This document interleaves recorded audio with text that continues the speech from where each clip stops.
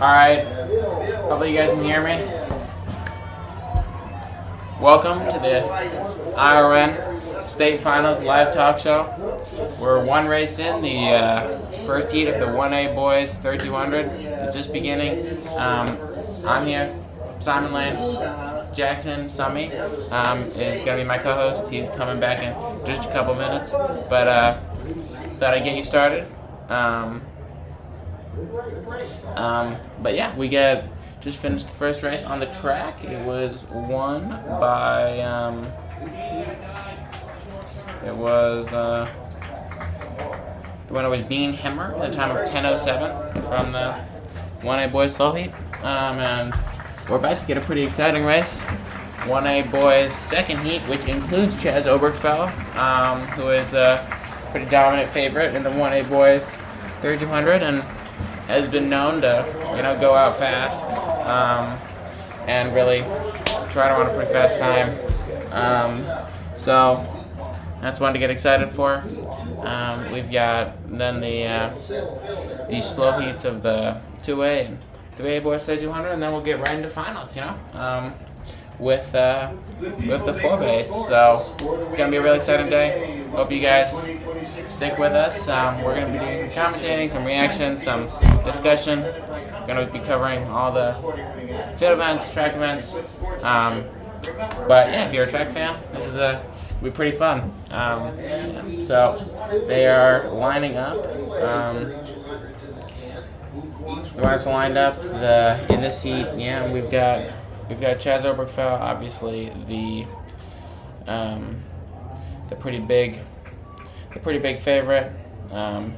In addition, we've got a couple other guys who are sub 950. We've got Cade Parker. We've got Peter Stoltz, but Chaz, a sub 9 runner and he's going out hard. He's already got a little gap on the rest of the field, looking relaxed. The senior, he's already been a state champion in cross country. He was second in the 1A 3200 last year to Nikolai Martino, and he goes out in the 34 for the first 200. Might have even been a 33. He's already got a strong lead on the rest of the field, at least 30 meters. And I would say that this lap is likely to be 65. So this you're not gonna want to miss. This is a big race. He looks good. This is a guy who isn't afraid of anyone. 61, 62, 63, 64, 65, 65 first lap. Wow. The rest of the field comes in at 69 and 70, so a hot pace for all of them. But Chaz is off and running, reminding me of Dylan Nally a couple years ago, running 8:55 soloing an 8:55 at the state meet, the 2A state record. But yeah, Chaz is over on the back straight, looking still very strong. In second, we've got Caleb Shirer of Washburn, who has his own relatively decent gap, I would say, of at least 20 meters on the rest of the field. But Chaz seems likely to fall back and compete with the rest of them. Chaz has, I would say, an 80-meter gap, 700 meters in, which is really quite something. This is, seems likely to be a pretty darn close to a 2:10 opening 800. So this could be a very fast time. 2:13, so that was a 68 second lap. Still looking very strong. The rest of the field's coming in. Shirer getting kind of swallowed up by the rest of the pack. 2:23, 2:24, to 2:28 right at the back. But Chaz is looking good.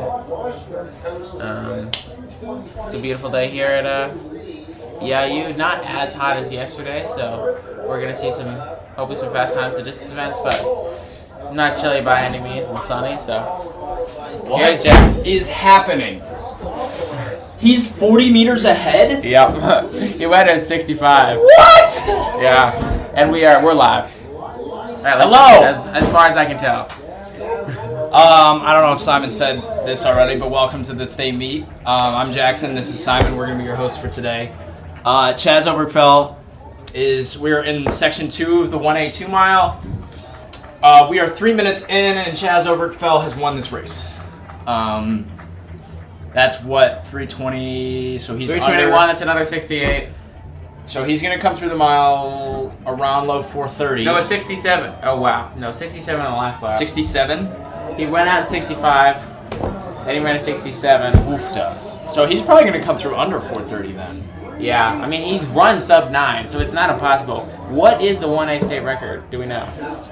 9:05 set by John Davis of Fithian Oakwood. Okay, that is in serious danger. Yeah, I think that's probably going to go down today. He looks really in strong. The fast heat. He looks really strong. Really strong.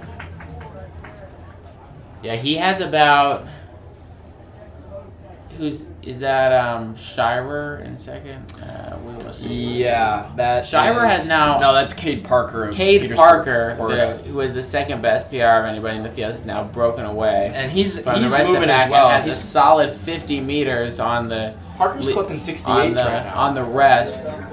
He's going quite fast, but honestly has just about Chaz is through the mile 4:29. Yeah, okay. He's past the mile 4:29. He's got just about a 100-meter lead on the rest of the field. Slowing down just a touch, but I mean that's to be expected. Yeah. And Cade Parker through the mile on 4:46. Yeah. That's a kid who's actually highly underrated. His PR is from 9:45 from last year. He's run 10:01 so far this season. He doesn't really get to... A lot of these 1A guys, they don't really race comp until the state meet. Now, in Parker's case, obviously this is like worst case scenario because he's 100 meters back from defending state champion in cross, and he's 20 meters ahead of anybody who could come up behind. So he's going to run this race completely by himself, but I would expect a big PR out of him. He's good. I'm going to move the camera so or you want to scoop closer? Oh, yeah. Let's get your right. face in view. Here he comes. Chaz, he has some beautiful running form. Looks unperturbed. Very smooth right now. Very smooth. 5:38. It's gonna be around 68-ish. So that's 68. He is showing no signs of slowing down. With a close, he can definitely break 9, which would be exciting. Yeah, there's only a few people who have ever broken 9 in state meet history, just because the weather's been so hot that it's really, really hard to get moving that fast. But this is actually really smart because he chose to run in the slow heat because he will be running the 800 and the 1600 later in the day. And he's going to try and get more rest between those events. So he's going early in the day in the slow sections of the 2 mile to try and get A, the best weather, and B, the most rest possible. So, but he is not, tuning down his ambitions, going for the state record on his first of 3 races. So that is quite something. Here he comes. Chaz. He's about 150 on the rest of the field. Cade Parker's starting to get reeled in by Cameron Rodell of Toledo, Cumberland. Rodell is a junior who is he's really, really good in middle school, and he's just now starting to put it together. He is now about to move into over a 160-meter lead on the rest of the field. Yeah, that was a 70 for Chaz. So he is definitely settled in, but he's still, if he can close fast, he could still get that record. It's going to be close, though. His last 800 is going to have to be 215 or faster. If he really wants to go for the triple win, it would be smart to just walk it in, but I don't think that's what he's going to do. Time for that kind of passed. Is he speeding up, or am I tweaking? I think he's speeding up. He's about to start lapping people. That could really help. Yeah, that's very true. Could really help.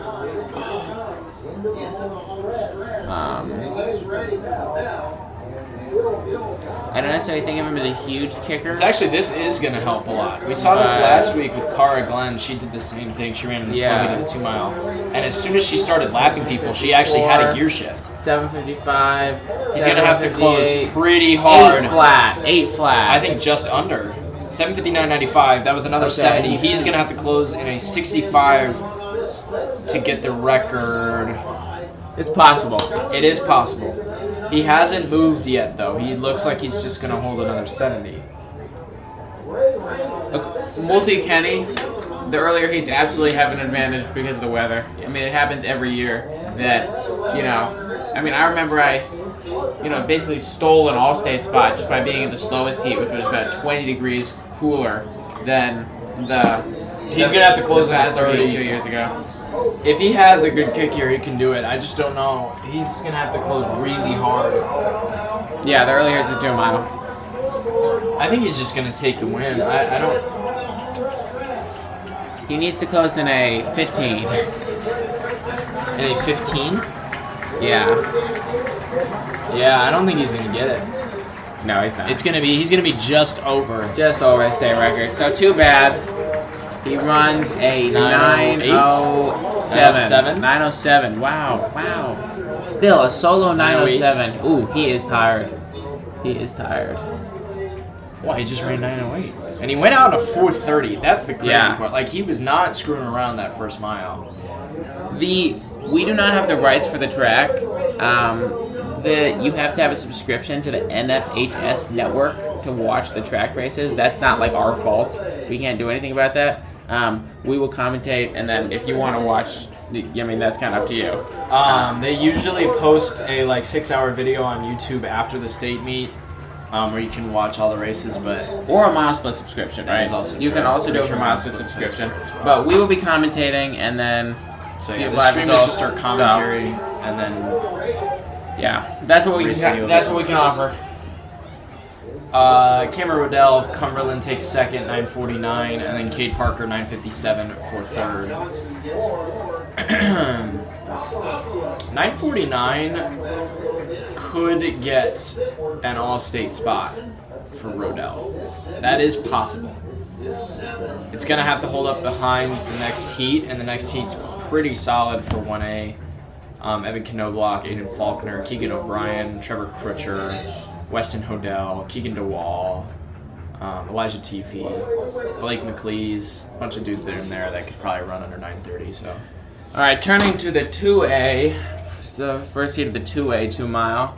This is a pretty good heat, honestly, for the slow heat of the 2A 2 mile. We got Weston Conister of Dixon, Logan Jones of Sycamore, Harrison Hayes of Paris, John Baker of Notre Dame, Nolan Landgrebe of Tinley Park, Jacob Cranford of Civic Memorial, Peyton Beebe of Pontiac, Eli Scott of Eureka, Cedric Johnson of Harrisburg, Nico Rasthatter of Latin, Mike Reef of Northridge Prep, John Masaka of Northridge Prep, Connor Lane of Chicago University, Christopher Kay of Southland College Prep, and Jeremy Washington of Southland College Prep. Who do you like in this? I love Connor Lane, to be honest. I really don't see a world.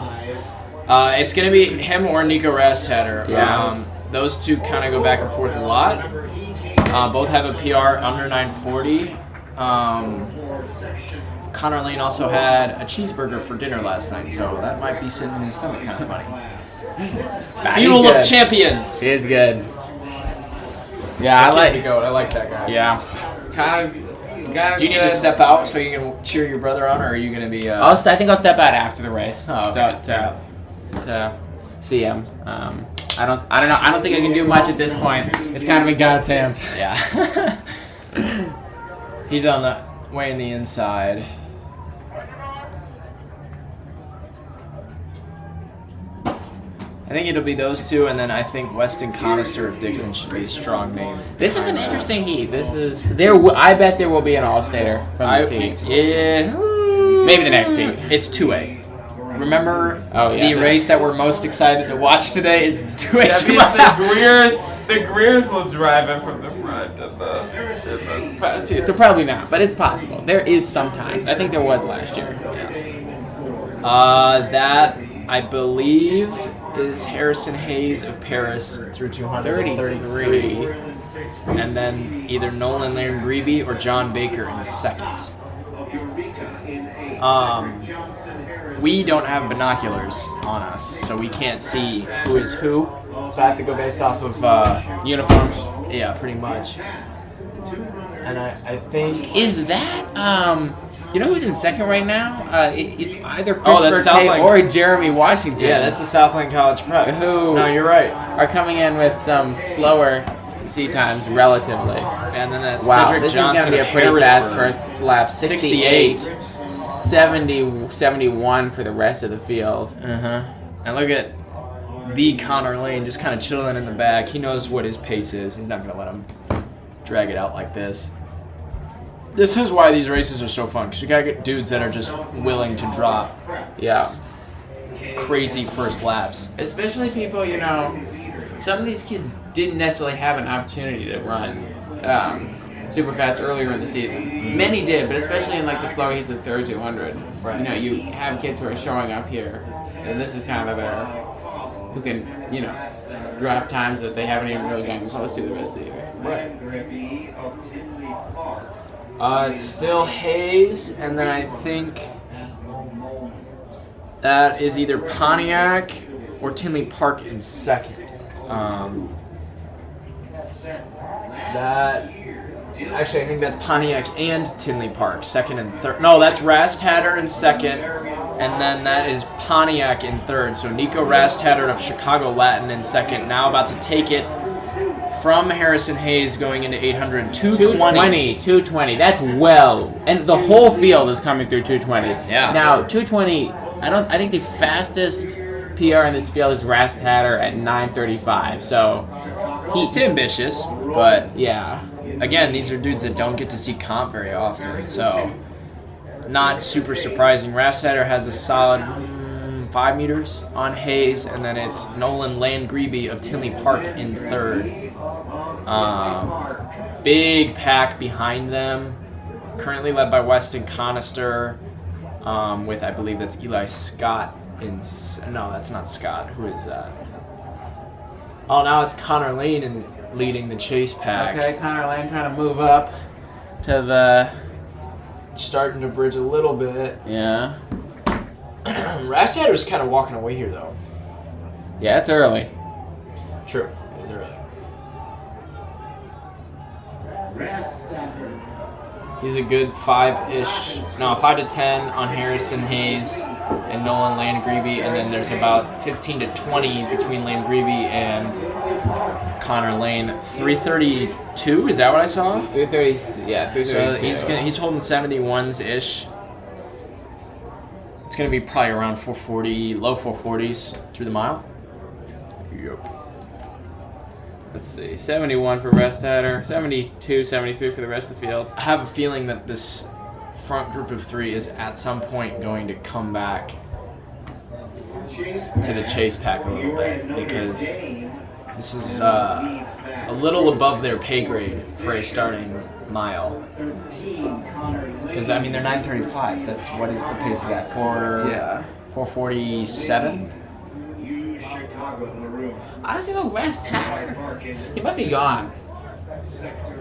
He's a sub 15 3-miler, so he is pretty good. He just, again, doesn't get comp very often. So Landgrebe of Pontiac starting to fall back a little bit here. I think that's John Baker of Peoria Notre Dame now in 4th, trying to reel him in with Jacob Cranford of Civic Memorial, and Weston Conitzer behind them. But it is Rastatter through the mile and 4:45.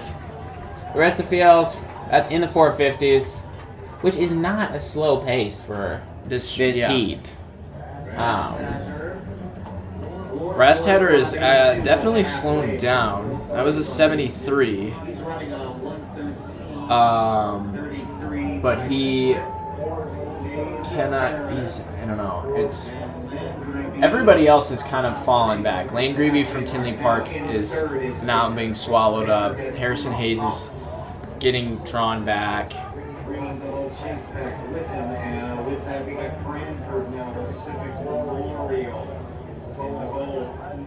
I think I think that Rastadder has got this. He has a 40-meter lead on, is that Lane Grebe in second? Yeah. On No, that's Harrison Hayes. Sorry, Harrison Hayes in second. He is... I don't know. Harrison Hayes looks fine. And then we've got John Baker up here at Notre Dame in third. Yeah. And then Jacob Cranford is that of Civic Memorial in fourth. Also been moving up recently. It's another 73 for Rastadder. I would imagine he'll be right on pace for his PR.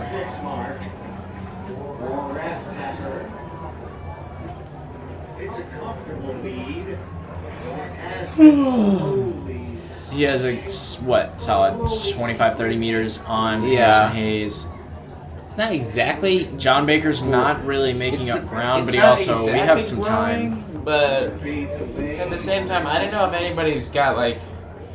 We're going to see a huge kick from either of those two guys who are within touching distance. Yeah. Well, that's the thing about the 2A 2-mile is the default is to just assume that nobody has a kick. But we will sometimes just see the most ridiculous surges late in the game. So like somebody like if John Baker has speed, he could probably win this race. I mean, we have 800 to go, so he needs to start moving now. But I mean, to respond to Multi-Kenny, by the way, like the people in the earlier sections are significantly worse. So I think that's the reason that they typically don't do as well. I do think they have an advantage. It's just not a big enough advantage to like negate the fact that the people in the fast seat are really, really good in general. Right. Yeah. I was a 75 for Rastadder, so they're starting to hurt now. They have about 800 to go. Rastadder's lead is actually growing. Hayes and Baker are splitting 76s.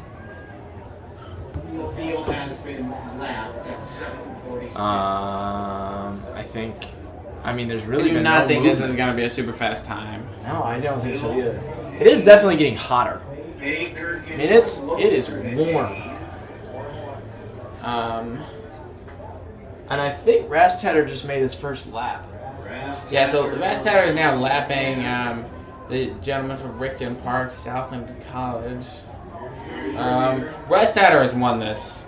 He's got I'm going to be honest, I don't a see prohibitive lead, and it's a good 40 meters on Hayes. Only going backward. Weston Conitzer is coming up on Hayes, and has a strong chance to get second. That lap for Rastadder, he's 8:29 on the clock, so he's gonna have to close in like a 65 to make this a PR.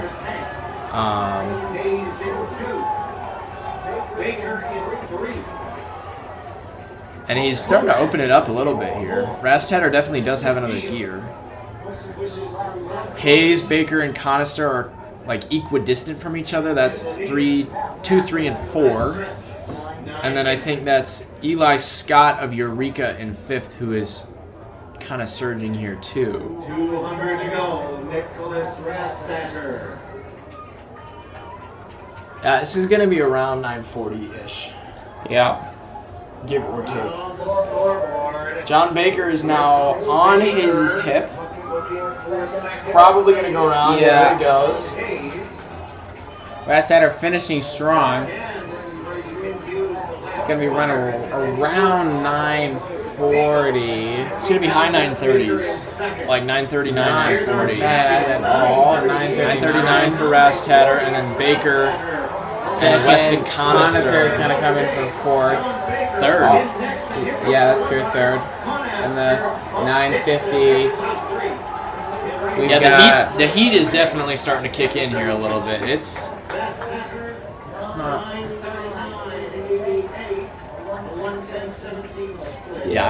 I think the fast times are probably behind us. I'm hot sitting in this booth. Yeah. Although I wonder if the booth is actually magnifying. I wonder if we're hotter because the sun is a really good vantage point on us. That is true. It's gonna go past the box at some point here in the near future. That'll be good.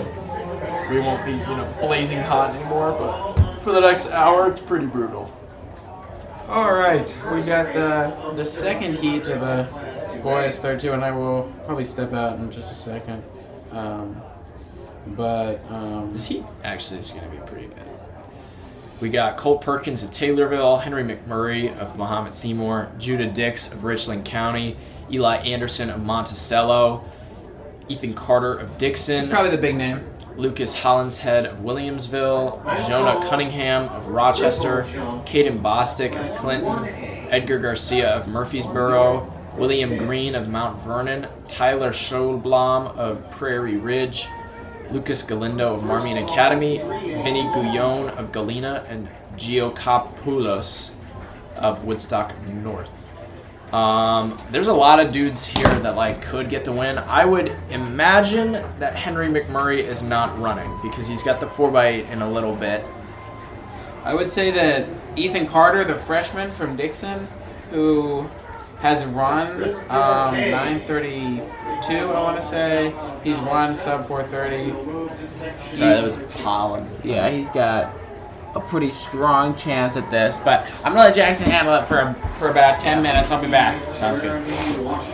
Yeah, I would say Ethan Carter's definitely a name to watch here. Vinny Guyon of Galena has the fastest PR in the field with a 9:28, and then Edgar Garcia as well has a 9:30.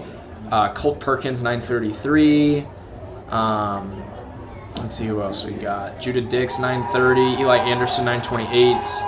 Lucas Hollinshead 9:35, and he had a great race in the mile the other day, or earlier yesterday. So yeah, there's a lot of guys that can make some noise here. I don't know if any of the guys are going to break into the All-State. It's going to take, because the All-State barrier for 2A this year is going to be really fast. We have, just to get a frame of reference, All-State is top 9. Currently, there's one dude under 9. That's Thomas Jokum of Glenbard South. Max Weber at 9:03. Ellery Shutt at 9:05. Quade Berger at 9:03 from indoors. Gabe and Raphael Greer at 9 flat from indoors. So we're at 7. Hold on, let me move this over even a little more.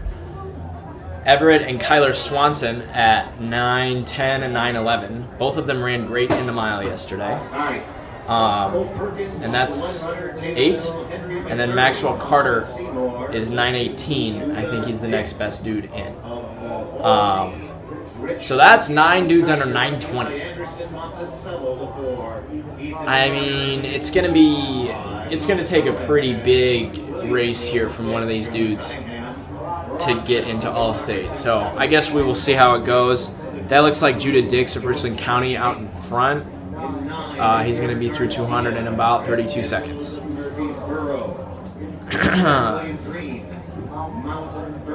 I think that's Carter of Dixon on the rail in second.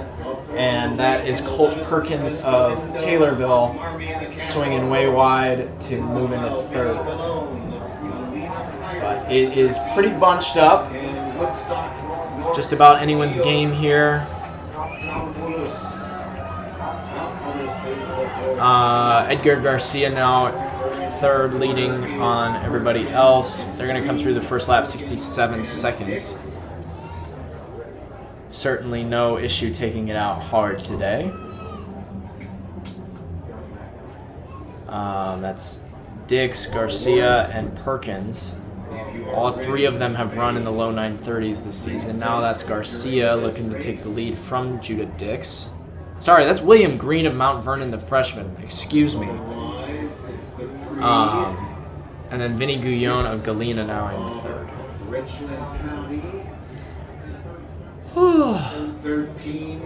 Like I said, it's going to be pretty hard for any of these dudes to do anything as far as All-State goes here, but we've seen crazier things happen. It wouldn't surprise me if Judah Dix or Ethan Carter ran 9:25, or if the fast heat has some slow people.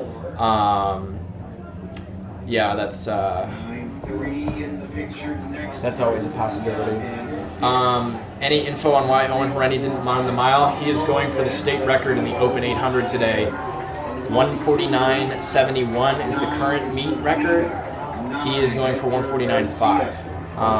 Personally, I think that's a really smart decision because he would have had to have raced Philip Supiel in the mile in prelims, which is the not defending champ, but he won it as a sophomore, and he is the expected champ this year. And he was also supposed to run the 4x4. So we got 2 miles, and then the 4x8s will be after this. They're through 800 in about 2:20. It is still Edgar Garcia.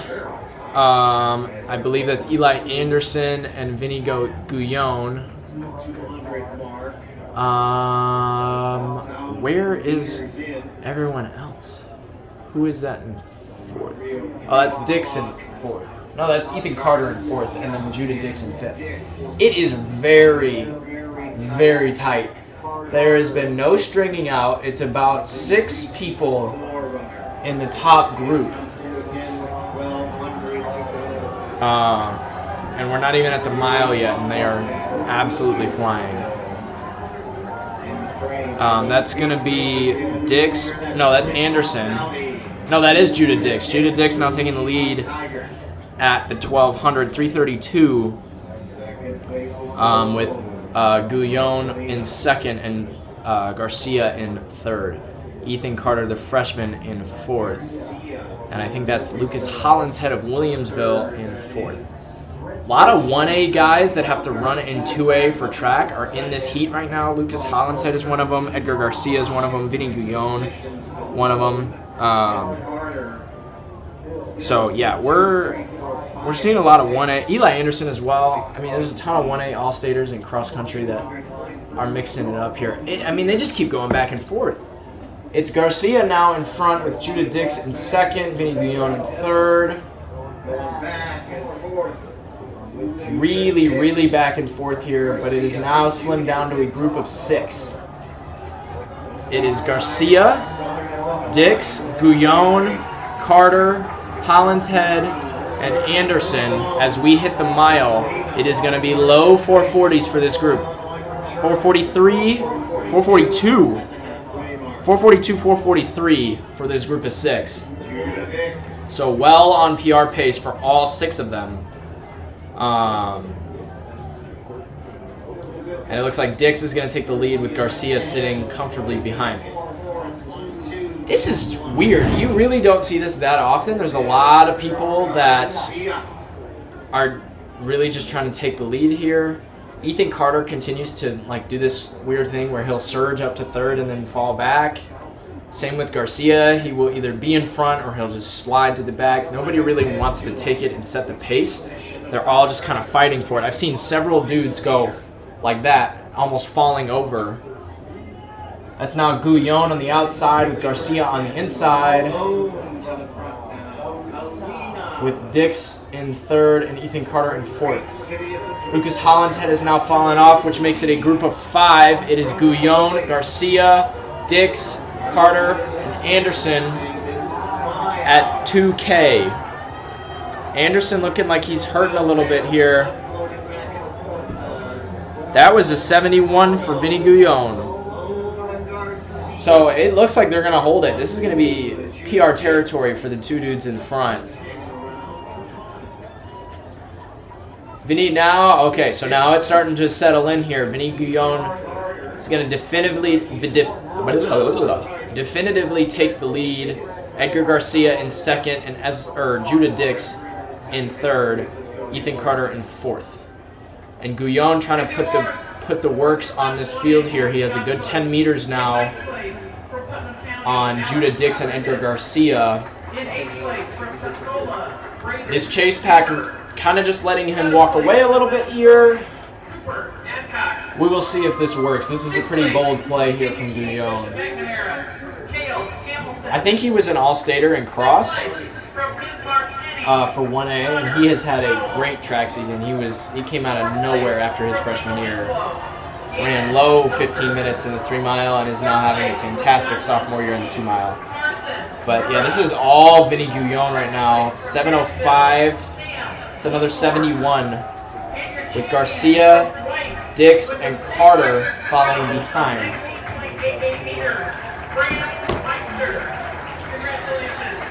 Yeah, Guyon's going to win. Yeah, Guyon is going to walk away. He's got a solid 20 meters now on Garcia, who is leading the chase pack of 4.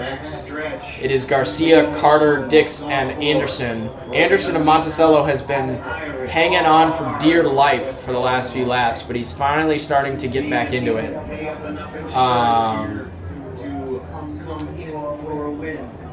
But yeah, this is going to be all Vinny Guyon. He is about 550 meters to go here.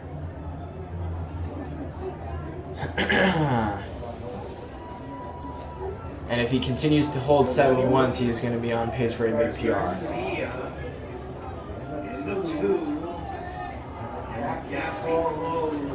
And Eli Anderson now starting to move up.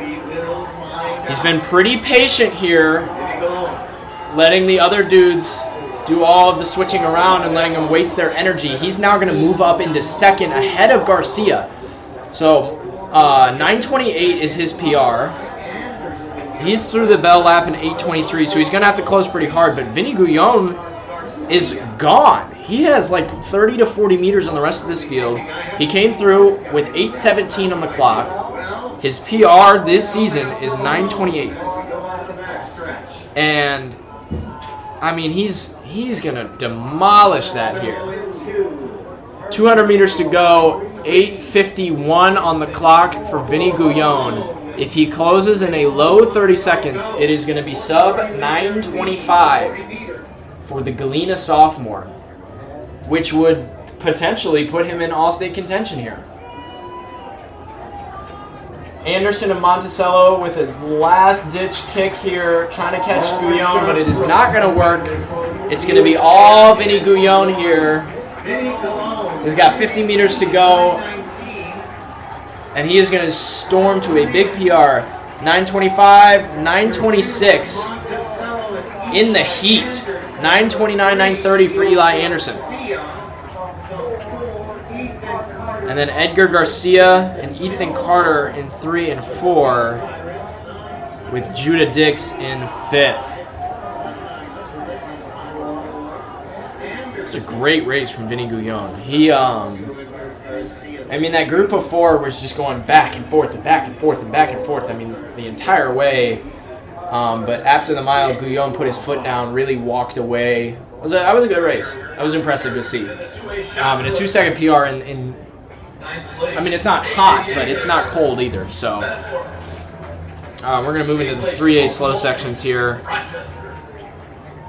Heat number 1, we got Nathan Gunderson of Addison Trail, Legend Alka of Willowbrook, Luke Marshall of Lake Zurich, Austin Corey of Plainfield South, Miteku Branch of Willowbrook, Braden Gaffut of Sandburg, Ryan Wilson of Oswego, Charles Ray of Quincy, Braden Kloppel of O'Fallon, Andrew Straley of Brother Rice, Miles Wagner of McHenry, Tyler Walls of Fox Lake Grant, Nick Dull of Lingaway West, Brendan Hanrahan of Lingaway East, and Ryan Zartler of Lingaway Central.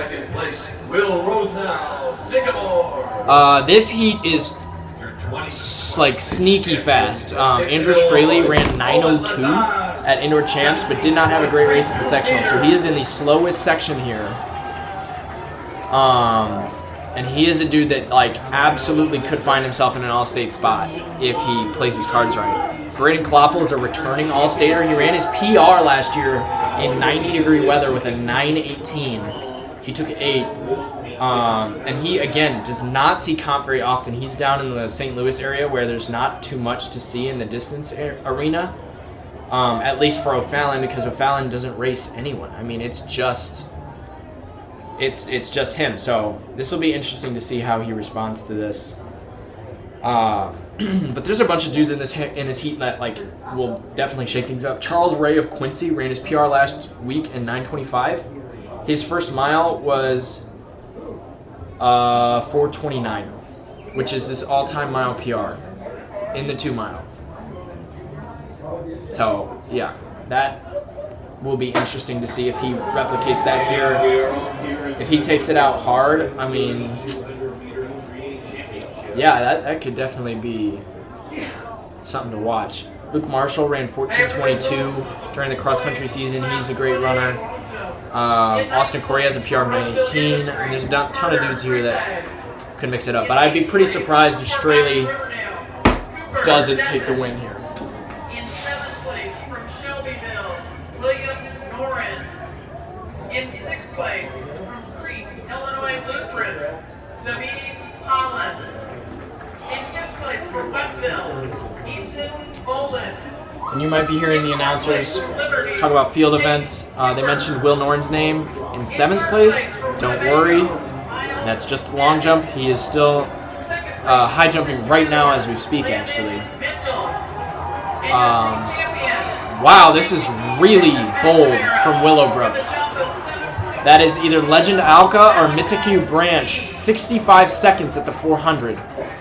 Yeah, that's Legend Alka and his teammate in 2nd, with Charles Ray of Quincy in 3rd. And I think Straley is currently buried somewhere in the chase pack. Kind of just biding his time. That's smart.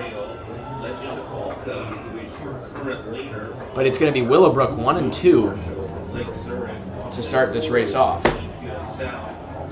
Oh my goodness, it's hot in here. Thoughts on the Lake Zurich boys this final? I really want to see something out of Karanveer Patel because I haven't seen anything from him since last year.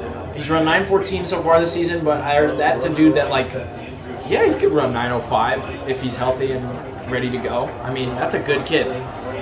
Cameron Libby was outstanding yesterday in the prelim. If the race is not like all out from the start, he's going to win tomorrow. I'm pretty confident in that. So 2:13 for the Willowbrook pair at 800. They are dragging this out. Wow, this is incredible. This is incredible teamwork right here. It's Mikatu Branch and Legend Alka with Charles Ray and Andrew Straley chasing behind.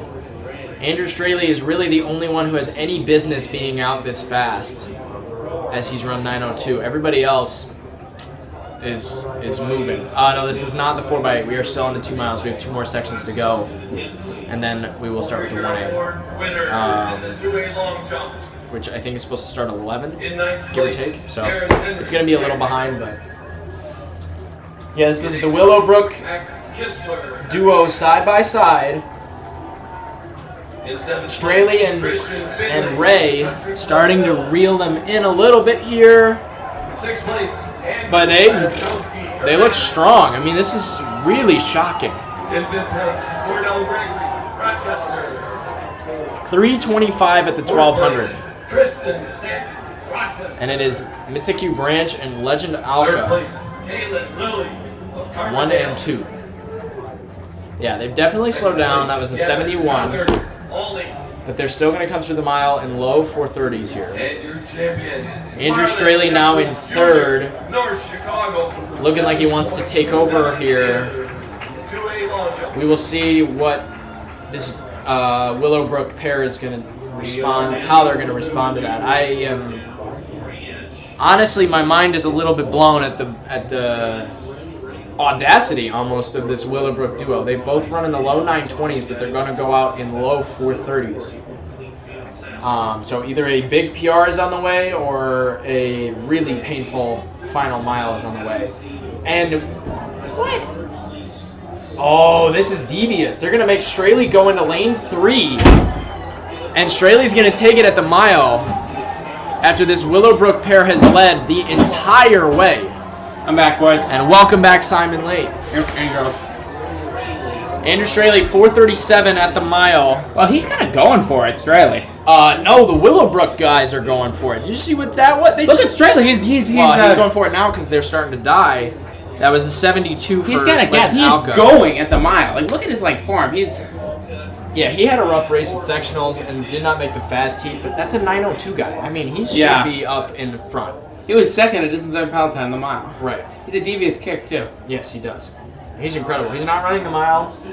He scratched it at sectionals, but this is a dude that could definitely end up in All-State when it's all said and done. That is, I believe, Austin Corey of Plainfield South now in 2nd over Legend Alka, and then that's Braden Kloppel moving into third in the yellow and the black. But it's Andrew Straley with a comfortable lead. So the thing about the heat, I don't think the All-State cutoff is going to be that fast. And I mean, if he runs 9:15, that could get him in. You know? Yeah. I don't know. 70 for. I don't know if 9:15 is Straley. making it. Well, he needs to speed up because that was a 70. Not that that's slow or anything, but he's either going to have to close really hard or he's going to have to pick it up here. Which seat is Coronavirus in? He's in the fast heat. Ooh. Have you seen the fast heat? I've seen it. I just don't have it all memorized off the top of my head. It's not great. It's really just Aiden Connors. A lot of people in the Look at that! Austin Corey's going to go wide! Wow. Austin Plainfield Corey, South. Plainfield Shout out South. to Carson Vittorio. Austin Corey now leading on Andrew Straley with about 1,000 meters to go. Legend Alka and Braden Kloppel in 3 and 4. I'm really intrigued by Luke Robinson is 9:13, just on the top fast heat, 9:13 at section. That's actually crazy. Yeah, the prospect dude's popped off at Yeah. sections. I can't even lie. Man, this is interesting. Austin Corey. Well, Straley's slowed down. I mean, he's going to take advantage of him in the last 400 for sure. 7:01 there with 800 meters to go. So Straley definitely has work to do if he wants to be All-State. That was Corey's a last lap was at 73. 72. Yeah, they're hurting bad. I mean, The heat is having a big impact. it's hot. It's also sunny. You know what I mean? That has Yes. That is also true. That plays a big part of it as well. I don't know about you. I'm a vampire when it comes to running. I really only like running when it's cloudy out. Absolutely. I can't stand the sun. And Austin Corey's going to walk away. It is now 5 meters between Austin Corey and Andrew Straley, with Brendan Hanrahan of Lincoln Way East now in third. This would be huge if Austin Corey pulled this off. Really impressive way to end out your senior year. Wow, Austin Corey. Yeah, now it's 10 The meters. Plainfield South guys are going crazy. I can see them. Are they down in the stands? Oh, I see them. Yeah, everybody's on their feet right now because Austin Corey has a good 20 meters on This is a Andrew Straley. coronation. This is an incredible race from Austin Corey. 9:13 with a lap to go, so he's going to have to close pretty hard to get under his PR. But if he even touches his PR in weather like this, I mean, that's a great day. That is a great day. Man, this makes that 9:26 from Vinny Galone. Like, Dude, he look ran really incredible. good. And I think, like, depending on what the All-State That- I cutoff think is the- going to be, like, 9:20, I'm pretty sure. But I wouldn't be surprised. I mean, he might Also, what sneak about in. Chaz? Who ran 9:08 Yeah, but this it weather. was a little bit cooler Okay. for his. The sun was at least away a little bit. I'm noticeably feeling it. Like, I'm hot. I'm feeling it as well. And this glass is definitely This not glass is helping. like for the viewers. This glass is concentrating the sun. Yes. We're getting the brunt of the sun. We're like rotisserie chickens in here. Look at Hanrahan. Brendan Hanrahan of Lincoln Way East with a pretty strong close here, but I don't think he's going to have enough room. It's going to be Austin Corey Around taking section 9:20. 1 That's really good. in the low 920s. Wow, 9:21 for Austin Corey in section 1. What a race. Okay, this guy from the comments wants to know what the difference between when we competed to this year is. Trackflation. It's just better, man. The competition It's is really- better this year. yeah, like there's it's really- solid. For sure. I mean, in all the events, honestly. We All kind of driving I events. talked about the 2 mile already. The All-State cutoff being, well, like by PR right now, the All-State cutoff is 9:18. The 8th place cutoff is 9:11. So Wow. there's that, and then there's the fact that, like... Oh, I forgot about Liam Bettis! I didn't even mention Liam Bettis earlier. He runs 9:05, so the All-State cutoff is 9:11 by PR. Or even just looking at the like 4-bait, the 3 of 4-baits yesterday were absurd. You guys missed a good prelim round. Yeah, they were absurd. You know what? I'm going back to prelims real quick because the 4x2s were what blew me away. I mean, the quality and the depth we have right now, and we don't. I mean, it's all about the depth. Did you see the 4x2s? The 4x2s were disgusting. Yeah. So Evanston tied the record with a 125.97. Homewood Flossmoor 125.99. Winnetka New Trier 126.67. Chatham Glenwood 126.75. Champaign Centennial 127.05 with a big Q. Maine South 127.55 with a big Q, and then Bradley Bourbonnais, West Aurora, and Plainfield East were the next ones in on time. Bradley Bourbonnais got second in their heat with a 126.09. What? That's ridiculous. Yeah. In what world does that get second? That won the state meet last year, I'm pretty sure. Yeah. I think Edwardsville ran like 126.10. Yeah. So, yeah, the 4x2s and the 4x1s as well, because there were 3 teams sub 41. Yeah, we're a sprint state now. We are going to see some absurd times in the sprints later. I mean, the distance Yes. is one thing. We have some of the greatest sprinters ever in the history of the state of Illinois competing today. I mean, And they're all juniors. Yeah. Dontrell Young is a junior. Chase Cutler is a junior. Manny Blake is a junior. Manny Blake might be a sophomore. No, he's a junior. Oh, we got to introduce heat number 2. All right. We got Elijah Mendoza of Mundelein, Henry Miller of Hensdale Central, Jesse Godauskas of Neuqua Valley, Santino Conti of Notre Dame, Quinn Anderson of Chicago Lane, Jamie Chandler of Deerfield, Kyle Bryant of Niles West, Milo Flores of Whitney Young, Harrison Manternack of York, Isaac Stein of DGN, Robert Johnson of Bennett Academy, Alex Batsala of Plainfield South, and Matt King of Glenbard West. who do you like in this? Jamie Chandler. So Jamie Chandler has one of the fastest PRs in this entire field. He ran 8:58 at Arcadia, but he did not have a good race at sectionals and got relegated to the slow heat. What happened at sectionals? Because the 16 went really bad for him too. He didn't finish the 16. He stepped off the track so he can focus on the 2. I really would not be surprised if we see the state champ from the slow section because Jamie Chandler could win if the top heat is slow. I would be surprised. It is currently Matt King of Glenbard West and Alex Batsala of Plainfield South with Jamie Chandler behind. is legit. Like that's a. Yeah, that's another name. So Matt King has run, I want to say like 9:11. And Quinn Anderson. Quinn Anderson has run 9:05. Yeah. Matt King ran 9:11 this season. Alex Batsala's 9:05. Quinn Anderson's 9:05. Jamie Chandler's 8:58. The fast heat, the only person there that really, I think, can do something is Aiden Connors. I think, and Sam Asefa as well. I think Aiden Connors and Samuel Asefa. Oh no, you know what? I'm talking too much crap. Amilo is tough. The top heat's pretty good. Santiago Chavez. Sam Hill has been. Yeah, Sam Hill, Jack Jennings, Alex Is this Krieg. Alex Krieg? Is Alex Krieg back? I hope. That would be awesome if he won Yeah. this. Did you watch his race at state his sophomore year? Yes. Where that he was closed so with like tough. a 28? Yeah. That was awesome. Anyways, it's Alex Batsala and Isaac Stein. 1 and 2, 218 at the 800. Alex So they're pretty Batsala was conservative the, here, and that's the Quinn buzz Anderson. Quinn Anderson going wide now in front. This is very bunched This up. is a good race. This is a good crowded. race. Yeah, this is very bunched. This could be a real kicker's race.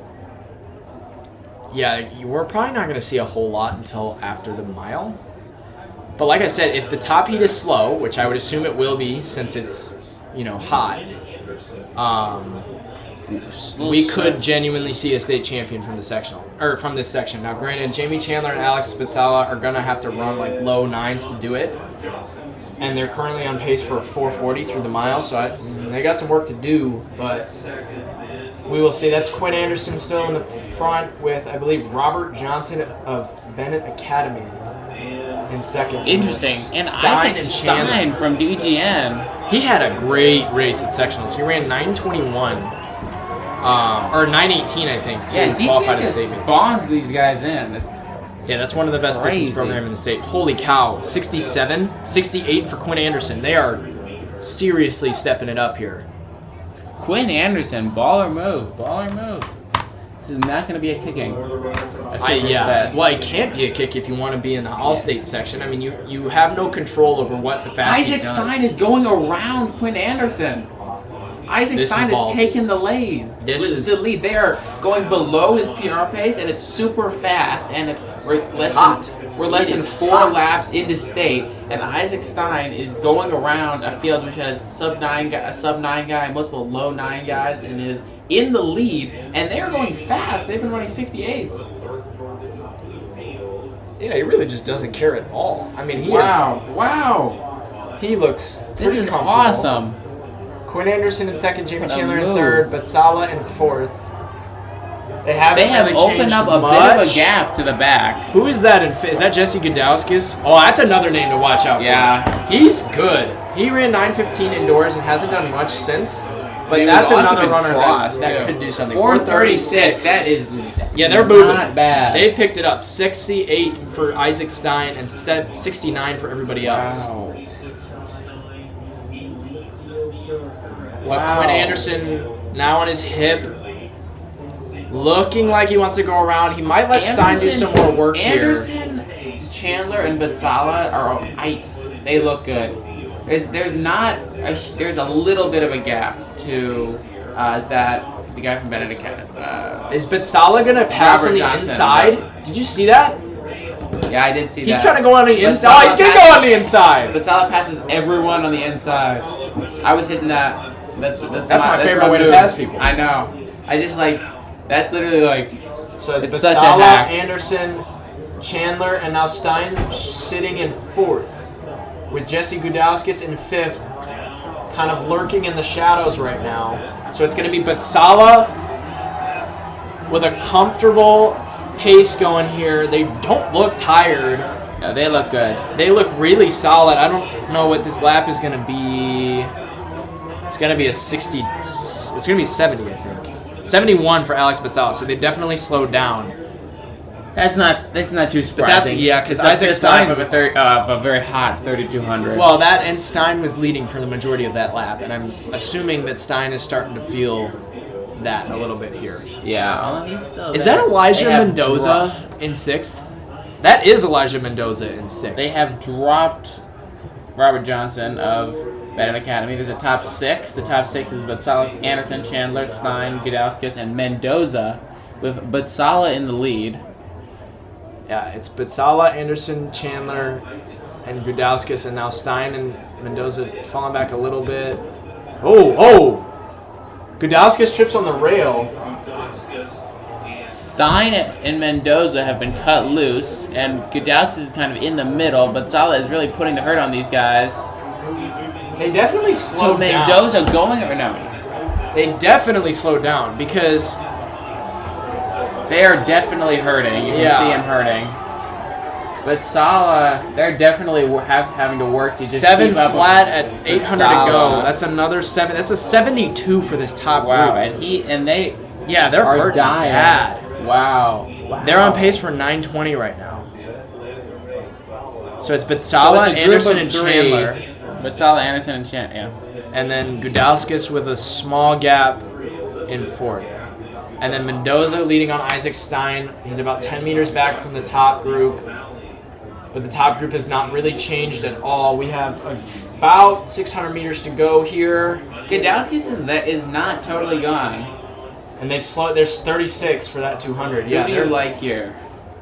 I don't know. Quinn Anderson has the speed. I almost like Quinn Anderson. He looks good. But Jamie Chandler also has a solid kick as well. I don't think Batsala can win from this spot. I don't know. His kick is serviceable, but they're not exactly right on. He needs to move now. They're not right on. Ooh, Anderson's hurting.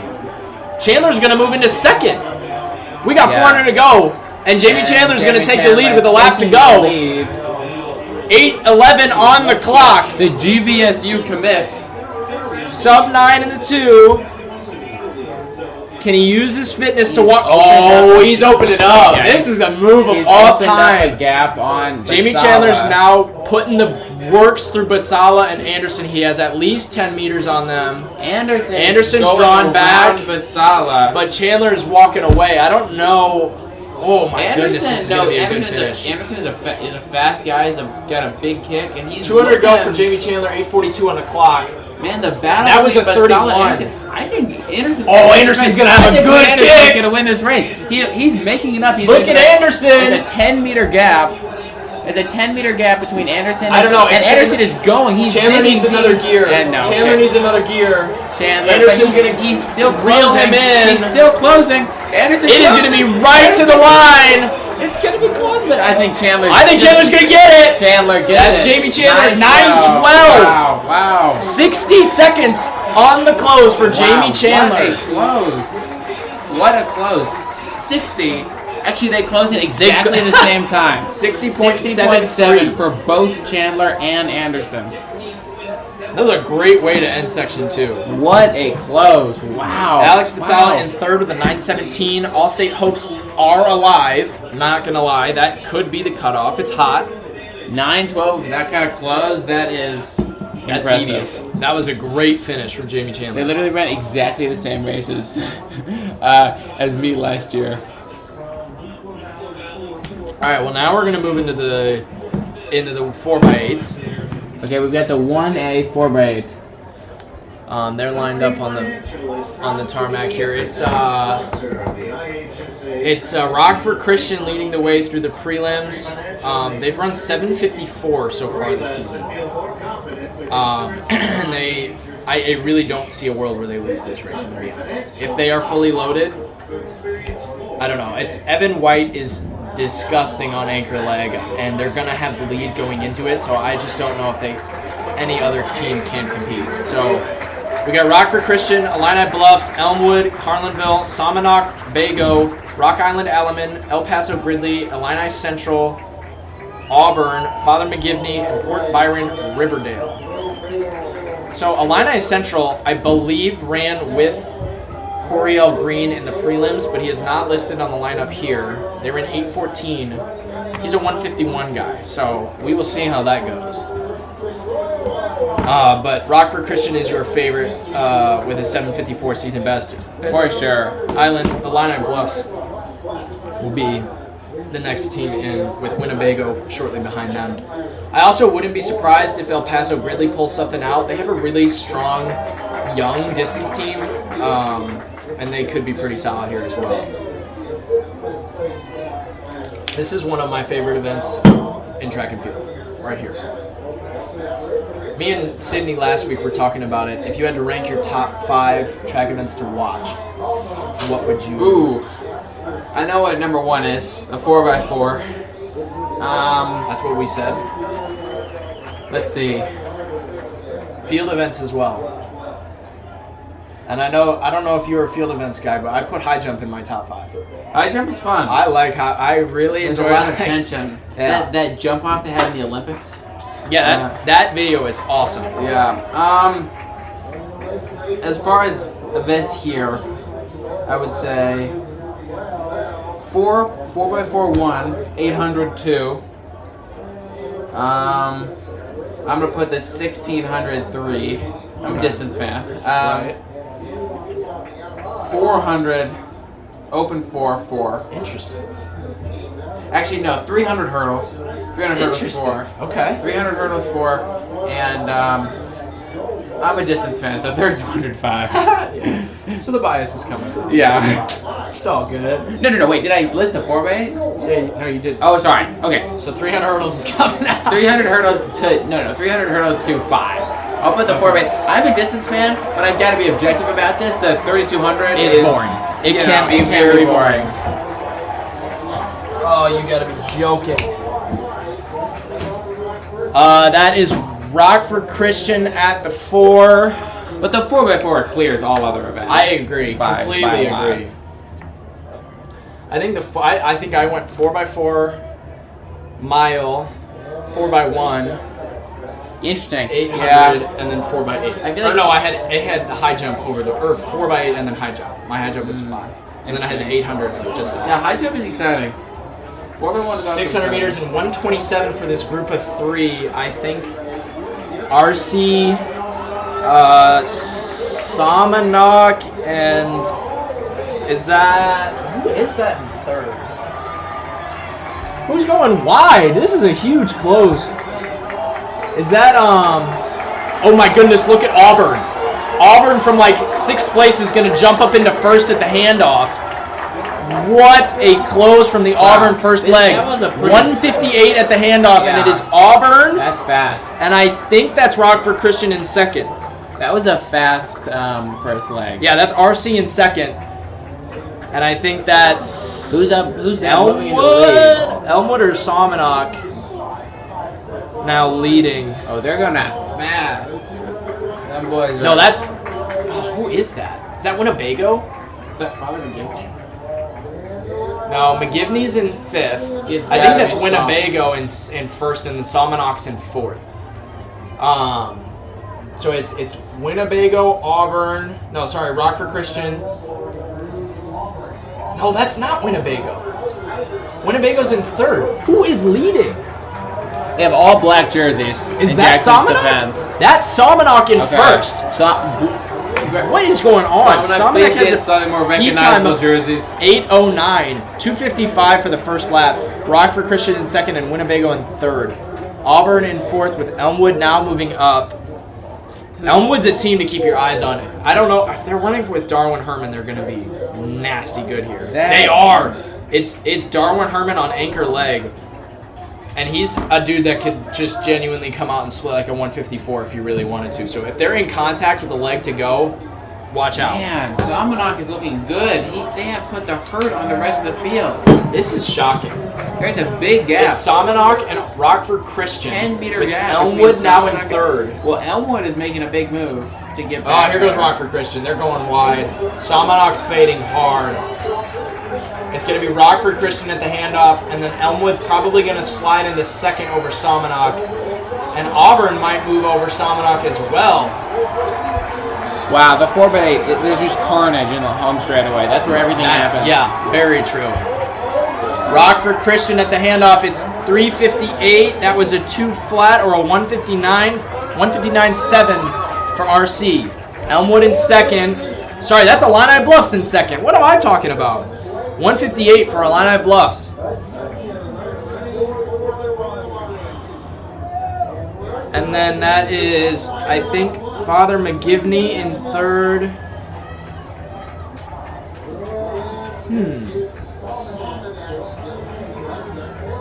So, Rockford Christian, Illini Bluffs.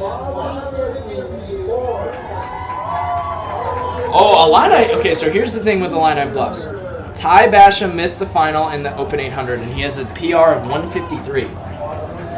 They're currently in 2nd. So it's going to be Ty Basham versus Evan White on anchor leg. But RC is going to have a pretty good lead here. They have about 10 meters between them and Illini Bluffs, and then I think that's Samanok and Father McGivney in 3 and 4. Right? Yeah, that's... This race is not over.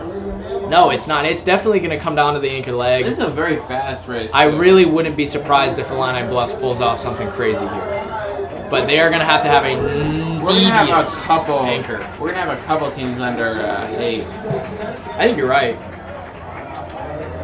Oh, for sure. Again, it'll depend on the anchor leg, but yeah. I mean, even these teams are coming through at 5:30, right? So. Oh my goodness, Rockford Christian has another gear. Wow. This Rockford is a Christian nasty is third leg from building Rockford a Christian. huge lead. Who is They this? may Is be this wrapping this up. They are about to hand it off in darn near 5. Blake Lindbergh has is a- put the works on the rest of this field. They are at 5:55. 5:55. Wow. That was a wow. 1:56, 1:57.10. And then And it is Evan White off to the races. he has a 5-second differential to close. That seems unlikely, but he's going out hard. He's really not. he's not going out that fast. It's Rockford Christian, Father McGivney, and Somonok. Father McGivney and Somonok in 2 and 3, but Ty Basham is closing hard for Illini Bluffs. He's in 4th. Yeah, he is Flying. moving. He, got That the was a time. 25-second 200 Yeah. from Ty Basham. I mean, he got it 2 or 3 seconds back What from, a first 200. from Father McGivney and He's around Somonok in Somonok. 3rd. wow. He's definitely got work to do. Okay, he's feeling the 25. Yeah, he's definitely feeling it, but if he closes it down, that's still going to be a really strong anchor leg. Evan White threw in, I believe that was a 57, and he's got a really strong kick. Yeah, But, he's I mean, this race is over. It's 50 50 meters left yeah. with the strongest kicker in 1A. Yeah, this is, you can go ahead and call it now. This is going to be Rockford Christian all the way here. Yeah, Father they're McGivney's holding on well, but... Ooh, is Illini Bluffs is in Hold on. contention for Hold third. on. Eyes on the record. 7:53 by Monticello set in 2006. They have 200 meters to go with 7:20 on the clock. Oh, and they've it's got- Evan White. They're going to get it. It's over. They're going to get They it. might go sub 750. If he If he closes hard if here, he closes in 14, they can go 740. they're going to be low 750s, if not under. Yeah, it's going to be low 750s. And a state record for Rockford Christian. 751. Wow, 751 state record. Evan White comes home in 758, and then Illini Bluffs 8 flat. Wow, that was a fast race. That was a great close Somonok in 4th. for Rockford Christian. 155.8 for Evan White. Oh, no, So Auburn, low. Sorry. Auburn in 4th. And Ty Basham 156. Auburn as well. Their final leg was a 156 for 802. That was crazy. Somonok was leading that for a long time. And they ended up finishing 5th, but still. Dang.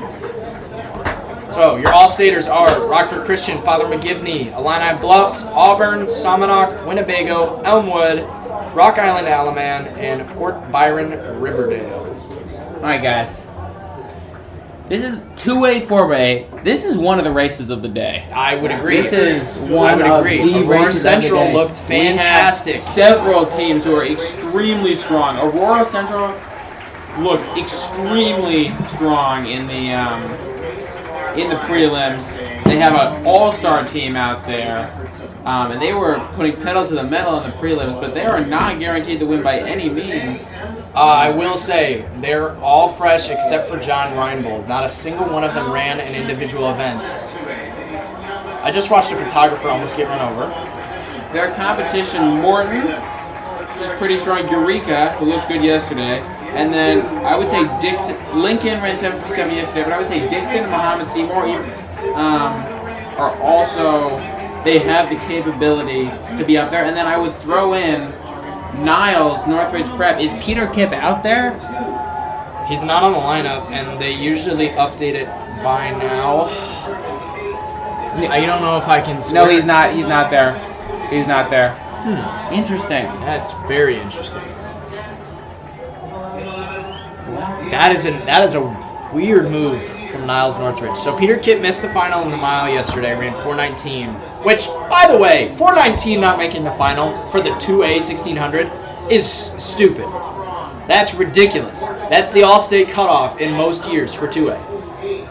And that was the finals cutoff this year. Whatever. Anyways. So he didn't make the final, so you would think he would run the 4x8, but he's definitely not out there. Here's the team you need to watch, though. Lincoln. Lincoln has a really strong team. They ran 7:48 during the regular season. They have 5 dudes that can break 2, and they have Owen Cyrulik who can split a 154. So they have guys that can run 158 to open it up. And then Owen Cyrulik on anchor who can outlast an Abe Martin or a Dean Geiger or an Augie Gaudio. Man. This is a loaded 4x8, but I think Lincoln is probably the favorites. If it's either them or Aurora Central. Over under 1.5 teams under 750. Over. I would say I would take the over for 2.5 because Wow. I think Dixon could break 750. I think Lincoln could break 750. I think ACC can break 750. Eureka looked great in the prelims. Morton looked great in the prelims. There's a lot of teams that could do it. And that's- Dixon's already run 750 this season. So. Jack Swiatek is just drilling it from the front. What were they through 200 in? Did you see? I did not see. I'll give you the 300.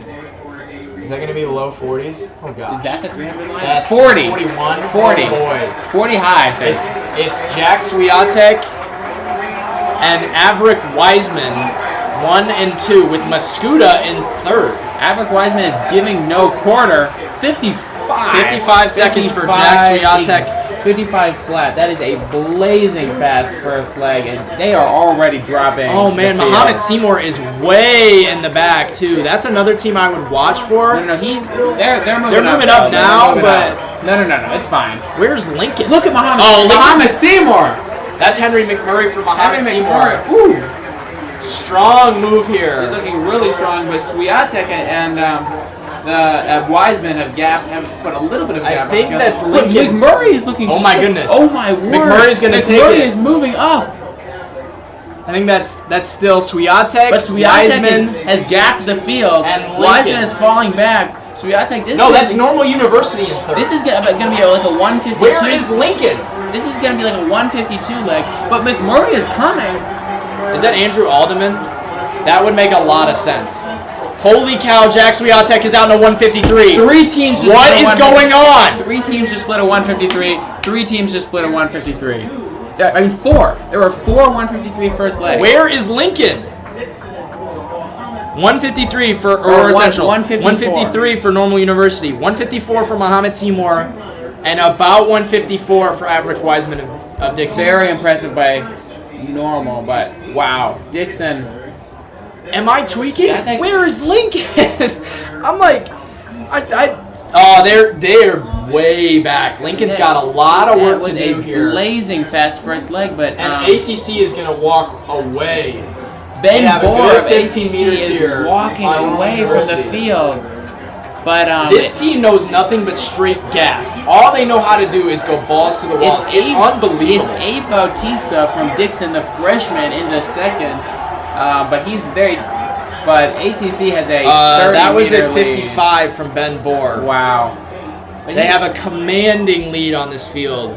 ACC is. And it's Dixon, Normal University, and Muhammad Seymour in 2, 3, and 4, with Lincoln and Mascuda trailing behind them. They are just going balls to the wall. Wow. But it's 30 meters between Aurora Central and Dixon. Abe Bautista is looking pretty good though. And they have John Reinbold on anchor. That's a dude who can run like 156, 157. They're not going to lose this race without... it's going to take a nasty anchor leg from Dixon, Muhammad Seymour. Bohr is moving. He is 50 meters on Bautista Hold in on second. a second.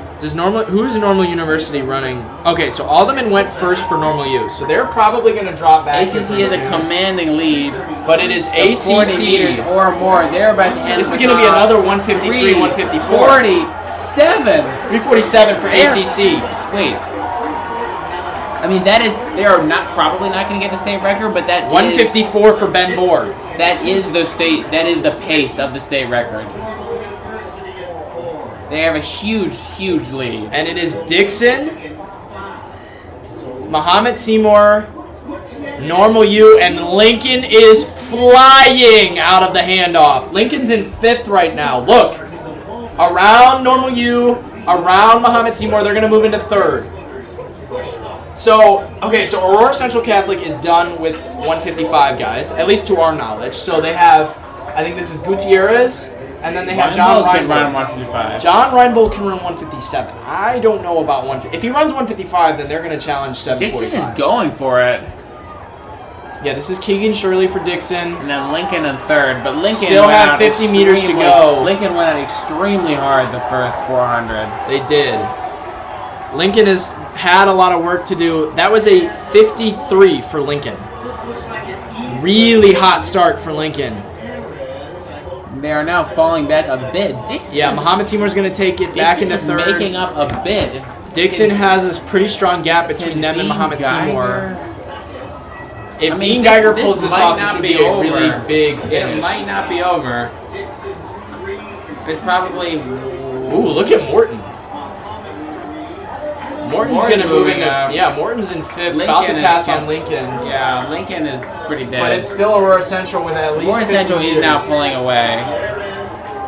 This is gonna be a solid 158. Oh, he's tightening up though. He's tightening up though, big time. No, he's. If I saw Shirley this has another yesterday. He's gear, still moving decently.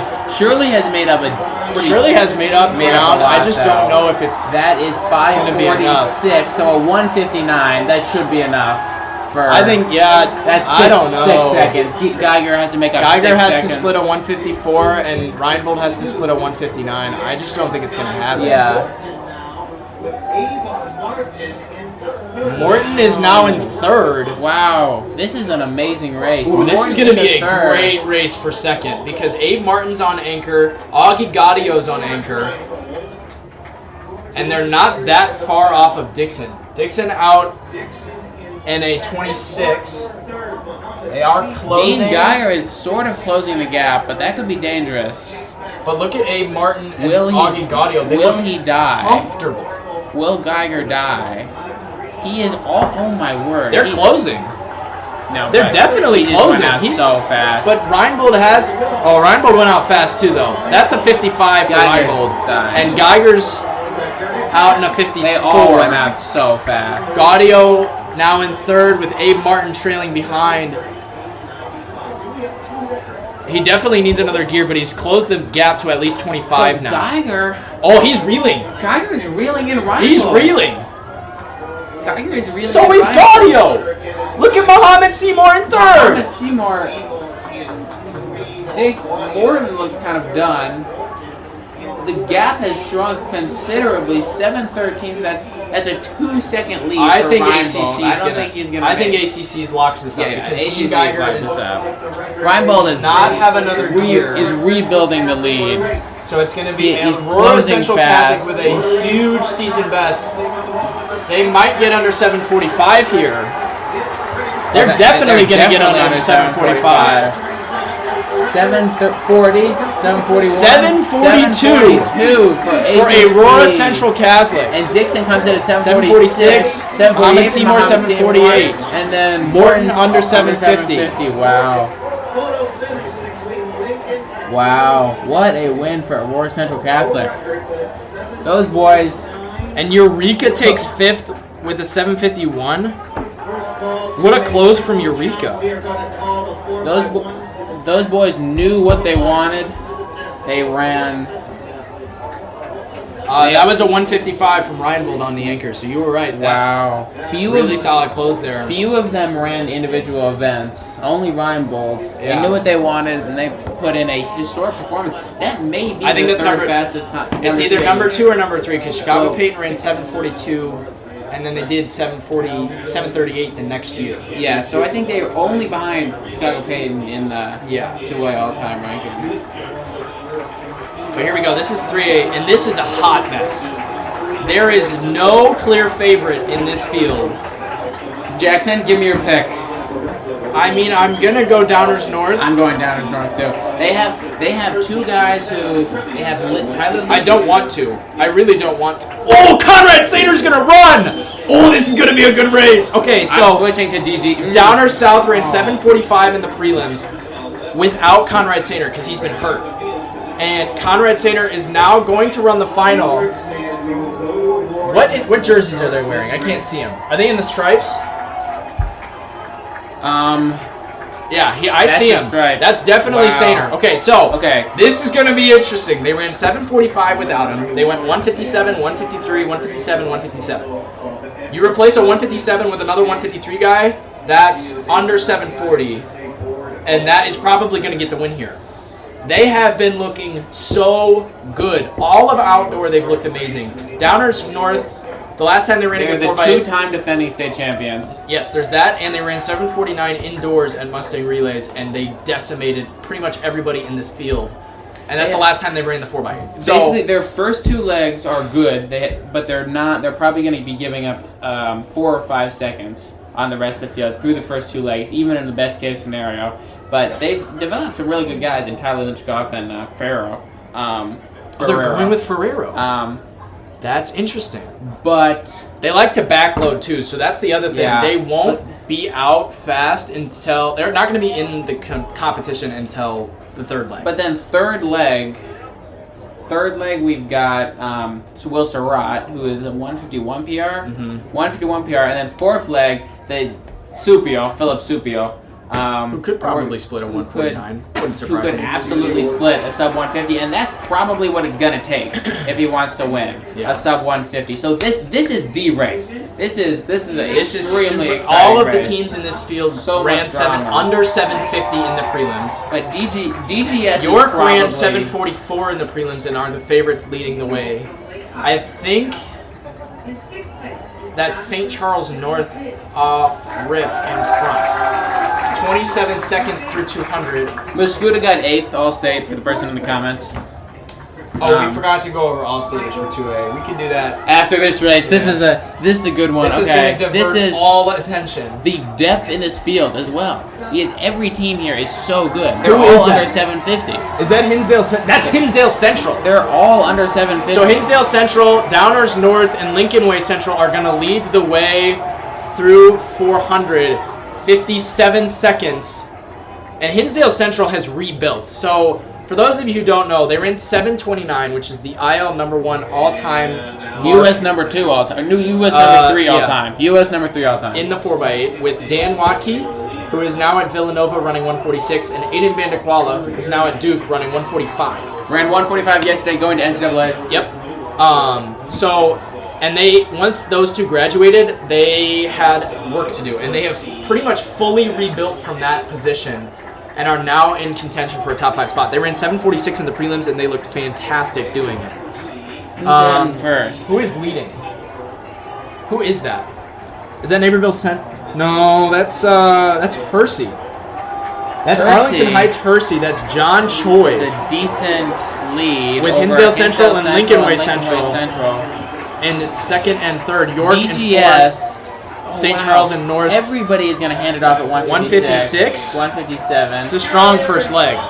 A lot of these teams are backloading too, so you're going to see a lot of 152s here at the end. In ninth place, So I think that's enough. But for it's the- Hersey, Hinsdale. No, that's not. That's Lincoln Way Central and Hinsdale Central in third, with York in fourth. They've really strung it out here. Wow. This is a blistering pace, though. And everybody's moving. there. That's Lincoln Way Central now in front. I think that's Keon Scanlon. Yeah. He's a 155, 154 guy, and he's been absolutely fantastic. That team also got second last year, and they returned Bryce Coonahan from that relay, and they developed Makai Wright and Keon Scanlon into like 155, 156 guys. So Now, both of the teams we talked about at the beginning, That's a DGN 55 and for Keon DGS Scanlon. are a little buried. They're both a little buried. 55 seconds for Keon Scanlon. Glenn Carbon, But, wow. McGinty. If DGS is backloading, In the middle, State They're all still in it. DGN Then- and DGS, you know, they're far back there, but they're not out of the race. Look at Ferrero, though. He's moving up. Yeah. And is that DGS behind him? Yeah, DGS is in the blue and the blue pinstripes. Okay, but both Downers Grove teams are. Pretty far back. So it's Moving. Lincoln Way Central, Hinsdale South, and Hersey, with Prospect now in fourth and York in fifth. It is a tight group of 8 at the front. You know, York, York ran 744 in the prelims. I would not be surprised if they finished but top 5 Lincoln Way here. Central. Hinsdale it's Lincoln Central's Way gonna Central go versus Hinsdale wide. Central down the back straight. Lincoln Way Central's And going to Lincoln Way have the Central's kick. gonna have it. This is going to be like a 153 leg. This is going to be deviously fast for Lincoln Way Central. Lincoln Way Central. Oh, 352, 353 at the handoff. It does not have the split. 155 for Hinsdale Central. And that's Will Surratt now for Downers North. They have work to do, but he's definitely reeling them in. It's Lincoln Way Central, York, He's reeled Hinsdale them. Central. Will Surratt is going out hard. But DGS I think seems to be Downers out South of it. is out of this DGS race. is out of it. Yeah. That's sad. I would say It's going to take one heck of an anchor leg. They'll definitely still have a shot at All-State, but Lincoln Way Central is up there for sure. Hershey has Gabe Gronsky on the anchor. They're up there. Is this Salomeo now? That's a That's- 155 guy. Look at Will Surratt. DGN. It's going to be DGN. It's gonna be DGN. Will Surratt's He's moving doing- into 5th yeah. now. With a lap to go in his leg. If he hands off to Philip Supiol this close to the leaders, it's going to be Downers Grove North. What was that? That was a...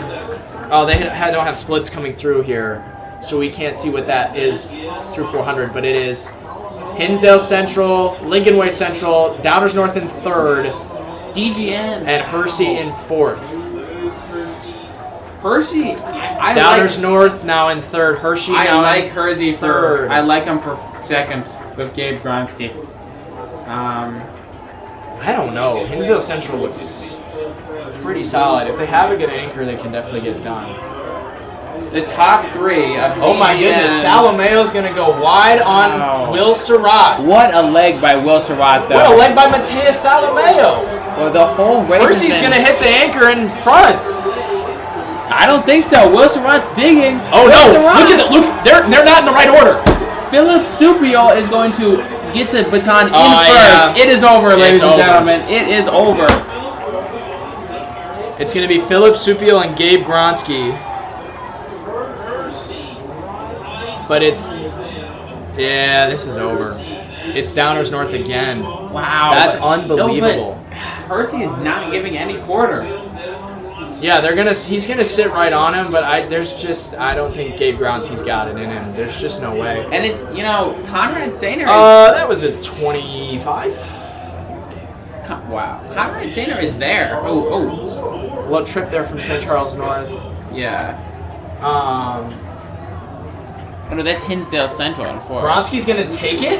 What? Wow. Gabriel Gronsky Gabriel from Gronsky Hershey's is now going to taking lead it with a lap to go. Philip Supiol. Oh my goodness. And This is going to be a 52 for Gabriel Gronsky. Wow. Philip Supiol in 2nd. Wow. I do not like this. This is bad news for Gabe looks Gronsky. good. But Supiol Yeah, goes around. Could Supiol's this be gonna sub go 150? Could this be sub 150? I don't think so, but Supiol's Yeah, opened he's up starting a to walk big here. gap on Gronsky. it's at least 10 meters between Downers North and Gronsky. I think it's They're going sub 709 with 200 meters to go. It's going to be sub 740. I don't know how far DGN has under. this sealed up. DGN, wow. The 3-time state champions. They're about to win their 3rd straight state good title race from in the 4x8. What a race from Supiol. What a race. Wow. But it's Conrad Sainer kicking against, is that I Hinsdale think it's gonna Central be and sub St. Charles 150. North to get It's get gonna third. be right at 150. Wow, For Philip three. Supiol as he holds up Philip the threes. Supiol holds up the 3 straight. And Hershey's gonna take 2nd. Philip Supiol is a 3-time 4x8 state champion. Not to mention his 1600 state championship. He is a 3-time 4x8 state champion. They were only at 4 years of high school. That was a 150.25 on anchor leg for Philip Supiol. Wow. And a 155 from Gabe Gronsky. There is no way that was Downers Grove South. Oh, we're idiots. Prospect was in the pinstripes. They were the ones that were out of it the whole time. Downers Grove South just took 3rd. 154 from Conrad Sainer on anchor. 746 for 3rd. It was a very tight finish for 3rd. It was Sainer, St. Charles North in 4th, and then Hinsdale Central in 5th with Lincoln Way Central in 6th. Was that Thomas Szymowski? Did you see him out there? And then York, New Trier, and Prospect closed out your All-State. Yeah, Thomas Serwinski walked it in. They were pretty far behind, and he's got the mile later today, Yeah. so I don't blame him at all. Yeah. Dang. Wow. What a race. That is Supiol's 5th state title. Something like that, yeah. He's got 3 4x8s. He's got an individual cross country. He's And got an an individual individual in the 16. He's also got 2 more team cross countries. He's going to win probably another mile here later today, too. Yeah. By the way, Aurora Central Catholic would have gotten 2nd in that race. Wow. That's crazy. That is crazy. Let's do a field event update. Yes, let's do it. Wow, that was an exciting They're going to race. move to the 4x1s here shortly, but I would like to quickly... let's jump to 6th place. when a high jump is, I think, pretty much over. 5th place. Your rebound. Did Will Noren not? Hold on. In fourth place is Morton. Oh my Thank you guys goodness. for being with us. Will Noren got 8th in the high Third jump. place, Wow. Mohammed Zee. He got out at 6'4". So it's going to be Kaylin Crawford from Flora is your state champ so far, or is winning through 6'7.5", and is likely going to be your state champ. Jack Switek.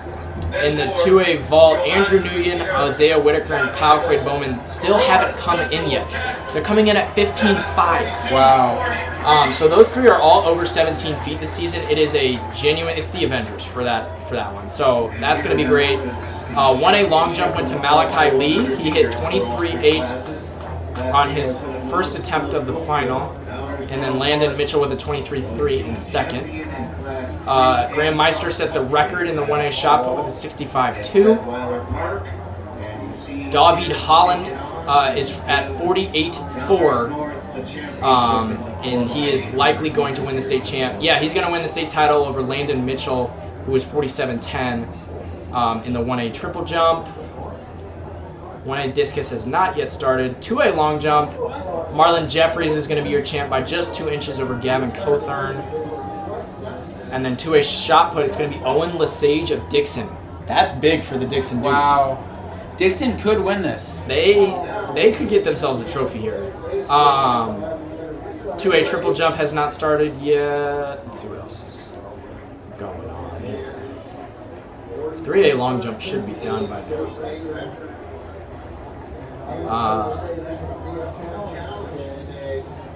I don't know if they've started. Oh no, they have. 3A long jump is done. Daniel Robinson is going to take the win with his jump from the prelim of 23.8, and then it's Larry Wills and Anthony Edison after that. Braden Missy and TJ Casson and Belleville West scored pretty solid points, taking 5th and 6th. 3A shot put went to Joey Blockwell of LaGrange Lions with his throw from the prelims. And then Patrick Peterson in second from Dunlap with a 63-foot toss. 3A triple has not started yet. Don't think 3A disc has started yet either. Yeah, so now we are going to move to the 1A 4x1. Simon, you want to announce the field? Absolutely. All right, for the 1A 4x1, we've got Camp Point Central, we've got Pleasant Plains, we've got Winchester, we've got Bismarck, we've got Morrison, we've got Tuscola, we've got Fulton, we've got Timothy Christian, and we've got El Paso Ridley. The fastest time in the prelims was Morrison with a 42.2, followed by Tuscola with 42.8, and we also had Bismarck, Timothy Christian, and Fulton all under 43. So Morrison favorites. Yeah, Morrison is looking to break their state record, or a state record from Heron High School. 42.13 is the time to beat. They ran 42.25 in the prelims. And they have definitely the best 1A sprints team I've ever seen with my own 2 eyes. They ran 126.47 in the 4x2 earlier in the prelims, which would be, not only would that make the final in 3A, that would be probably a top 3 or 4 team. I mean, and this school has maybe 400 kids. Wow. It's a small school. And 1/100th of their team, of their school, is really good at the 100. Yeah, pretty much. But Levi Milder and Brady Anderson are they went 1-2 in the 200 last year, and they're likely going to do it again. The only thing in their way is Camden Flenner from Tuscola, who ran 23.13 in the prelims. I would think about they're only probably, if it's a school of 400, they're only 200 boys. Therefore, 2% of their school has to be really good at 100. Yeah, they just have a really good sprints coach. I don't know. They grow on trees. They were the state champs last year in cement. And wow. They're likely going to take it down again. All right, 4x1. Here we go. That is Morrison out of the blocks. The narrow lead. Oh yeah, it's over. Whoops. It dropped. Unless they drop solid handoff. That didn't look amazing, but they are way ahead. They've already made up the stagger on 2 teams. Good handoff on the third exchange. Morrison is off to the races.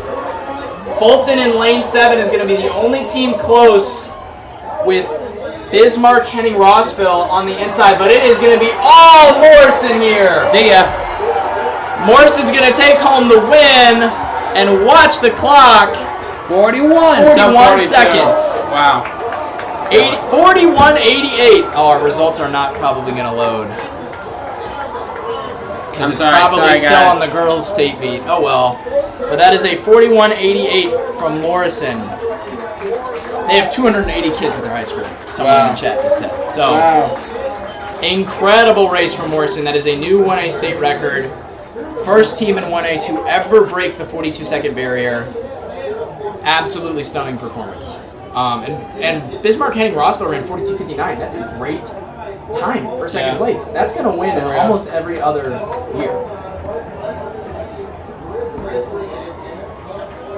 Yeah, there's just not much you can do when you have two guys that run 10.6 on your team at one point. Last year they had three guys that could probably break 22. They had Levi Milder, Zach Milder, Wow. and Brady Anderson.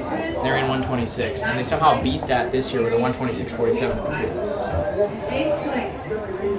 Yeah, that was a pretty sick performance. This 3A 4x1 is about to be nuts, by the way. Belleville East and Belleville West both broke 41 in the prelims with a 40.99. Evanston ran 40.94, and it was the bubble time was 41:35, which was the previous Illinois number 2 for this season going into the state meet. So that's going to be really awesome. But anyways, we got 2A. We got Geneseo, Mascoutah, Rochester, Triad, Metamora, Maple Park, Caneland, Carbondale, East St. Louis, Chicago Hope Academy. Metamora are your favorites. They ran 41:68 in the prelims. They are looking for a state trophy. Pretty big favorites. For a state trophy, yeah. They were gonna go for the title, but their 4x did not make the final. Ooh. And now they are gonna miss out on free points there. So if they want to get the title, they have to win this event. Yeah. Pretty much, they have to win this, the 4x2, and Zach Bourne has to win the 800, and then they have to do something in the 4x4, and their discus thrower has to do something as well. Yeah. And it would be awesome if Jadawan Cranford could do something in the 100 as well. So we'll see, but they are in lane 5. They are the favorites. Rochester has broken 42 this season. Caneland has looked great in the 4x2, and they had a great race in the early. Did you see the picture of them finishing? We know what? From Caneland in the. I'm going to show you. This is a funny picture. It's the most unserious team I think I've ever seen in my life. They ran 42:04 in the prelims, which is great. Hold on, where is it?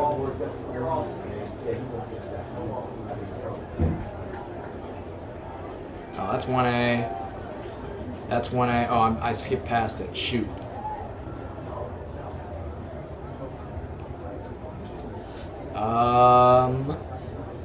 Boom, there we go. Wow. Look at this guy.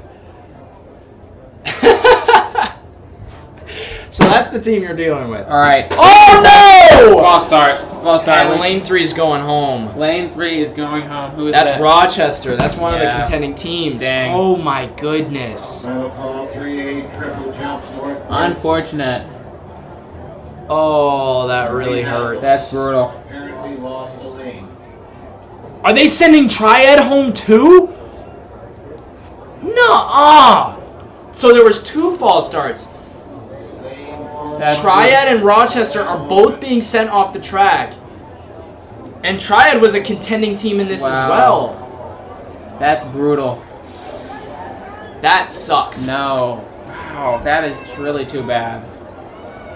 Alright, I'm going to do it again. I gave my opinion on false starts last week. I'm going to do it again this week. I think it's the dumbest rule in track and field. I do not understand why they don't just rerun it. Yeah, it's slower. But this is the state meet. Well, they also give enough time between it. It's not like they're trying to run Yeah, events. we're not in any rush. Let them line up again and let them run. It is dumb. At least once. It's just, it makes no sense because what are you accomplishing? You're clearing out someone who tried to cheat. They tripped over their blocks. Like, let them run again. It's an honest mistake, and it's. Yeah.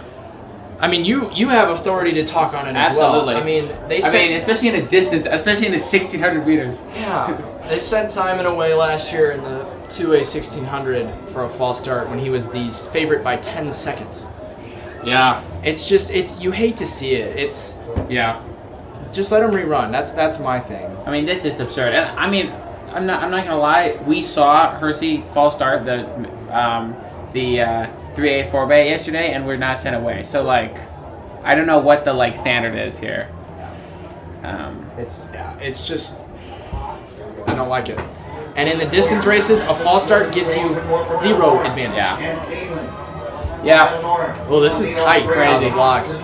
Kanelin's behind a little bit, but it was a beautiful handoff. Bad handoff from Metamora. Bad handoff. Oh no! Man, this is a cursed state meet for Metamora. It's going to be Carbondale and Caneland, and Metamora's got work to do. If Metamora can bring this back, this would be incredible. Mascuda on the inside, but that's lane number 8, East St. Louis. Metamora kind of coming. East St. They're Louis. gonna get second. No, they're going to get 4th. Look at Caneland. It's going to be 41 seconds for Wow. East St. Louis. 41.79 and a huge season East best. St. Louis And Heritage. Caneland is going to take second. Heritage. Oof, duh. That handoff might have just cost them a state title. Yeah, well, that was a chaotic. 2 false starts for Rochester and Triad. Metamora, one of the favorites for the whole state title, And East St. Louis comes out on top. has a real bad handoff. East St. Louis. Did East St. Louis run that with Myson Johnson? Do you know about this dude? Oh, they did. Myson Johnson Cook was on their second Wow. leg. So East St. Louis has a dude who transferred from Texas, ran 10:31 as a sophomore. Whoa. But is committed. He's like a 5-star recruit for wide receiver, so he's Wow. already committed, and he's 6'2", 235. He's Wow. a big dude, and he ran 10:61 in the prelims yesterday. So that's like their star sprinter this year. Dang. And he's been really solid. But this is going to be a good race right here, the 3A 4x1. We got Bradley, Bourbonnais, Barrington, Maine South, Chatham Glenwood, Evanston, Belleville West, New Trier, Belleville East, and Homewood Flossmoor. So, take a look at the relay card. It does not look like Zion Morrison is running. I was told that he was, but he's not listed, so that, I mean, to me, makes it sound like he's not going to run. So Evanston, Belleville West, and Belleville East are your teams to watch. Chatham Glenwood had a great race in the prelims as well. I like Evanston here. They set the all-time state record in the 4x2 earlier this year. They ran 40.94 in the prelims. It's going to be, I mean, it's going to be down to the handoffs, but I think this is Evanston's race to lose. Yeah, it's tight though. I mean, this is not as cut and dry as it looked like the last 2 4x1s were. Yeah. And even when it is cut and dry, crazy stuff happens. I mean, it's the all 4x1. 4x1 is Yeah. by far the most variable event. You know, it's I would say the high jump or the long jump, but yeah. To each his own. Yeah. The all-time state record is 40.86, and there are 3 teams that are going to challenge that. I think Belleville West with Marcus Bulliner on the anchor has got. The 4x1 is a game of top-end speed, and when you've got someone like Marquez Broner, yeah, it's pretty hard to deny I that. mean, this anchor leg. We got Dalen Donaldson. We got Marcus Bulliner. We got maybe Zion Morrison. Don't think so. Has the relay card updated? Yeah, it's No not Zion Morrison, Morrison. so it's going to be Miles Ellis, Charles Dees, Joaquin Jordan, and Barnes. I think it's Christian Barnes for Homewood Flossmoor. They ran 41.34 in the prelims, which is really solid. Choice. No, Zion Morrison has been hurt, Okay. so he didn't run in sectionals in the 100 or the 110 hurdles. Yeah. And here we go, clean start. Really even out of the blocks. If anybody has a lead, it's Chatham Glenwood. But again, this is the game of the handoffs. Oh! Evanston got the handoff! Did you see that? Yeah. Their first leg fell over, but Evanston still got it done. Evanston now in the lead with Homewood Flossmoor out wide in lane 9. HF looks good. HF looks good if they can HF close. looks good, but it's going to be Evanston. It's going to be Evanston all day, every day. Evanston and Chatham Glenwood. And look at Belleville West! the clock. That's going to be 41 seconds. 41:11 for Evanston Township, with Belleville West taking second and Chatham Glenwood in third. Homewood Flossmoor took fifth. That's important because they're going to be still trying to go for a trophy here. Fascinating. Really solid race there from Evanston. The 4x1 again. It's all down to the handoffs, and they nailed that. So great racing there. Disappointing race from Belleville East.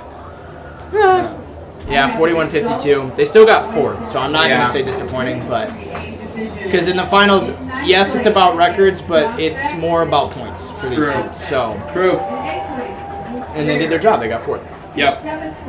Chatham Glenwood is another team that's going to be looking for a trophy here. A third place finish in the 4x1 definitely helps them out big time. They've got two high jumpers that are going to try and go 1-2 today. So keep your eyes on that. In third place is Downers Grove I'm going to quickly go to the field and see if the 3A high jump has started. Our champion in the 4x800 meter relay in 3A is Downers Grove North with runner Tyler. I don't think high jump has started yet. William Surratt. I think 1A is still going. We got the 1A 3200. Yeah, coming up. 1A just It got is done. Likely, very likely that Chaz Obergefell will remain the leader after this final heat. Yeah, I would But agree. not for sure. And then we've got the 2A and 3A 3200s, which will be extreme. I would say if you're going to watch anything, 2A 3200, any distance event, 2A That's going to 3200. be the best event of the day. That's the event because we have just It the is an competition. all-star squad. Yeah, Without Carson Kaiser, yeah. ran 907 indoors and then got hurt. And it's still going to be 920 to make All-State. I mean, it's unbelievable. Yeah. All right, I'm going to quickly take a bathroom break, so I'm going to let you call this race Great. on your own. I will be back shortly. See ya.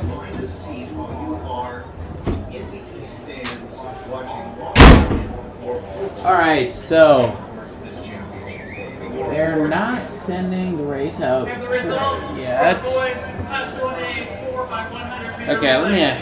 The field for this heat is gonna be Evan Knobloch, who has a season best of 9:32. Aiden Faulkner, Keegan O'Brien, Trevor Crutcher, Caden Hakeman, Weston Hodel, Keegan Duvall, Bo Green, a freshman, Drew Cooper of El Paso Gridley, Elijah Teefy, who has a strong season best of 9:23, Danny Sharp, Blake McLeese, Ryan Driscoll, August Cosart, and Hunter Keister. I would say the guys to watch in this race are Elijah Teefy and Evan Knobloch. We could see a winning time probably in the 920s, especially with the heat, but 920s are very possible. But yeah. 3200s, the third section of each class will now come to the This is going to be a good race. You see class 1A assembling on We've got in front of the clerk not quite out yet. They're standing there. Let's see. Let's check in on some of the field events. One more time. Not a lot new. Within the cities they call home, UC Bank is more than a name. It's a commitment to their After this, we've got the 110 hurdles, which is going to be one of the events of the meet, certainly with several really strong boys, probably headlined by Gennady Turner. In 3A, but also Benjamin Schottel, Jalen Cole. That's going to be an extremely strong race. Later in the day, we've got the boys 100, which is going to be very strong. Here comes Chris Jackson. He's back. The race hasn't even started yet. How about that? What But does the schedule say? We've got the boys 800. 12:10. Oh, we got like 5 already minutes. Potentially going to state record, but it's going to be a fun day. Should we take a little break? Yeah. We'll be All right, right back. we'll be right back at when the the start of 1 the 2 race. mile starts.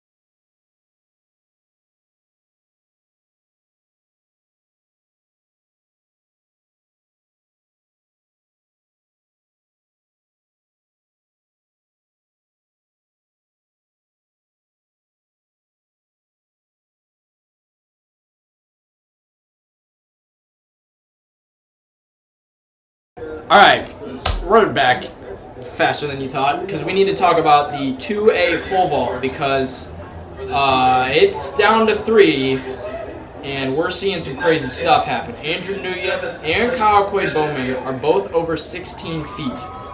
Isaiah Whitaker is over 15.5 and he chose to pass up 16 feet. So it's down to 3. Whitaker currently in the lead with his 1 attempt at 15.5. Kyle Quaid-Bowman missed his first attempt at 15.5, but is perfect other than that, and Andrew Nguyen is perfect. They will be moving to 16.4 here shortly, and the record is 5.2 meters, which is, I believe, around 17-ish feet. So Isaiah Whitaker has like the all-time U18 record or whatever at 18 feet. I really would not be surprised if him, Nguyen, and Quaid-Bowman get over 5.2 today. So we will see. They're going right now, or at least I think they are. Ooh, close, very close. And Nguyen misses his first attempt at 16.4. He's had the height. Yeah, he had it. He just doesn't have the speed. Oh, no, that was Quaid-Bowman. Excuse me. All 3 of these dudes would win any classification that they are in. So just keep that in mind. I believe Whitaker's going next.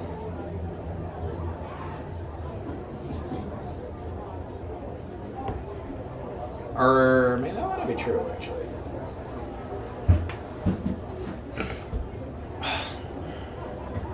OSF on call. No, it's going to be Nguyen going next. When you need it, even between games. Care for minor illnesses and injuries. Has 3A Vault started? No, 3A Vault.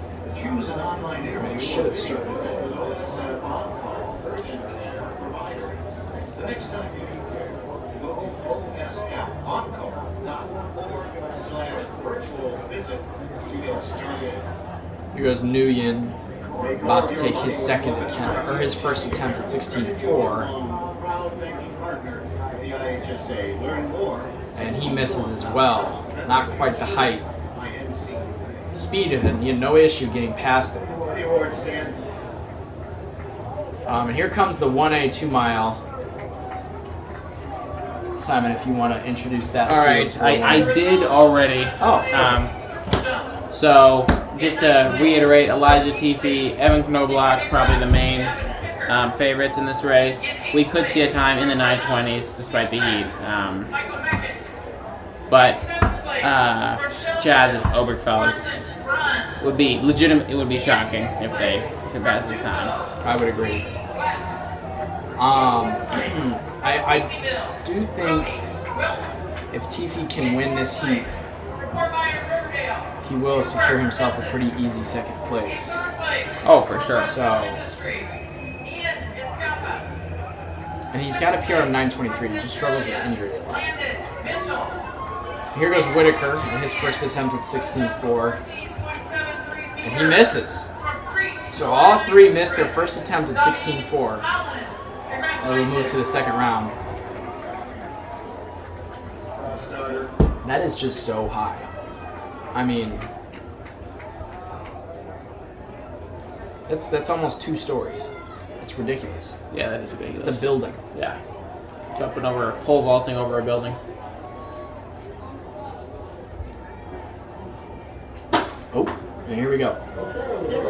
Little stutter there from whoever that was on the inside. Did you see that? Get him out of here. Mm-hmm. Ball start. Yes. Get it going. I think 2A high jump's going to get started here pretty soon. Looks like they're warming up. They took like 18 people to finals for the high jump in both 2A and 3A. So your early leaders are Aiden Faulkner, Elijah Tiffy, and Evan Knobloch. With, I believe that's Trevor Crutcher leading the chase pack, now going to join them at the front. I would love to see Tiffy get a win here. So his junior year, he ran 9:23 indoors. Him and Chaz Obergfell almost tied for the 2-mile. And since then, he's gotten hurt, and Chaz has stayed healthy. And we've seen Chaz break 9 this year. So, like, this kid was mega talented, and he just has had bad luck. And so I feel like if he is able to get 67 first lap. Yeah, they're The moving. entire field under 70. Wow. If he's able to get into second, that would just be a great way to end a fantastic career and a great way to bounce back from all those injuries too. Have you seen him on TikTok? The Speedy's Running guy? No. You know, you definitely have. Okay, maybe. You know who Speedy's Running is? I don't think I have. Barrington in 5th place. It's a fast race. In 4th place is W.E. In 4th place is Glenwood.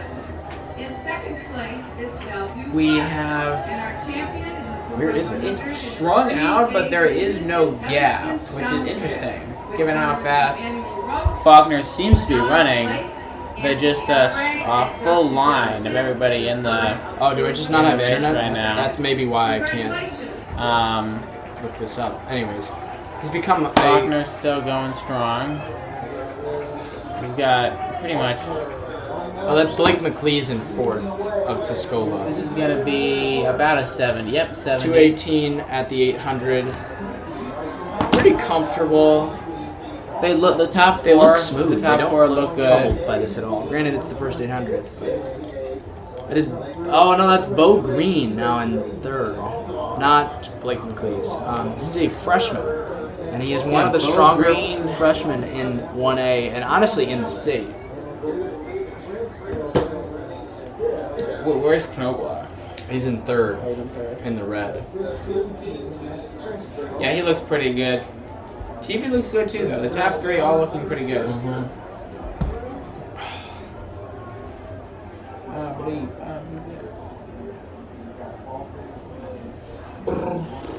I think there's another Elmwood kid in this heat, right? Yeah, Danny Sharp of Elmwood as well. Also a freshman. He had a great cross season. He was not expected to be anything crazy for Elmwood, but he showed up at the state. We ran like 15:30 or something. They're slowing. This is gonna be a. I is guarantee you, this is a 73, if not slower. Now this is gonna be, yeah, we're probably right, 73. Still Faulkner, Tiffy, and Knobloch with Green in 4th. But the chase pack has swallowed them up here. And Yeah, still who is that no going wide? separation. At Keegan to Wall? Might be a kicker's race. Yeah, they might just be down to kick for second. It's pretty good though. For last year, Nikolai Martino just ran a pretty much solo 9:30 True. to win. Kabir in the chat. Says June. He thinks he's Marco Langone. He thinks he's Sean Nero. Ooh, Tiffy's noted gonna take the high runner and June lover. Tiffy now in the lead. My goodness, that was explosive. Tiffy's not going to take it. Wow. Tiffy. With a solid 5 meters on him, between himself and Evan Knobloch. Probably looking to cover through the mile. This is going to be probably about a 5. 73 as well, but I think he was just sick of... He has broken it open. Yeah.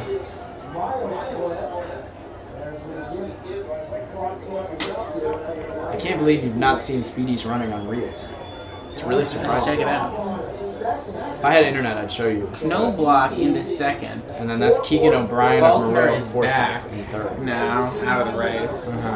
Keegan to what you said? No, that's Keegan O'Brien of Monroe Forsyth, who's also a freshman. There's a lot of But freshmen he's in this falling field. back, so it's Knobloch and Tiffy, who looks. This has She's been definitely really, gonna get caught by Knobloch. at some point, yeah. It's really back and forth. Yeah, interesting race for sure. And the results of the Class 1A. Yeah, Knobloch's reeled him in now. St. Thomas, Woo!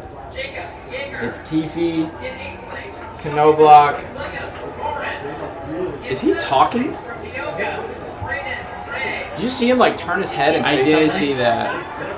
I don't. What? I can't tell. Like what's he? Knobloch is Is he in lane 2, seems to be looking to go around Tiffy. maybe like a 73? Well, it goes back in. No, he's going to slide behind. He's just going to chill out. Yeah, I support that. I agree. That's Trevor Crutcher now in third, ahead of Keegan O'Brien. 73s, 72 for Knobloch. Crutcher's now really And good. Crutcher. It's not a huge gap between Odd back Knobloch and forth Crutcher. race. Very interesting. Yeah, they like to form gaps and then the gaps shrink. This is really There's weird. still a good number of runners within 40 meters. Crutcher now in a close third. He's narrowly trailing Knobloch. Might end up taking it from him here. Most of the field is basically still there. Yeah.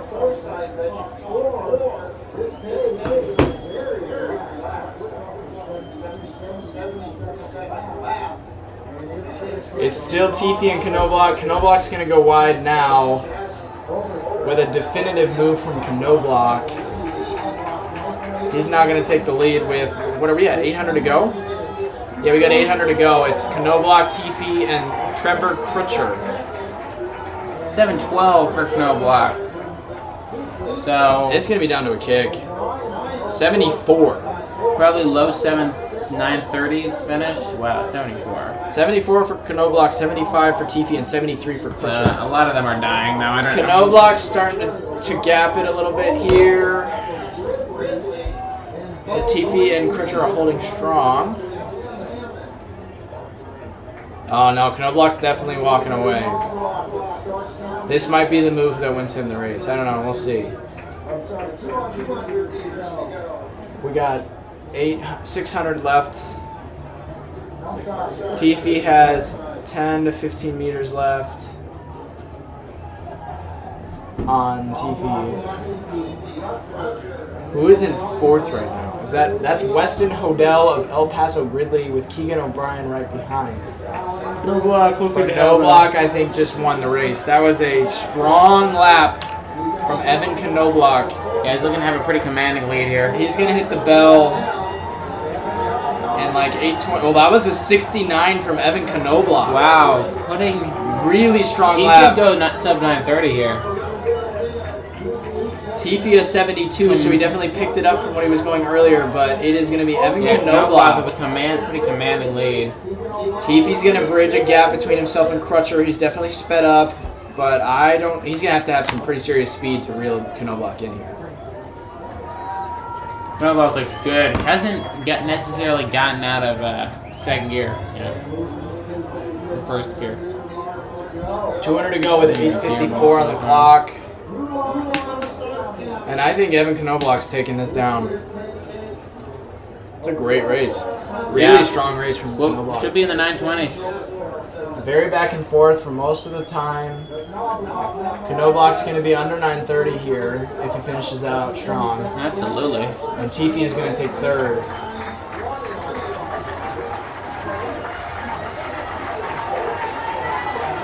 All right, so And look at that. For This is going to be second. low 930s. 931 For Evan second. Knobloch. And He's going to take Tiffy, second. And Tiffy is going to look back, and he's going to walk it in for 938 for third. third. A couple guys in the low 940s. Evan Knobloch's dead on the ground. Look at it. Wow, it's hot. Yeah. I feel hot.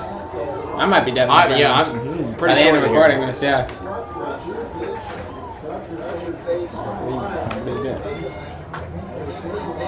So, Chaz Wow. Oberfell ends up taking the win Oh wow. from the slow heat. We've got Oh this my goodness. guy. Wow. Wow. That was a Cooper tier at the finish line. You Yeah. seen that race? I did. Is that Keegan DeWall? I don't know. I have seen that race. I believe it was, yeah. No, Gave that it everything. was Hudson Pope of Winnebago, I think. Interesting. Or it was either him or Hunter Keister. But your All-Staters are Chaz Obergefell, Evan Knobloch, Elijah Tiffy, Weston Hodell, Keegan O'Brien, Trevor Crutcher, Caden Hageman, Cameron Rodell, and Bo Green. Cameron Rodell from the first heat was able to secure his All-State position with a 949. So good Okay. stuff there. Here it is. This is the main event. Prepare yourselves. This is going to be the best event of the day. Everybody get on the live stream. I cannot wait to introduce this time. All right. This is... So, here is your field. Max Weber of Civic Memorial, Liam Bettis of Taylorville, Everett Swanson of Morris, Kyler Swanson of Morris, Quade Berger of Richland County, Adam Perry of Eureka, Thomas Jochum of Glenbard South, Ellery Shutt of Woodstock, Maxwell Kirby of Notre Dame, Grady Smith of Johnsburg, Gabriel Greer of Marion, Raphael Greer of Marion, Sean Cabe of Normal University, and Maxwell Carter of Morton. In the slow sections, Vinny Guillon ran 9:26. We will see if that holds up. Something tells me It will it's not going to hold up. Not with the Greers in the race. Oh, no, The Greers no way. love to- The Greers are going to take this out in a smooth 4:30. Raphael Greer was second last year. Weber was third. 2 sets of identical Kyler twins. Swanson was fourth. Yeah, interesting. Who is the best set of identical twins in the 2A? Shoot, the Swansons looked Of so 2A good in the mile juniors, yeah. earlier this morning or yesterday. Kyler Swanson right to first with one of the Greers behind him. Yeah. So that's going to be one of the Swansons, both of the Greers, and Liam Bettis in fourth with a big chunk of people. Behind almost them. the same thing that happened last year where Gabriel Greer Gets shoved off the track early in the race. got shoved off the track. Almost just happened 33 again. seconds. Quade Berger is on my the pick to win this. inside. I believe in You think Quade Berger's going to win I this? think Quade Berger's going to win this. By the way, Man! Isaiah Whitaker just cleared. Let's take a look.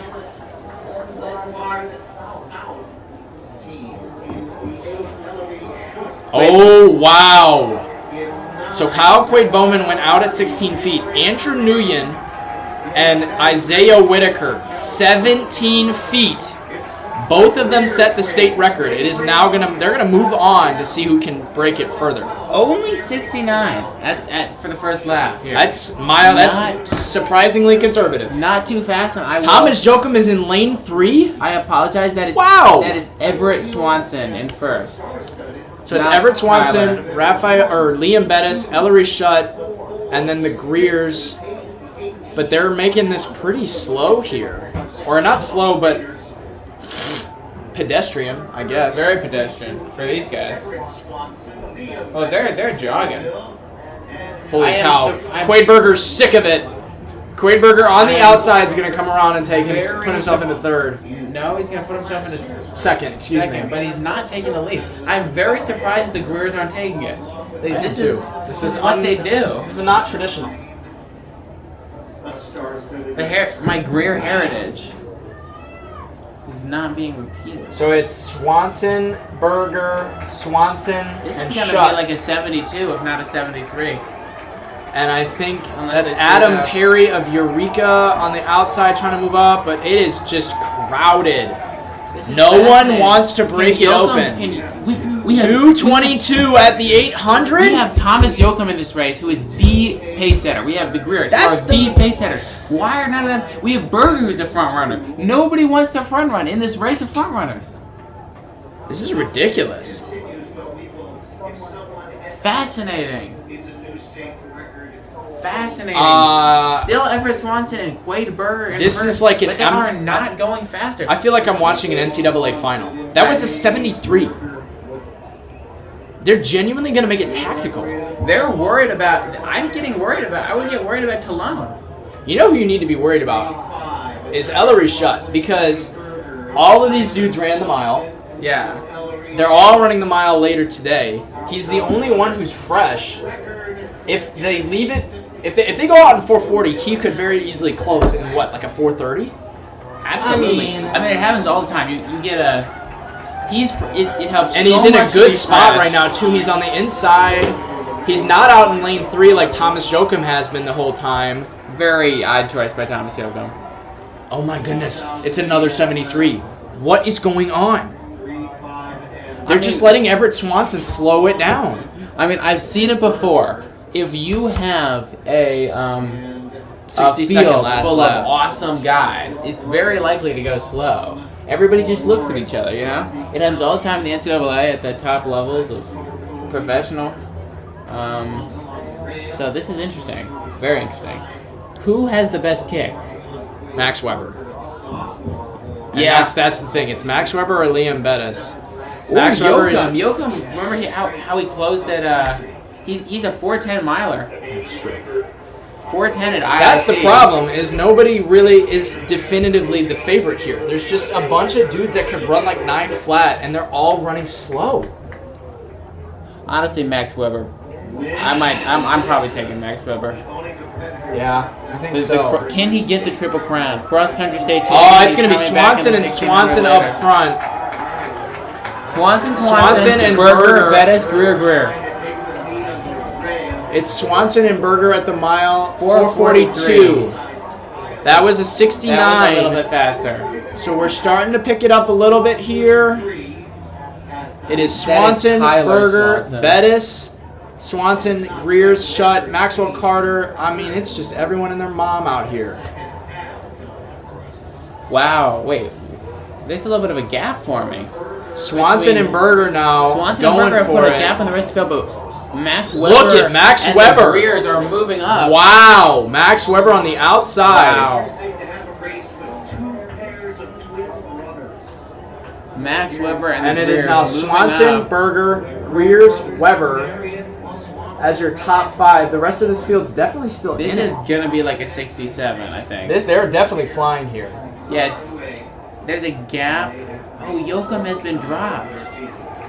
Yoakum's who- kind of just chilling in the back. What's No, going no, on with Yoakum?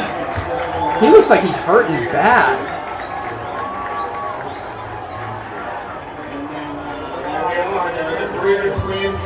It's going to be 5:50, so they definitely sped up. That was a 67. Yoakum is out of it. 60. I have seen the Greer twins for 3 years. Fascinating. Just keep improving. 67 for Swanson, Quaidberger, and the rest of the field. That is interesting. And it is now a definitive group of 7. But Liam Bettis is dropping. So it's It might be Swanson's, slowing down though. Berger, Greer's, Weber, Bettis, and then a couple meters back is Ellery Shutt. Bettis now to the lead. This isn't. I don't like this race for anybody but Liam Bettis because No, I like he's- this race for Max Weber. Yeah, but Bettis has had good position the whole time. Weber's had to go wide several times. Berger's now going to take the lead, and the Greers are going to follow. Group of 6, Everett Swanson. Big season for Everett. Agreed. Yeah, Bettis is not. Bettis is dropping. It's Quaid Berger with 800 to go at 7 flat. Berger and the two Swanson twins still leading, but this is interesting because the Greers are not leading, and they haven't led this whole race. Very uncharacteristic. for I them. agree. But maybe they'll be able to kick This hard. is a strange top group. I was not expecting this at all. Yeah, and Thomas Yoakum is Thomas Jokum far is back yeah. there. But with Maxwell Kirby as well. Oh boy, Max Weber Max just Weber has made gone a to the huge front. move. He has gone to the front. That's the 600 meters to go, and Max Weber just took it. That is the exact same place he took it in the slow heat of the boys 3200 2 years ago. That's true. So, there you go, viewers. It's Max Weber with Max the Weber has Greers a big chasing. gap. He has a big gap on everybody. It is 10 meters between Weber, Greers, Swanson, and Berger. It is not over though. The Greers. And we're going to hit 400 to go, and look at Kyler Swanson. It's 8:05 on the clock. That was a 64 for Max a Weber. couple of seconds. Max Weber's in first. He's opening up a slightly even bigger gap. But Kyler Swanson is Swanson looks getting good. back up there. And then the Greers, and then Berger. Everett Swanson is a little bit back.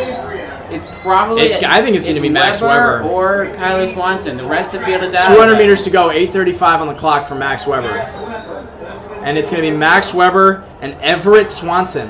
Oh, Everett Swanson. That's Everett Swanson. Wow. No, it's Max Weber. Max Weber's got this too. I think Max Weber's locking this up. Wow, the cross country state champion. But look at Everett Swanson. This is not over. No way. A late surge from Everett Swanson, but Max Weber's going to lock it up in a massive negative split. 9:05? What? What in the world? What was that last mile? 60 seconds. He just closed in 2:05. Wow. He closed in 2:05. What a race from Max Weber. Wow. And Everett Swanson, what a massive race for him. I mean, for a long time, he's been a little bit in the shadow of his brother. But wow. Joachim kicks for the podium. Joachim finishes in 8th with Maxwell Carter in 9th, rounding out your all-staters. No! Vinny Gouillon sneaks in! Vinny Gouillon from a slow heat is going to take 9th behind Thomas Joachim and finish in the all-state. Wow. Okay, so you got Max Weber, Everett Swanson, Gabriel Greer, Quade Berger, Raphael Greer, Kyler Swanson, Liam Bettis, Thomas Joachim, and Vinny Gouillon as your all-staters. Max Weber closed in a 4:22 mile.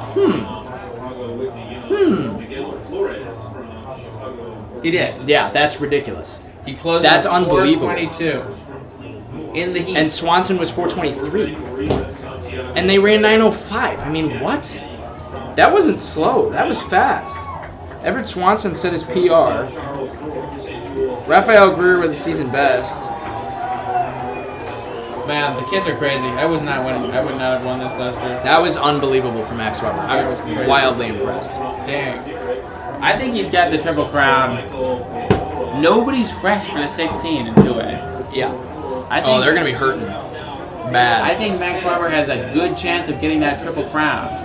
Yeah. All right, we got the 3A 2 mile. We got Sam Asefa of Chicago Lane, Milo Rahandram of Whitney Young, Miguel Flores of Morton, Aiden Connors of Plainfield North, Santiago Chavez of Rivas, Jack Jennings of Fremd, Sam Hill of St. Charles North, Alex Krieg of Palatine, Alex Rodriguez of Berwyn Cicero Morton, Luke Robinson of Prospect, Karanvir Patel of Lake Zurich, Michael Gamboa of Hinsdale Central, Stephen Cox of DGN, and Jack Krasinski of Stag. Alex Rodriguez will not be running. He has not started. I like Aiden Connors here. I'm curious to see what Santiago Chavez does. Milo Rahandram's wearing a hat. Interesting. But there's a lot of low 9 guys here. Sam Asefa ran 9 flat at Palatine. Jack Jennings is 8:59. Sam Hill's 9:02. Alex Krieg is 9:02. That's Sam Asefa out the gate with, I think, Aiden Connors behind. Andrew Nguyen just cleared another bar. Hold on, we're going to the pole vault. 17.6.5 for Andrew Nguyen. U.S. number 4? Wow, Isaiah Whitaker still has to go. That was his first attempt, too. Unbelievable. All right, anyways. They're out hard. They're out very hard. Sam Asefa and Aiden Connors in the 1-2 with Milo Rahandram behind. And that's Sam Hill and Alex Krieg. And I think that's Luke Robinson behind them. That is a 66? 65 open. For Sam Asefa.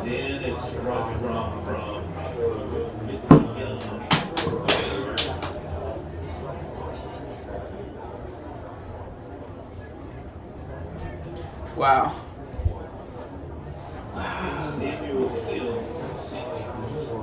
I'm recovering. What a race. The 2A 3200. Yeah, that was awesome to see. Max Weber at Max 600 Weber. to go was just nasty. I mean, he was not supposed to be this good last year. I mean, he's the cross country state champion. He's the Yeah, he ran 920 last year, by the way. 3200 state champion. His mile PR last year was 422. He just closed in his old mile PR. Wow. That's insane. All right, so it's still Asefa, Aiden Connors, and I think that's Sam Hill in 3rd. Rahandram in 4th. Santiago Chavez in 5th.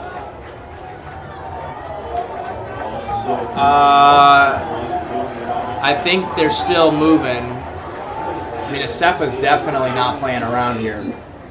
Is he going to be around 215, 214 high? 215 low for Sam Asefa. That was a 68. With Aiden Connors in second. Now, Aiden Connors ran 410 yesterday, which was a huge PR on the mile for him, and he's definitely probably feeling that now. I kind of wonder if he would even run the mile later today. I don't know. We'll see. If he wins this race, I kind of think he'll probably run the mile, but we shall see. Or he'll scratch the mile, but we will see.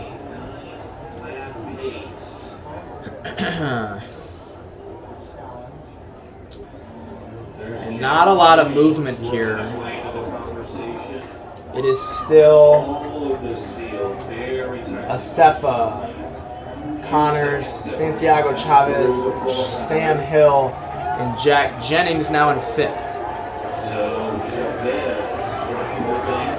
Wow. Chavez was second, or no, he had a gutsy race at the cross country meet at state meet, went out in 9:24, and was not screwing around. He took it to Philip Supiel at the state meet in cross, and is definitely an aerobic monster. 69 for them there. Yeah, 323 323 high. 323 for the 1200 for Asefa.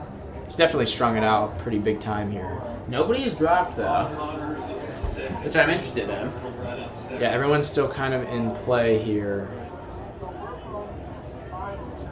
The back half definitely have work to do, but Is Amila wearing like a winter hat? yeah, that's what I said. He's wearing a winter hat. I thought you meant like a cap. No, it's like a beanie. Somebody has got to email him and ask him why that's the case. Email? That's not bad. Interview. I don't know. I've been talking for a while. That interview. I don't know. Don't email him. Interview. Don't hit up my line. Don't email.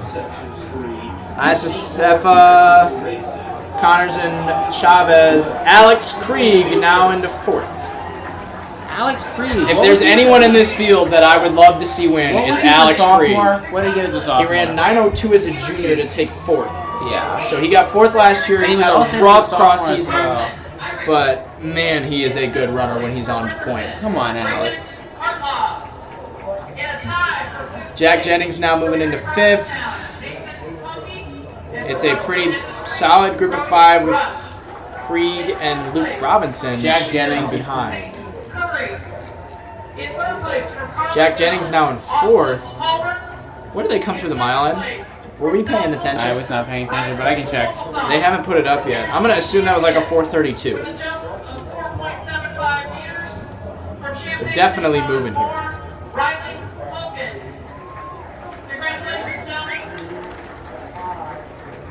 Wow. Hold on. I'm going to go to the pole vault really quick just to see if Whitaker has cleared it. Whitaker is passing. San Diego Chavez, Connors, and Asefa have a bit of a gap on everybody else. I'm so confused why Milo is wearing a winter hat. 5:43. They were through in 4:34. So that was a 69 again for Asefa and the leaders. 4:34 through the Might mile. have been a 70 actually. No, it's definitely a 69. So they're definitely moving. 9:12 from the slow section from Jamie Chandler and 9:13 from Quinn Anderson. You need to keep your eyes on those 2 times because those could sneak into All-State here. But it is Asefa, Aiden Connors, Chavez, and Chavez Jack looks kinda Jennings. good. He looks good. That's the group Chavez before. looks pretty solid. I agree. Chavez looks real solid. Sam Hill and Amilo Rahandram are trailing behind them. This top 4 pack is really close together. Chavez is going to try and go wide here. You're going after him? Yeah, Chavez is going to make the first lead change of the day. Yep, it's going to be Chavez on the outside. Chavez to the front. An Asefa aggressive drops move. back. Connors goes Aiden with Connors him. is going to go with. Jennings. Chavez is hauling. Oh, wow. Chavez is Oh my goodness. going for it. With 2 laps to go, he has opened up a huge 800 gap. meters to go, and it's Santiago Chavez. But I think Connors will Aiden bring him Connors back. in I think third. Connors is going to bring him back. Connors has the best kick in this field, so, and if Chris Quick is watching, you know I'm right. 5 to 10 meters from Santiago Chavez. Jack Jennings and Sam Asefa still in contact. 600 meters to go. Fascinating. Santiago Chavez is all out right now. He is in an all-out sprint. I just don't know if there's much more he can do here. That's kind of what he always looks like, though. True. I mean, I think he's getting second, regardless. Can Connors bring him back? I think he can. I think Connors is going to bring him back. He's not that far behind, and he has the speed to do it. He looks back. But Chavez looks strong, but Connors is 756. reeling. It's going to be a sub-9, yes. I think this might be a sub-9 I for think Aiden they're Connors. closing in 7:57. Aiden Connors has an opportunity to break 9. Athletic done He's that. going wide on Santiago Chavez with 300 to go. It is Aiden Connors by himself. Santiago Chavez has not quite been dropped yet. No, yes. He's holding on, but yeah, this is gone. Aiden Connors looks smooth. Chavez is already at his limit. I think they both go sub-9 now. I don't know. Look at Jack Jennings. Jack Jennings might reel in Santiago Chavez. Maybe just Connors. Keep your eyes on the clock. Aiden Connors is going to break 9. Oh my goodness. So fast.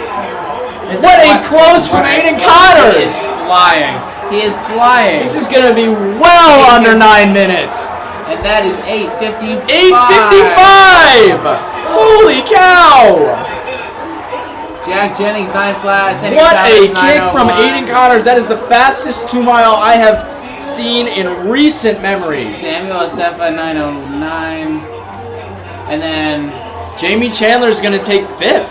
Sam Hill and Emilo are behind Chandler. Hold on. Sam Asefa is going to take 4th. Jamie Chandler is going to take 5th from the slow section. And then Emilo Rahandram 6th. Samuel Hill 7th. Quinn Anderson from the slow section 8th. And Jack Kruzinski is going to take 9th. Connors closing 58. 58. Oh my gosh. 8:55 for Aiden Connors. Illinois number 3. Wait, who's he behind? Supio. And who else? And Who else is he behind? Hold on.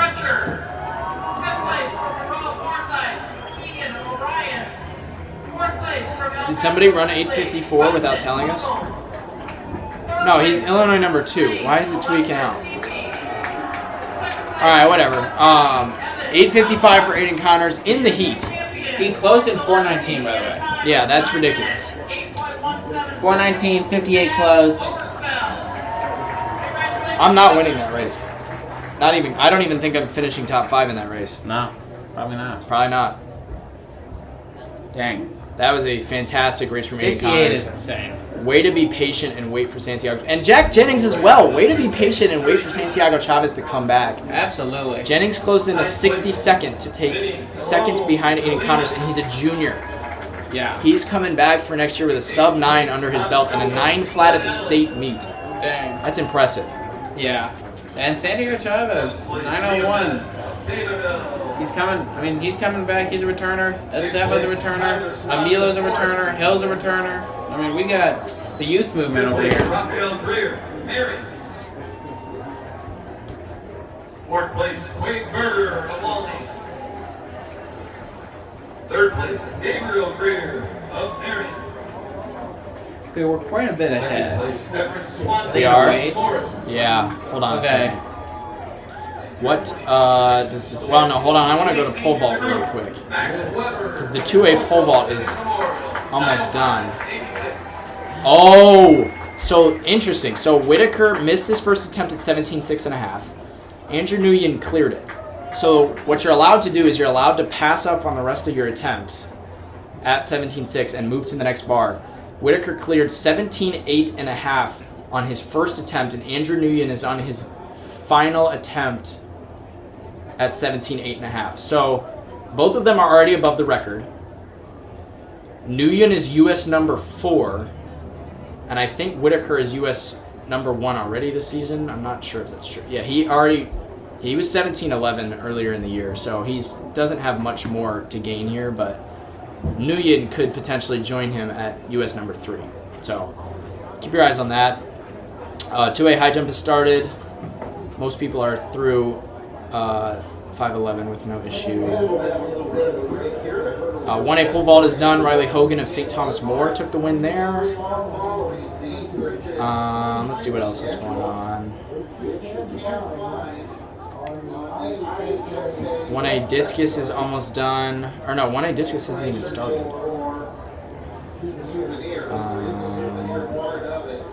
2A triple jump, Victories Thomas is your new leader with a 46.7 on his 4th attempt. Camry Sales is in 2nd. John Tavius Oliver and Tyreek Baker still in 3 and 4. 2A discus, Joseph Friedrich now in the lead with a 178. He's thrown 196 so far this season, so keep your eyes on that. 3A triple jump, Malik Johnson is your leader with a 47.1, and Jaden Jean Paul is in 4th, 46.4. That's extremely important for Evanston's team scoring here, as they are going for the state title. So through prelims, I want to say that Evanston was the favorite, with 54 points. Belleville West is having a great day, though, so we will just have to wait and see. A lot of this is going to depend on the hurdles because Dalen Donaldson and Jalen Cole have gone back and forth this season, and they both could take the win here. So it's going to depend on how those two finish. Interesting. Well, we'll get some water. All right, sounds good.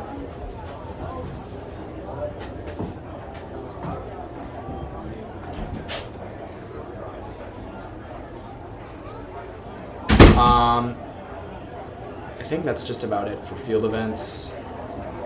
We're going to get started here with the hurdles shortly. I believe the hurdles are supposed to start at 1:10, so we have about 25 minutes. So we're going to take a break until then.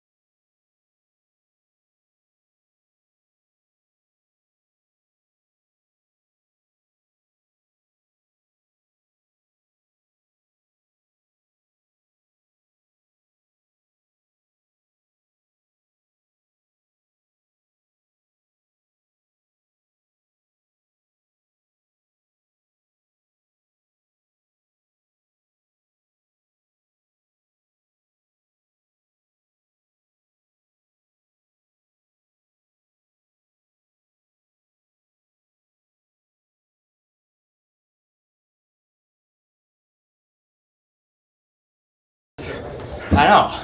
I thought they would have all went away. Shout out to the 15 of you who just stayed there that entire break. Yeah, well, we went down to the track.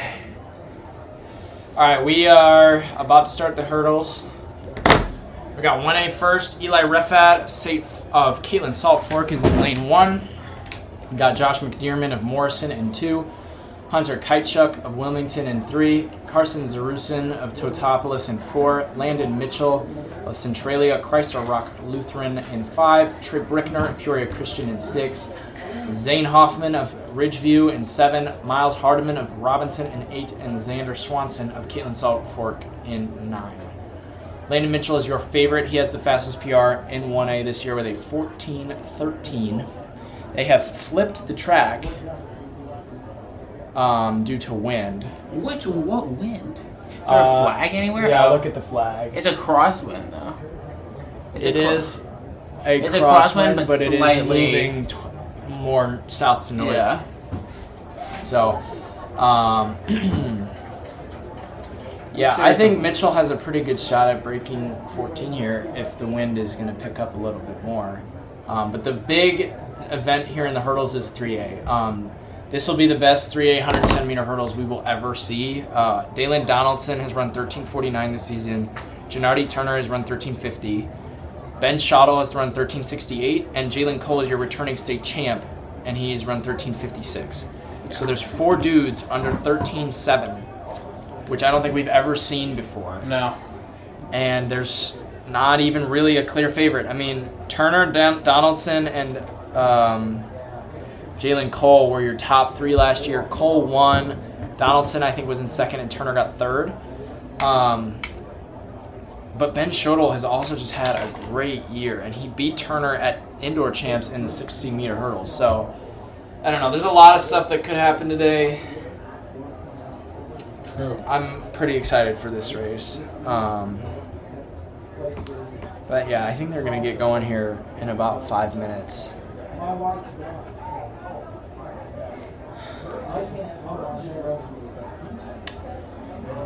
Oh my goodness. It is egregiously hot in here. It is.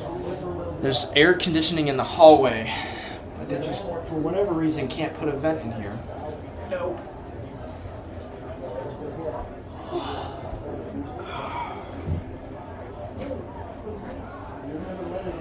I'm gonna be honest, I'm getting kind of hungry now. What's up? Kind of hungry now. Yeah. Let me. Wait, no, that's smart. Because people walking back and hold on. If you sit back a little bit and I could get this box to hold. Oh, use this box to hold a little. Okay. We're putting our brains together. We're in That business. did nothing. Oh, well, now it's kind of. Yeah. We're back in business. There we go. We got the air conditioning. Putting our brains together. Yes. Okay, I'm gonna look at some DoorDash.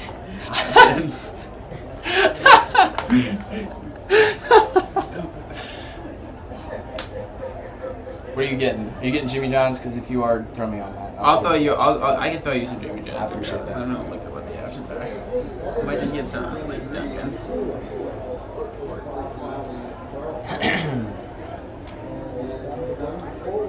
The 17 concurrent viewers right now are actually our biggest fans ever. I agree. Or they just turned. You guys are champs. Or they just left it on. You guys are watching us order DoorDash and use our brains to reinvent air conditioning. One of the two. The races will start soon, in 2 minutes. Yeah, it should be about 2 minutes. Think Hereni's gonna get the state record? If the clouds come back, yes, I think he will. The heat does not affect the 800 as much as it does anything else. No. If anything, it actually kind of helps. Yeah. So, I don't know, maybe. I hope he does. It's been a minute since somebody's ran 149 at the state meet. And he scratched the mile in prelims, and I don't think they ran the 4x4 either. So, he's about as fresh as he's been all season. Yeah. So, I'm hoping he can get it done.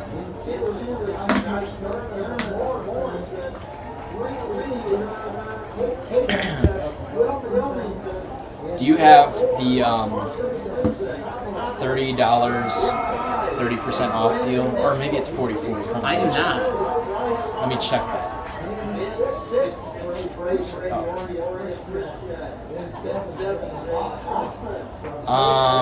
Where are my deals at? Oh, here we go.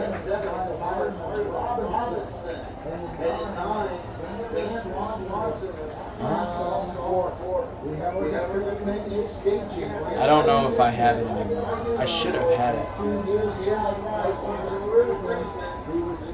I might be able to order two if you need. Do you have a deal? I'm looking. We want Jimmy John's? I think. Wait, here. Jersey Mike's is the closest. I have a deal on Dunkin', so I can add Jimmy John's, and I think still get a certain amount off. What are you getting at Dunkin'? A breakfast sandwich. Oh, that's pretty smart. I already had a breakfast sandwich already, so. I'm gonna get my breakfast sandwich. A Lowland says the AC installation was hype. Appreciate that. Who is Alo? In the chat. Oh, I have no idea. That's fair. Get a bagel. Get an egg. No, I gotta. Oh my gosh! We weren't paying attention! Okay. That's Mitchell in the middle.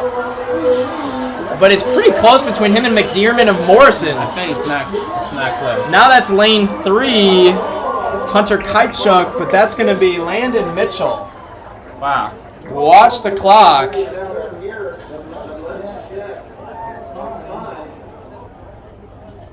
If the time will load. They flipped the track. I kind of wonder if that's 14:11, and it's wind legal too. So a new PR for Landon Mitchell and a state title to go along with it. That's pretty solid. And then Hunter Kitechuk of Wilmington takes second over Trey Brickner of Peoria Christian. And then Zane Hoffman, in his first year of hurdling, takes fourth. He's going to come back in the 300 hurdles. He's actually one of the favorites to win, so keep your eyes on that. We are going to move to 2A, where we have Crew Martin of Morton in lane 1. Maddox Sutherland of Tolono Unity in 2. Paul Reason of Metamora in 3. Nigel Gooden of Cahokia in 4. Amari Williams of Southland College Prep in 5. Keaton Koch of Mount Vernon in 6. Zachary Van Wyck of Palos Heights Chicago Christian in 7. Wyatt Trump of Mount Zion in 8. And Colin Zierman of Morris in 9. Your top seed is Amari Williams with a PR of 14:34 and a season best of 14:35. He will be going against Keaton Koch, who's had a pretty good season so far. He's run 14:43, and it was.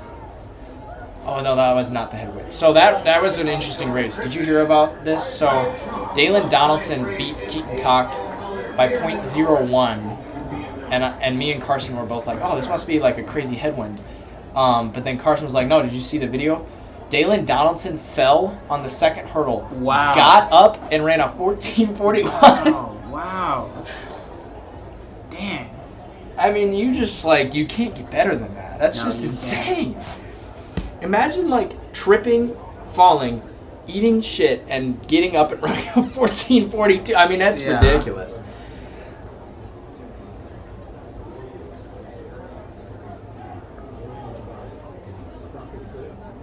Wait, where should I send this address to? Yeah.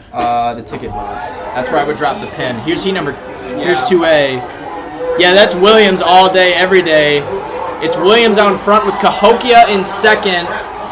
It's going to be Cahokia and then lane 7 Van Wyck. But it's Amari Williams. What a win. Southland College Prep 14:26. It's a great race. And Crew Martin of Morton takes second? Is Morton in the team race? I think they got it, right? Let me check. I'm on. I can check. Hold on. Morton is not in the team race, so that shouldn't make that big of a difference. Or at least they're not big in the team race, so.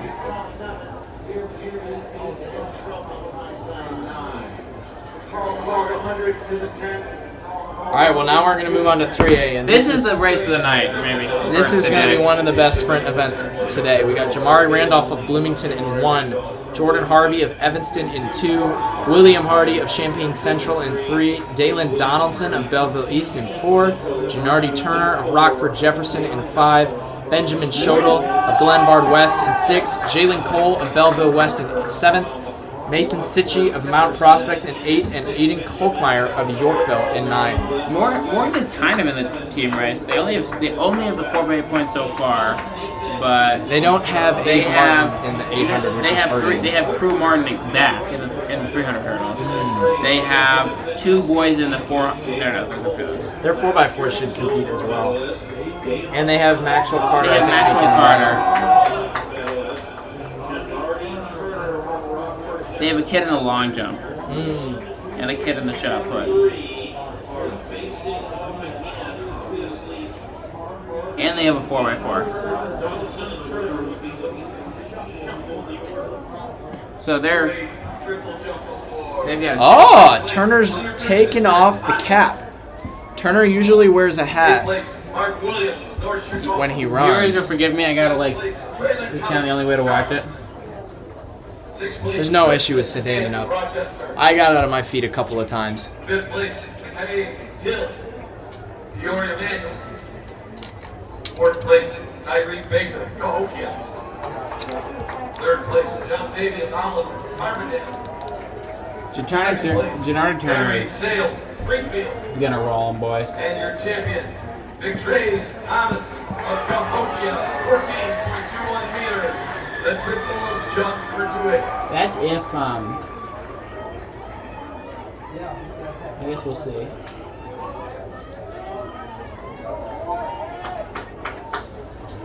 All right, they're getting into their blocks now. If the wind cooperates, state record is in trouble. It's a 1378 set by Gennardi Turner in the prelims.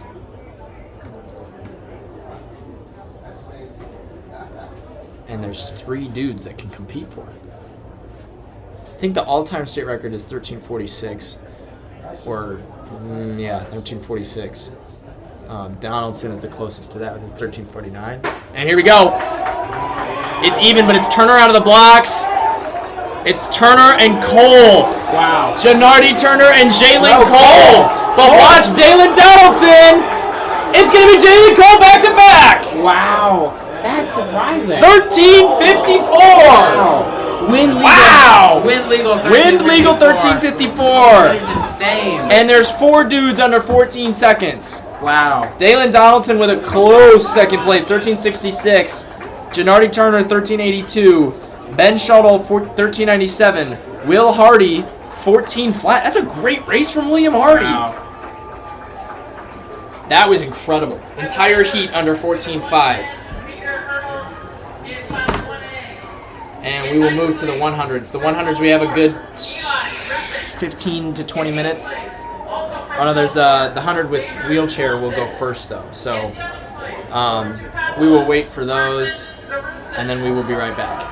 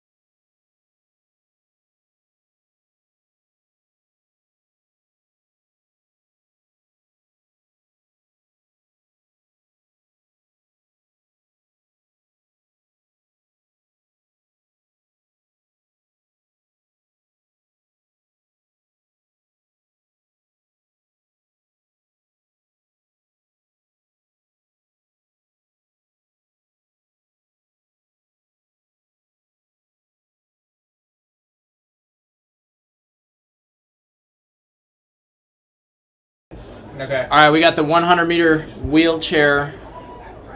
There are 2 athletes. It's Stephen Fulton of Mount Prospect and Luke Sukup of Mascoutah. I think Sukup is the returning state champion.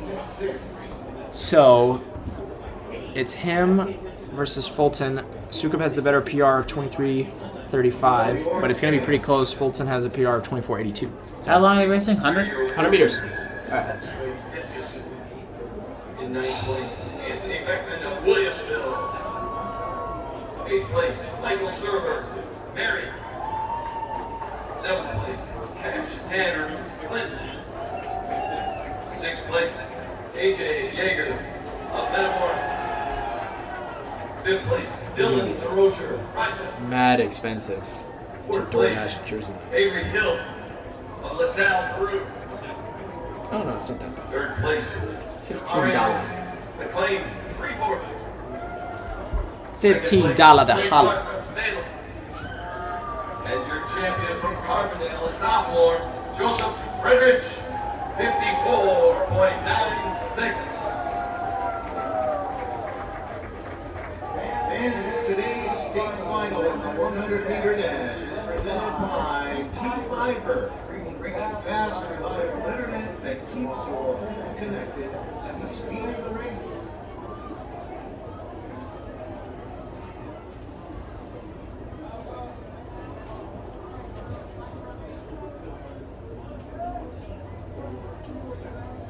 I should probably put you on this because if we have 2 different orders, then we're both going to need to leave and go get it at some point. Yeah, that's true. But wait. Or I guess I could order. I might just like go down at a certain point. I don't know if I necessarily want Jersey Mike's. That's kind of thing. Can you add different restaurants? Yeah, you can. They make multiple stops. Okay, I can Venmo you. Okay. What do you want? Probably just Dunkin'. I feel like it's right there. Yeah, there's a Dunkin'. Registered at 25.17 sectional.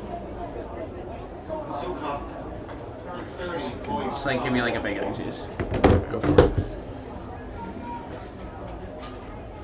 I really should have brought like my pillow or something to sit on because these chairs are driving me crazy.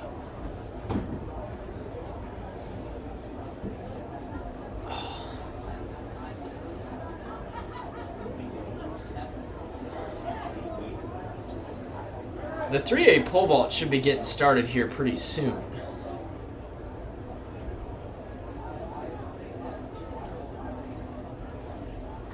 Did you get it? Okay, yeah. Appreciate it. Yeah, let me. Oh, just Venmo $10. O'Brien Stadium. Just. Okay, so the parking lot is right. Okay, so it's right in front of.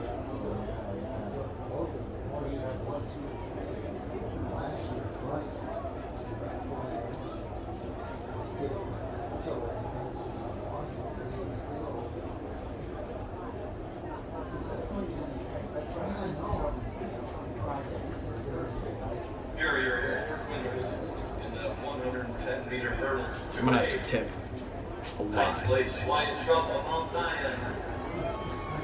8th place, Colin Zierman, Morris. 7th place, Paul Reason, Metamora. 6th place, Keith Koch of Mount Vernon. Wait, what did you 5th get? place, Patrick Sutherland. I just got a bacon and cheese. Did you take off my thing? No. Yeah, you did. Oh. Sorry. Third Son, place, I'm crying. Zachary That's good. Fellow Heights. Did you get the? Drew Martin of Morton. And your Hold on one champion, the second. senior, Ari Williams of Richmond Park. We should probably just go to be right back. Oh. What? I think it's 2 separate orders. I don't think you can do. Shoot. That is unfortunate. I don't think I can order your stuff on here. Okay, you just ordered the Jersey Mike's. Okay, I'm gonna do that. We should probably The hundreds are probably starting in about 10 minutes. we gotta be right back? Yeah, we could be right back. All right.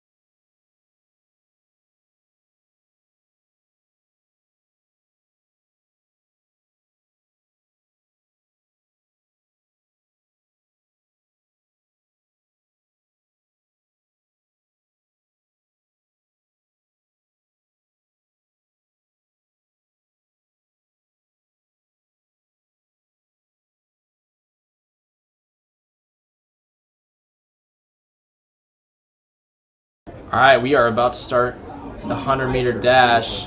Simon's out getting food right now, so I'm by myself until he gets back. He'll be back in about 5-10 minutes. In 1A, we got Sam Talavera of Auburn in lane 1.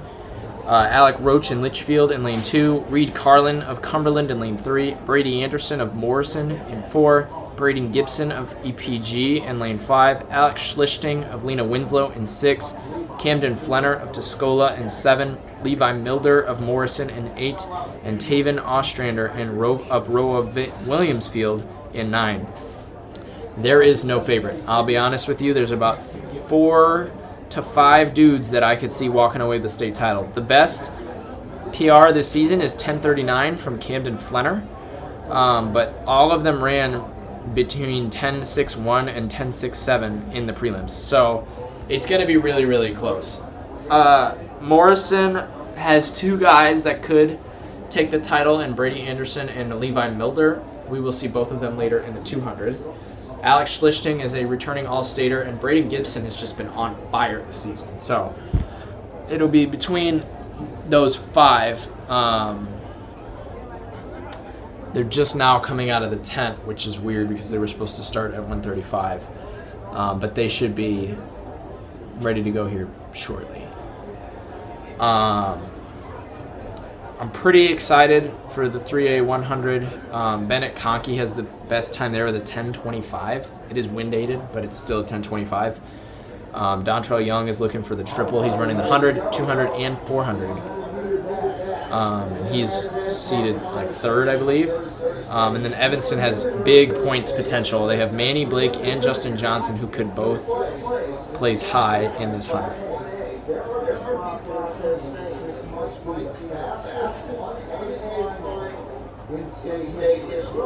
The wind is starting to move south to north here, so we could potentially see some pretty good times here.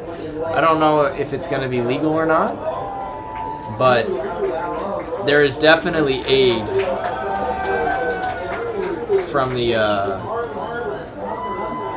wind here.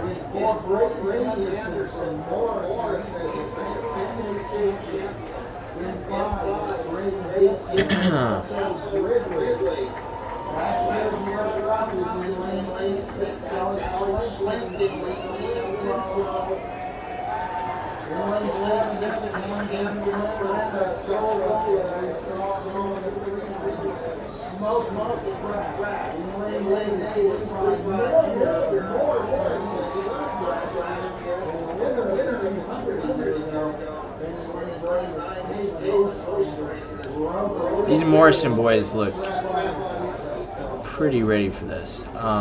They ran 41.8 in the 4x1 earlier this morning, which was the all-time state record, and honestly, that can hang with most 3A teams, so that was pretty incredible. They're going to be pretty hard to stop here. I don't know. It's a good field. This is one of the best 1A 100s we'll see in a while, so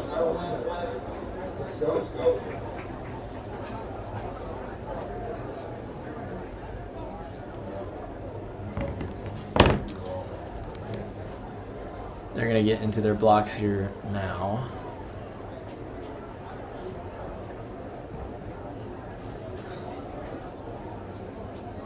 Reed Carlin, get in the blocks.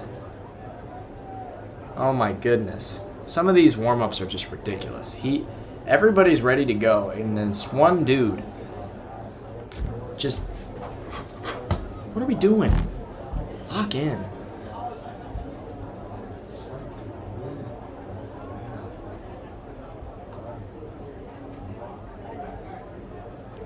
Here we go.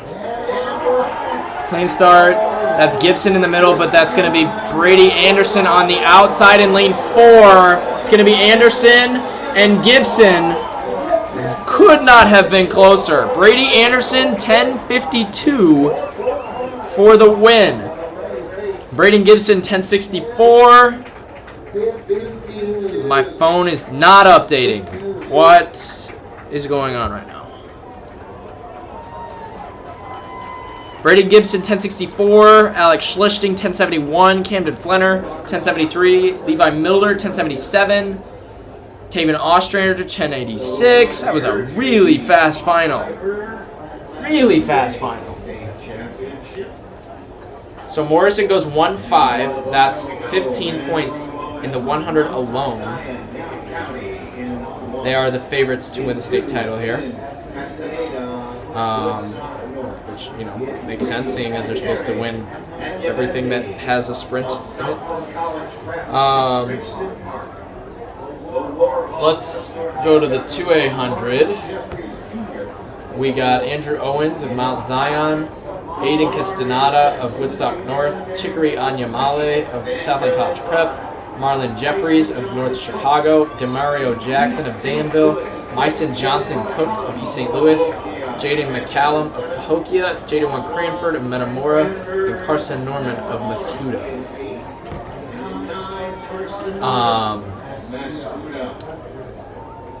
Demario Jackson is your favorite with a seed time of 10:50. He's definitely the fastest in the field, although Myson Johnson Cook is somewhat of a wild card. So Johnson Cook is a junior. He transferred from Texas to East St. Louis this year. He is 6'2", 235 pounds. So he's a big dude, but he runs 1061 and his PR is 1030. So I would not be surprised if he pulls something crazy out. He looks like a thrower compared to these dudes. And he's giant. But again, he's wicked fast. So it'll be him or Demario, and then Marlon Jeffries as well as Jaden McCallum. Jaden McCallum ran fantastic in the prelims in the 200, and he's a 10.6 guy, so watch out for him as well.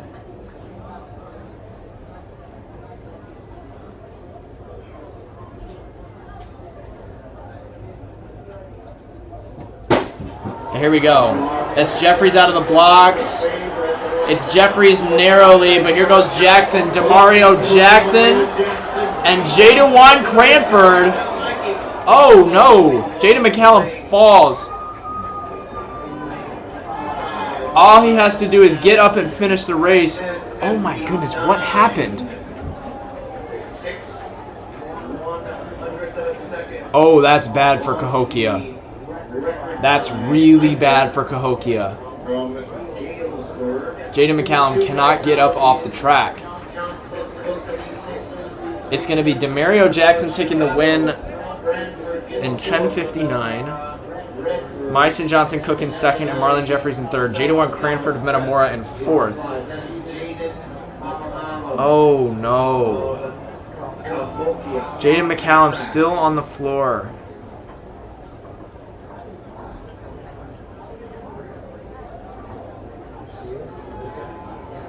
I didn't see what happened. He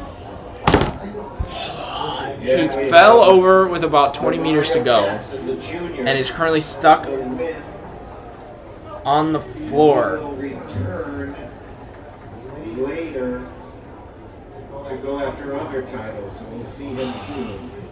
He was supposed to run the 200 later, and he was supposed to get like top 2. So if he cannot run the 200 later, Cahokia is going to be in big trouble for the state title. I mean, it is going to be close. Especially because Jaden Cranford just took fourth, which is 6 points for Metamora.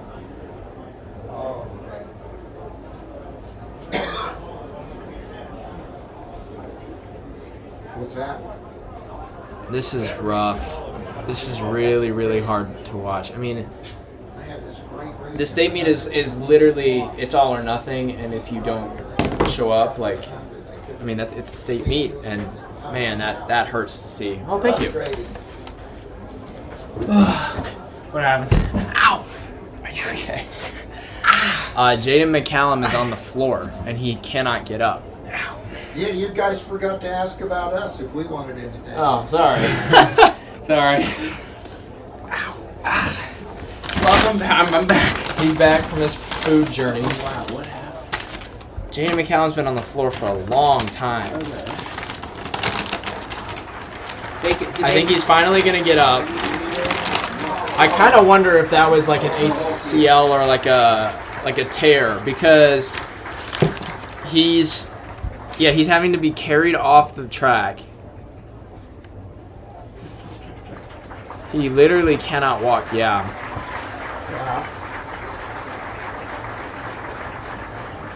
Yeah, it's his right leg.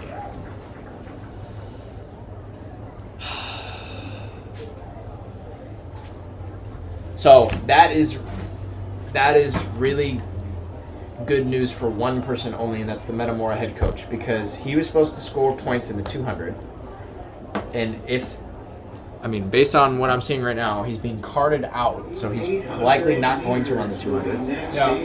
And Metamora is like trailing by that much for the state title. So this could be the difference between a state title for these two teams. That's really too bad. This is really now you unfortunate. want to see. Now you want to see it all. It's really We're gonna get started with the 3A 100. I don't even want to move on from that. It's just like, that sucks. That's like one of the worst things that I can imagine. Terrible. So, lane 1, we got Kenny Pendleton of Grays Lake Central. Lane 2, we got Jalen Cole of Belleville West. Lane 3, Justin Johnson of Evanston. Lane 4, Dontrell Young of Oswego. Lane 5, Bennett Conkey of Geneva. Lane 6, Micah Pickett of Hoffman Estates. Lane 7, Manning Blake of Evanston Township. Lane 8, Oriolua Sobadu of Dundee Crown. And Lane 9, Daniel Robinson of Neuqua Valley. Dang, this is stacked. This is a stacked heat. Almost everyone in this field has a PR under 10.7. I got Actually, yeah, other than Jalen Cole. Daniel Robinson believe it, is Jalen Cole's good. back. Manny Blake's run 10.32 this year. I mean, there's... I don't know. I got Bennett Conkey. I think I'm going to take Manny Blake, I'm going to be honest. It's going to be... you just can't pick a favorite, I'll be fully honest with you. It's going to be anyone's game. I'll tell you, Jalen Cole probably won't win. That's about the only one I could Crazy definitively that he's say. already back. I know, he ran the 110 hurdles, set the state record not too long ago, and he's now competing for a medal here in the 100. And here we go. That's Conkey out of the blocks. But look at Daniel Robinson outside smoke! Oh my goodness! Conkey's got it. It's going to be Conkey. Bennett Conkey, eyes on the clock. Watch the clock. 10:39. Wow. What a race from Bennett Conkey. And Daniel Robinson from lane 9 takes second with a 10:62. Wow. What a race from Daniel Robinson. That was huge. He won the long jump already. He had he had the best start out of the entire field. That one wasn't even close. That was insane. So Bennett Conkey 10:39, Daniel Robinson 10:62. Manny Blake takes third for Evanston, scores a solid 7 points there, and then Justin Johnson of Evanston was ninth, which is only 1, but still a point towards the Evanston effort. So pretty solid day for Evanston here. Kenny Pendleton taking 6th? That was a massacre for Conkey. What? Nah, Conkey's run 10:25, but that's a massive wind legal PR for sure. Yeah, no, I just had And he's a junior. I just meant he destroyed him. Yeah, he did demolish that field. So that was awesome to see. Really good race there from Bennett Conkey. All right, we have about 6 to 7 minutes. Oh God. Between now and the 800. Oh, you didn't pick up on it. I'm really happy about that. Carson would be. He'd be on the floor. Yeah. It's because he's about what, a toddler? I'd say. He is. Just about. Yeah. We got the 800s up soon. We're gonna take a quick break. I'm gonna go grab some water and then we will be right back.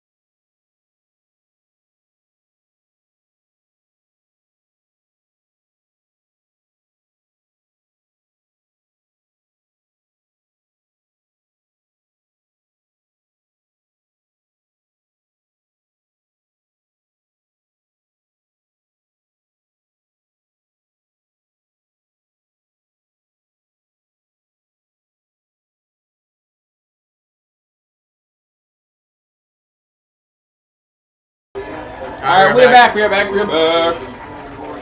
1A 800. 1A 800.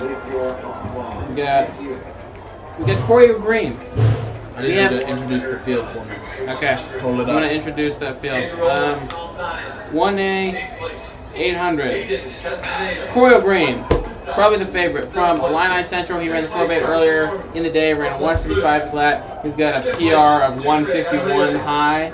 Joe Ferris from Dwight is a PR of 154. Evan White, also probably another favorite, also ran 4x8 champion earlier in the day. Anchored Rockford Christian home in a 155 for their state record. Graham Rizum from Yorkville Christian. Darwin Herman from Elmwood. Daniel Gonzalez from Oregon. Danielle Hogbond from Winnebago. Chaz Obergfell who dominantly won the 3200 earlier.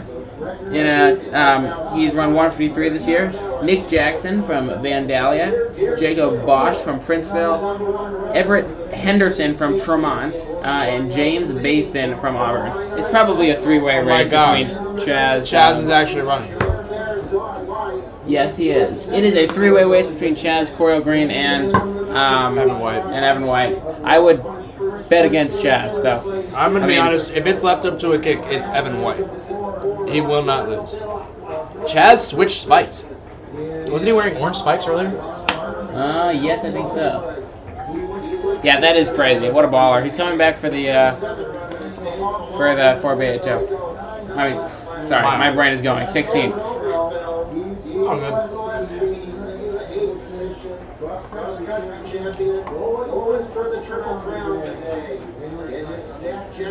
No, this is not the Triple Crown.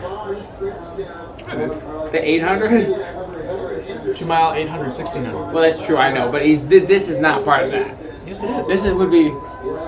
I always think of cross country, 3200 to 1600. No. That is another triple Triple crown. wins. Well, Oh my gosh, he's out. Poor. Chaz in dead last. Both are triple crowns. I think that's Green on the outside with White. And then that's Joe Ferris of Dwight on the inside, who's leading through 200.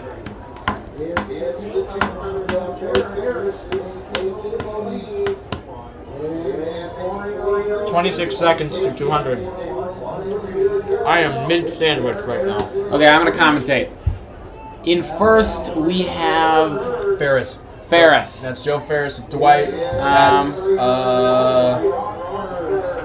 I don't know. I think that's Corey Green in second. Corey Green in second. Evan White kind of in the pack. Chaz has moved up a bit, but he's near the back. We've got kind of a group of 55 two at the going back. through in 55, which is Joe Ferris and Corey Green. Going through at 56, and then Evan White is in third, trying to make up the gap on them. I like where Evan White is right now. I don't know. He's got some. He's got gas He's got at some the wood end. to chop. I like Coral Green. Look Coral at Green Dwight is and Corey moving- Green are flying down the back Corey stretch. Green has passed Dwight. Joe Ferris from Dwight. 123 through 600. Fast opening. Yeah, he's got this. Evan White's It's going falling. to be Corey Green. Evan White's falling back. Joe Ferris is definitely Corey fighting for it, Green. but I think it's This is going to be a it's gonna very Corey fast Green. time. He goes through. He's going to be in the low 150s. This is going to be a 151. Dwight is going to drop huge time off of his PR as well. Look Crazy. at Darwin Herman from Elmwood. Joe Ferris from Dwight, and Evan White gets past. Corey for Green third. 151, 152, 151. Wow. 153 from Darwin Herman. Oh my Wow, goodness! what a race. Okay, that was a very good Every single race. person in that field was sub 2. Okay, so Corey Green matches his PR. Very fast time. of Joe Ferris drops a 151. good 2 Joe seconds. Ferris, crazy race, down to 152. Darwin Herman, by the way, has Darwin missed Herman. almost the entire season. He came back Elmwood. 3 weeks ago. And Chaz just gets that All-State. What was he, 7th or 8th? 156. Yeah, that makes sense. We ran 908 earlier today, so I don't hate it at all. He's still got a pretty good chance at winning the mile, I'm not going to lie. And now this next race is a race with major team points implications. This is do or die for Metamora with Zach Bourne. They need Zach Bourne to win or maybe get second. I would agree. I think Zach Bourne's the favorite here. He's run 152 this season. He didn't run the 4x8. He's the big favorite. His 152 It was tactical. was a 57-55 Yeah. split. I mean, he's got to be the favorite here. He's the favorite. Going down the field, we've got Luke Smith from Waterloo, Glenn Collins from Civic Memorial, Zach Warren from Metamora, Dean Geiger, who looked pretty good earlier in the 4x8, Aiden Dews from Chillicothe, That's another one you need to keep your eyes on. Tulio Zamperi from Civic Memorial, Caden Bould from Belvedere, Owen Cerulik from Lincoln, Zion Wilkins from Carbondale, Jordan Mundy from Belvedere, Gavin Smith from Caneland, and Alex Gordon from Effingham. I think that you would really want to see Zach Bourne win this. If you're Metamora and you want to win a title, Zach Bourne needs to win. He is coming back in the 4x8 as well. That is true. I mean, holy 4x4. 4x4. The 4x8 has already happened. Nobody is coming back in it. I will say Luke Smith is the returning runner-up. From last year, he took second to, I want to say, Tremonti Williams. Yeah. So it'll be him and Bourne up front, and then Aiden Dews is a 151 guy. So keep your eye on that as well. I think Bourne wins, though. Small little hesitation there from Aiden Dews. Luke Smith out on the stagger with Dews in second and Bourne in 3. They're going to come through the break line first, and then I think that's Glenn Collins from I Civic like the Memorial. Civic Memorial duo. They looked real good in the prelims. They did. Collins was 154, Zampieri 155. Zach Bourne is going to get buried in the chase pack. 26 low through 200. Fast. So they're definitely moving. Dean Geiger is up there in 4th. And Civic Memorial not afraid to take it out. That's Zampieri. I think that's Glenn Collins in second right now, with Geiger and then Zach Bourne. Zach Bourne has some work. And I will say Zach Bourne has been hurt recently, but he the also come through at 54. Zach 54 high for Zach Bourne. Yeah. Zach Bourne making it up. He looks strong. He looks really strong. He's languid, you know. He covers a lot of ground. He's like with him now. Luke. Okay, Smith, so it's Smith, Dews, Collins, and then we've and got Collins is gonna go by on the inside. Wow. What? So Smith has been Smith is passed by It's Aiden everyone. Dews and Glenn Collins. 200 meters to go, 122 on the clock. Bourne is coming. This is going to be a very fast time. Bourne passes Oh my Collins. goodness. Dews in first. With Bourne digging, but Dews is still there. It's going to be Zach Bourne. Zach Bourne's going to go wide. He's got another gear. It's Zach Bourne all day. Bourne. No! Dews. Does he have the gear? It's going to be tight. It's Zach Bourne right at the line. Watch the clock. 151. 150. 151.18 for Zach Bourne. 3 under 152. Zach Bourne. Oh my Luke goodness. Smith, all under 152. Zach Bourne closes. That was a monster 800. What a race. The All-State cutoff was 155.34. Zach Bourne closes in 56.2. Oh my gosh. What a that was race. Disgustingly fast. Zach Bourne 151.18. Barely gets it over Aiden Dews. Like, barely. It was crazy. They Aiden were Dews battling down the back. 151.45. Luke down the home Smith stretch. as a sophomore. Luke Smith is a sophomore. Crazy. 151.98. Glenn Collins as a junior, 152.53. And then Gavin Smith and Caden Bould, 153 as well. I mean, Awesome. What a race. But this is the main event. This is what. Yep, this is gonna be a good race. This is gonna be a great This is race. gonna be a great race. We have Owen Hareni.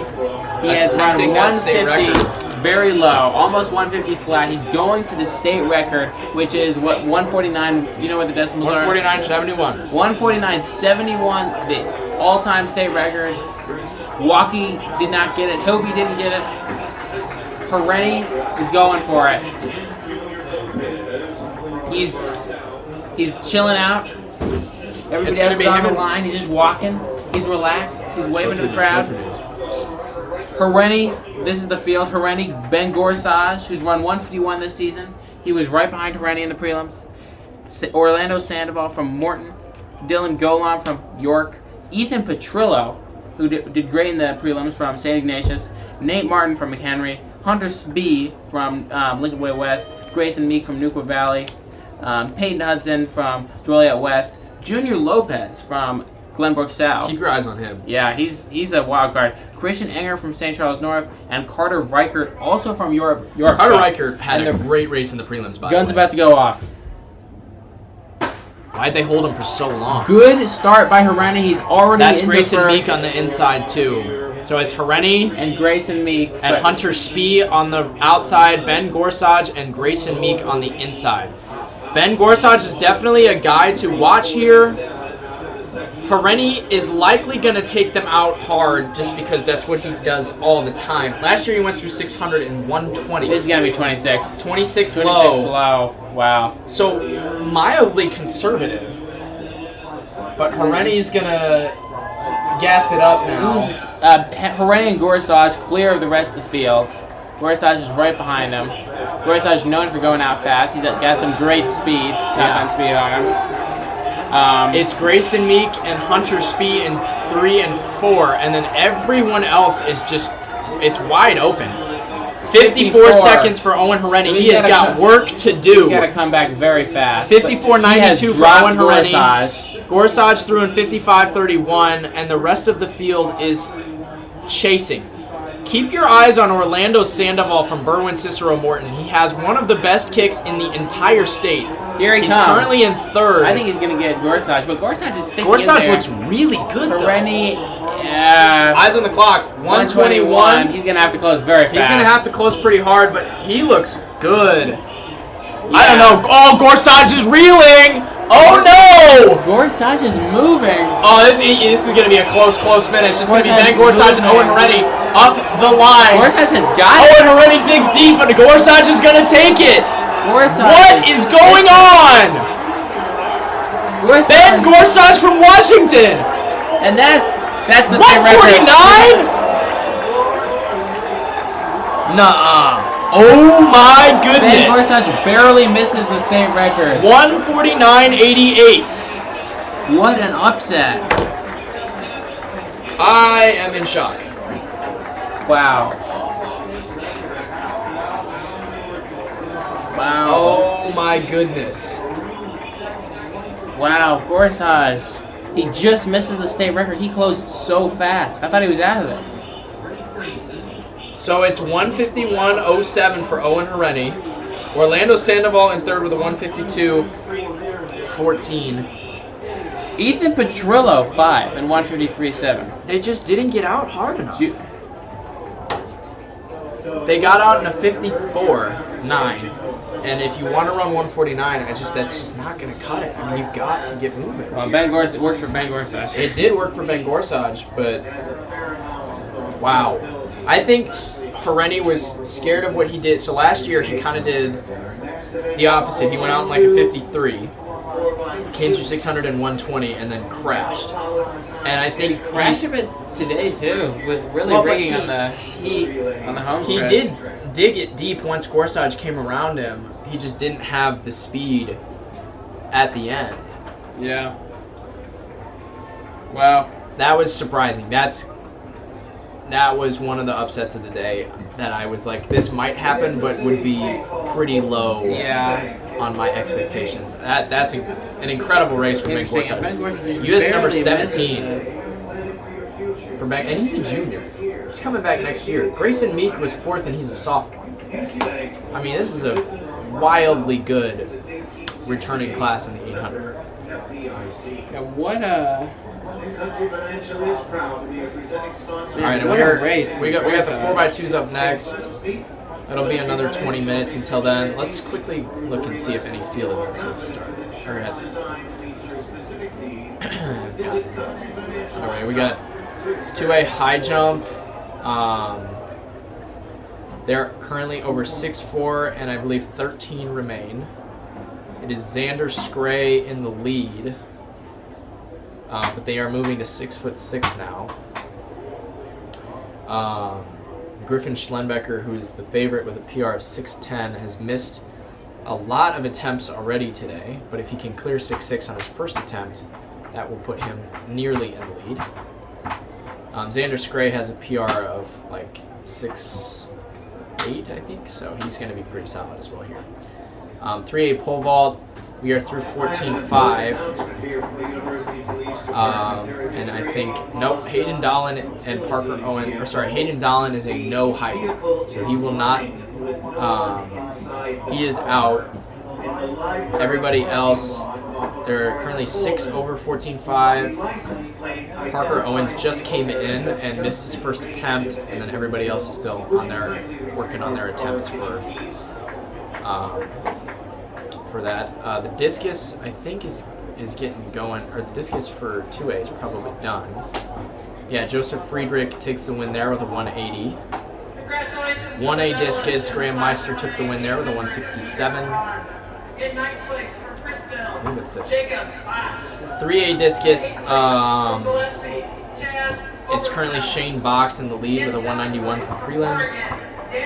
Patrick Peterson in third and Logan Abrams in second. And Logan Abrams, he fouled out of the shot put, so this will be pretty awesome if he can get a win in this event.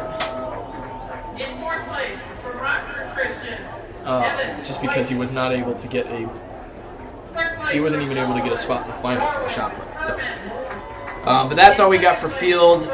We will come back with the 4x1s in about 15 minutes. 4x2s. Or 4x2s, excuse me, yeah. But we'll be right back.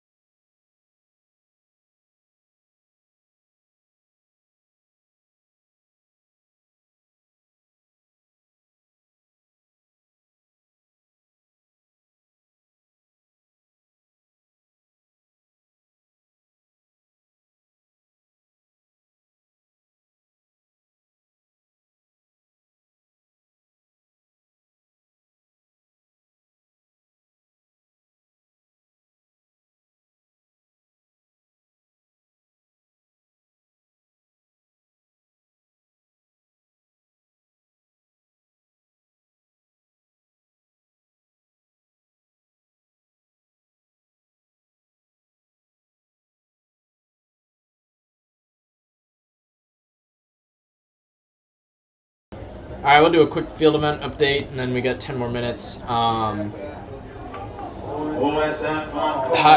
high jump is at 6'6" right now, and we are on second attempts. Griffin Schlenbecker, Gavin Cothern, Evan Northrup, Aaron Henry, and Antoine Walker are all over in their first attempt. Everybody else has missed one. So they're probably going to be thinned out pretty big time after this bar. Pole vault, 3A pole vault. There's 10 left. Or sorry, no. There's 11 left. Phoenix Bondino of Glenbrook South is about to take his third and final attempt at 14.5.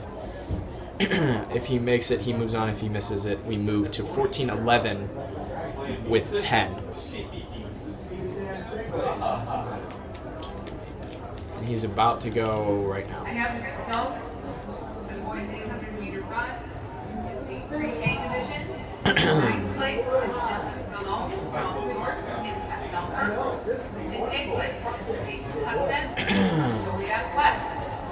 In So here he seventh goes. place, Flash from Glenbar South. And he makes it, so he will move on to 14.11. That bar is wobbling. Holy smokes.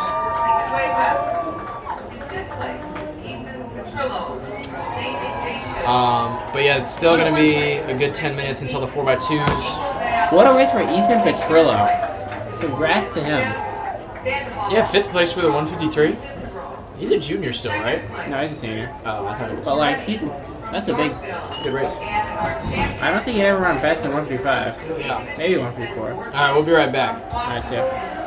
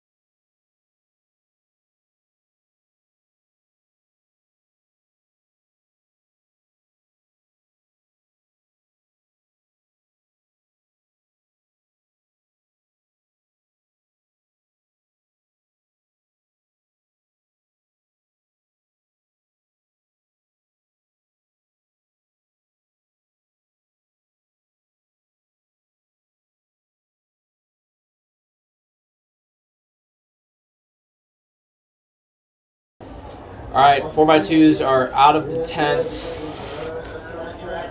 1A is going to get going here pretty shortly. Your field is New Berlin in lane 1, Chester in lane 2, Winchester in lane 3, Pleasant Plains in lane 4, Morrison in lane 5, Tuscola in lane 6, Forston in lane 7, Bismarck, Henning, Rossville in lane 8, Dakota in lane 9. Your favorites are Morrison, who set the state record in the preliminary rounds with a 126.47. Pretty electric performance from them. I would not be surprised if they run low 126s here. I mean, they're a good team. They set the state record earlier in the 4x1 of the 41.88. They're supposed to get the win here by a pretty big margin. Tuscola ran 128.91 in the prelims, which is like, I think 1A number 2, and they're almost 3 seconds back from Morrison. So, You know, ACC was 10th in the 4x last year for the exact same team. and they were first this year with a 742. Yeah, they ran 805 Pretty last awesome. year, exact same team.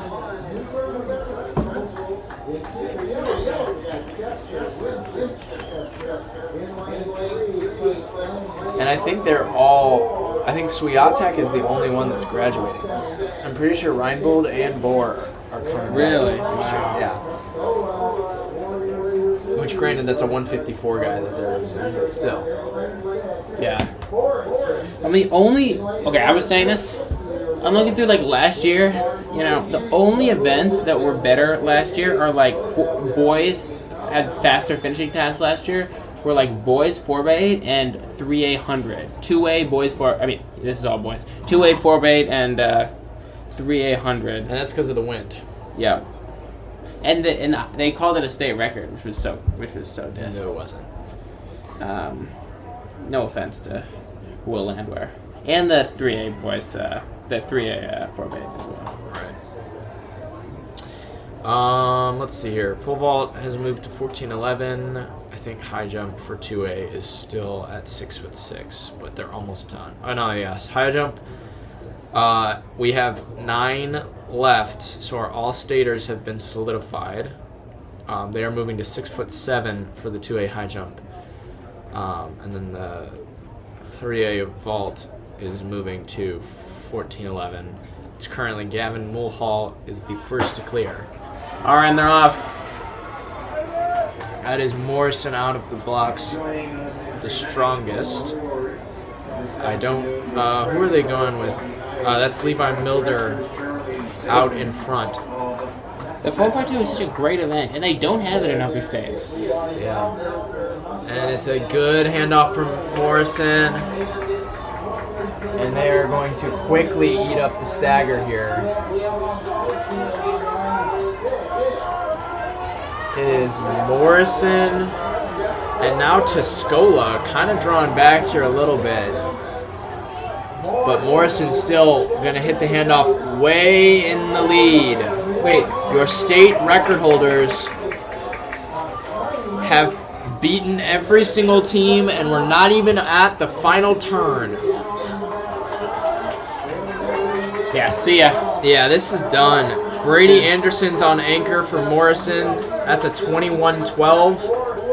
Oh wow, And this the is handoff is clean, and gonna they go off. are gone. Brady Anderson of Morrison is going to take it in. They have a huge lead. Huge. They have a 20-meter lead on every other team, and keep your eyes on the clock.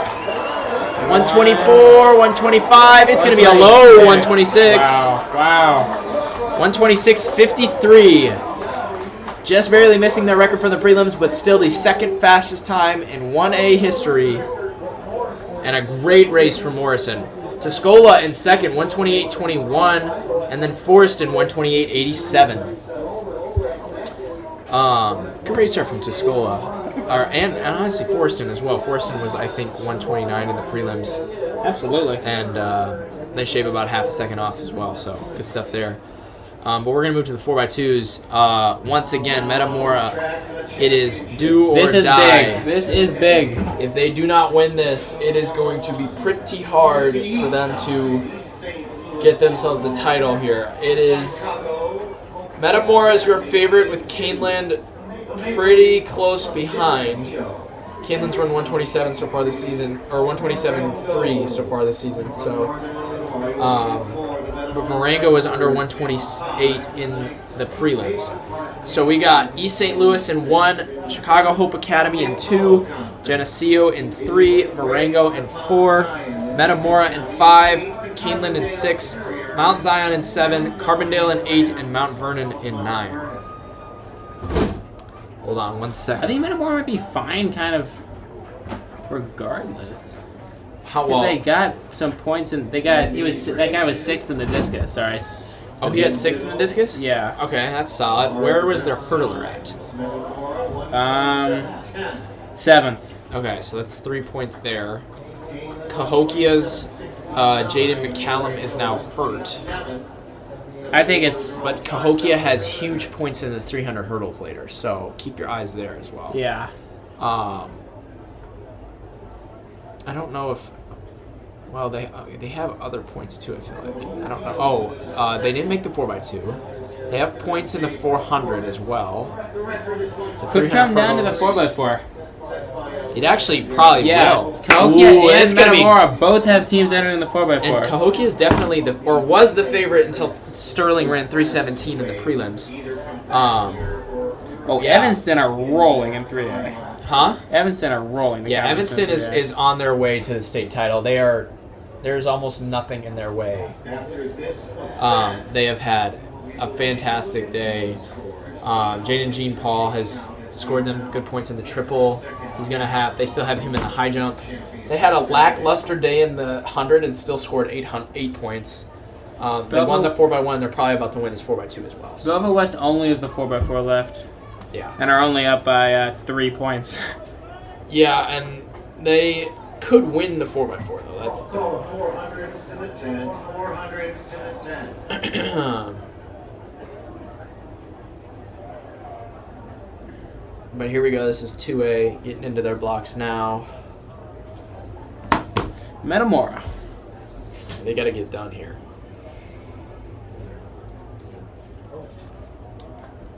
I'm kind of excited to see what Caneland can do as well. They could have been really good this year if Carson Kaiser was healthy, because that would have been pretty good points in the 2 mile, and their sprints have been nasty good.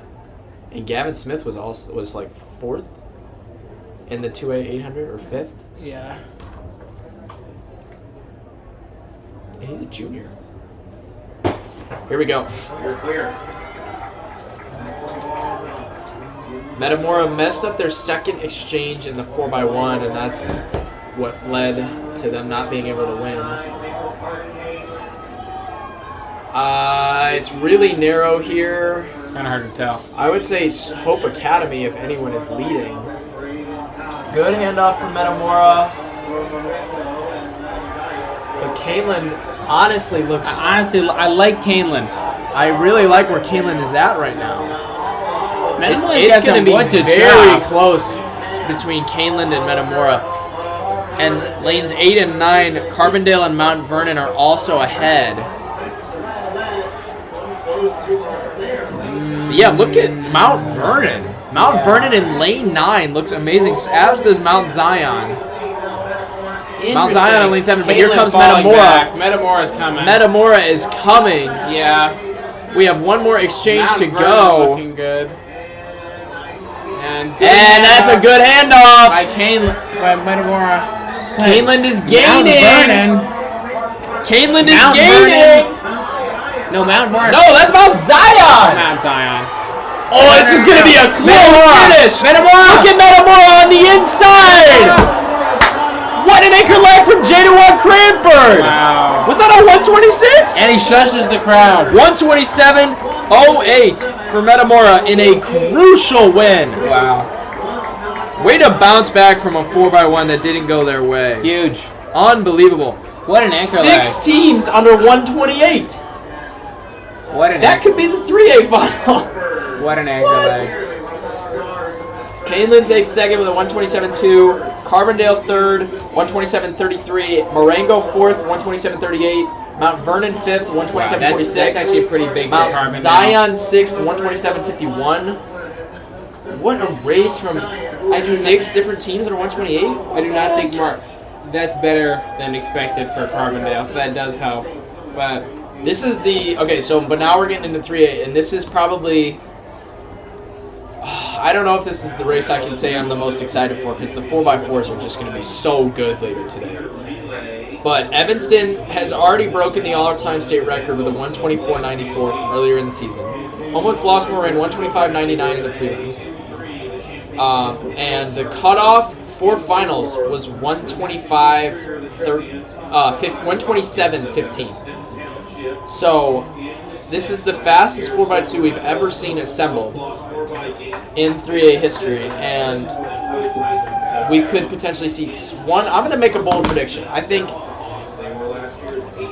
Evanston and Homewood Flossmoor are going to break the all-time state record is already held by Evanston at 125.97. So there's that. But the all-time state record I think is 2A, and it's 125.83 from Cahokia. I think both teams are going to break that. I think both teams are going to break 125.5 with the potential of both teams breaking 125. Just throwing that out there. That would be crazy. Realistically happen. That would be crazy. But your field is Plainfield East, Bradley Bourbonnais, Champaign Centennial, Winnett Canoe Trier, Evanston, Homewood Flossmoor, Chatham Glenwood, Maine South, and Aurora West Aurora. New Trier had a great race in the prelims, 126.67 for them. Chatham Glenwood was under 127. West Aurora was under 127. Bradley Bourbonnais ran 126.09 and got second in their heat. That would have won the state title last year. That's ridiculous. So yeah, there's just a ton of teams here that can do some great things. So I'm pretty excited to see what happens. I do think this is Evanston's race to lose, though.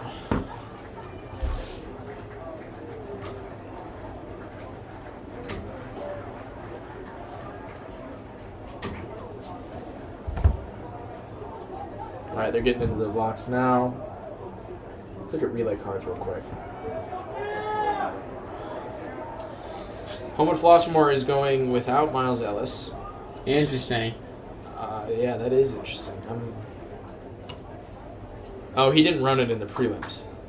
Okay, so they just ran 125.99 without Miles Ellis. Imagine what they could do with Zion Morrison and Miles Ellis. That's what I'm saying. Like, Evanston set the state record this year, and Homewood Flossmoor could have maybe even been faster. Very even out of the blocks. Very even. New Trier is probably in the lead just barely. I think that's Miles Lyons. It's going to be New Trier and Evanston just behind with Homewood Flossmoor right there with him. Oh, wow. Evanston's got work to do. New Trier is currently winning. Evanston coming back now. Ooh, this is a good, strong leg for Manny Blake of Evanston. They need to have something solid here on anchor, though. It's going to be New Trier, and I think that's Chatham Glenwood out in lane 7. But there goes Evanston. Oh, my goodness. What a third leg from Evanston. And Evanston has one turn to go. One leg to go. It's Justin Johnson versus Colton Ladage. And Justin Johnson is gone. See ya. Yep. That's Evanston all day. It's going to be Evanston and New Trier with Homewood Flossmoor trying to get into second here. Yeah, HF for second. It's going to be HF and watch Chatham Glenwood. Hold on. 125.63 for Evanston. 126.13 for Chatham Glenwood. What? Wait, what? The heck? Where is the camera didn't get it. Yeah, there we go. Oh, they tied? Wow. Hold on a second. What's going on? Okay, there we go. So, Evanston breaks their state record from yesterday, 125.63. Insane. Pullman Flossmoor takes second, 126.13.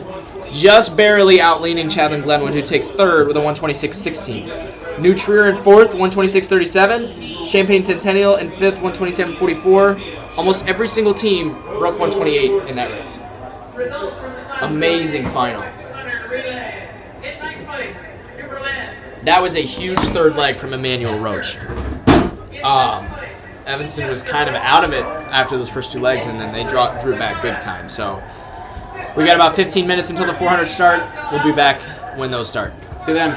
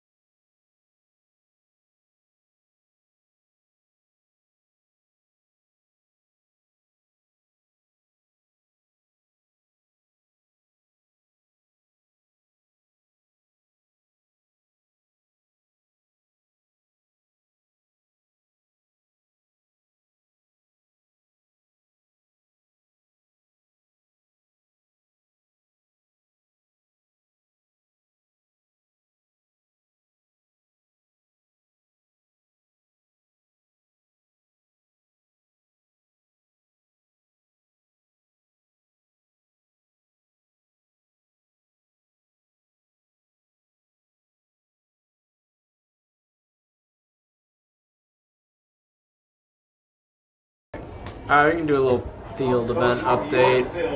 Xander Scray of Normal U is currently leading the high jump for 2A with a 6'8.25. And there are 3 left. It's him, Darren Henry of Jacksonville, and Dawson Rogers of Paris.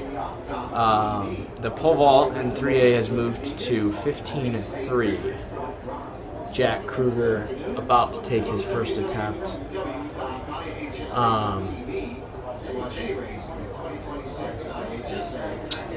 The 3A high jump has not started yet, and it is 250, and there are 20 kids in the 3A high jump.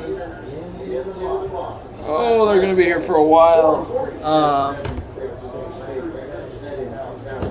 And that's an important one for team scoring too, because Chatham Glenwood has 2 guys that could potentially do something there. So.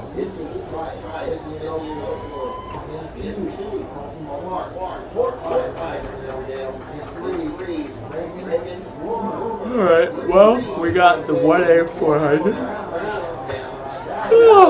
I'm getting tired here. Yeah. We got Lucas Tyus of Fithian Oakwood, Colton Clark of Port Byron Riverdale, Reagan Woomer of Breeze Matter Day, Evan Brown of Downs Tri-Valley, Evan Landers Christensen of Gibson City, Jacob Barth of Auburn, Jeremy Daniel of Springfield Lutheran, Nick Glisson of Mason City, Illini Central, and Alex Casanis from Hinckley Big Rock. Your favorite is Evan Landers Christensen. He has the fastest time in 1A this year with a 47.57. I'd be pretty surprised if he doesn't win here. He is a junior and is coming back next year with a 47, so keep your eyes on him.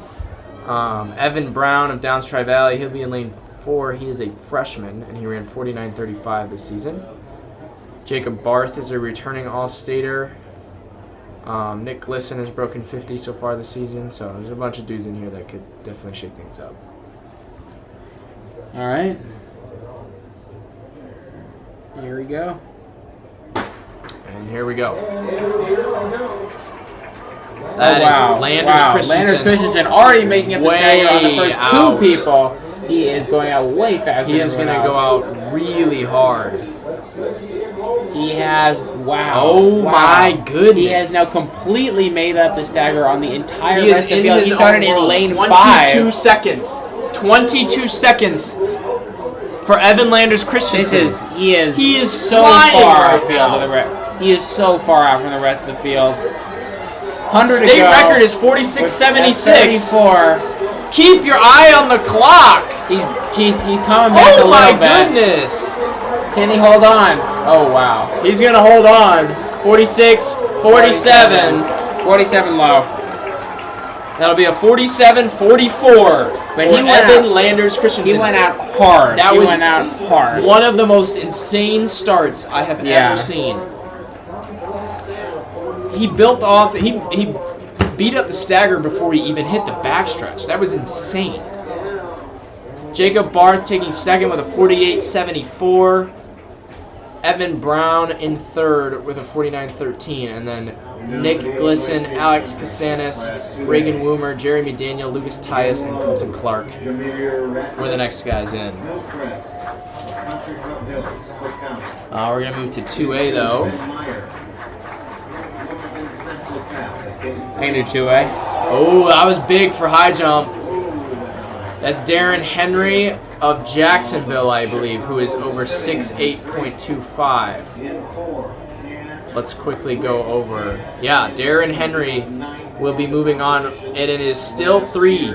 Xander Scray, Darren Henry, and Dawson Rogers are moving on to 6'9.5. But here is the 2A 400. Jameer Ratcliffe of Country Club Hills, Ben Meyer of Bloomington, Bryce Kidd of Chicago, Simeon Briggs Can of Mantano, Demario Jackson from Danville, the favorite, Logan Smallwood, who is the defending state champion. Am I wrong?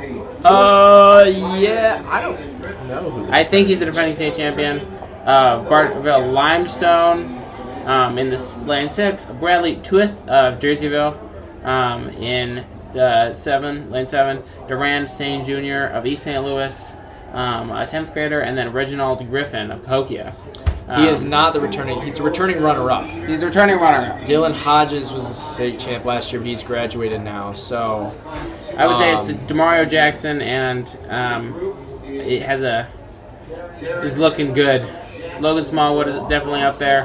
Those would probably be the two to watch there in adjacent lanes. This would be pretty crucial for Cahokia as well.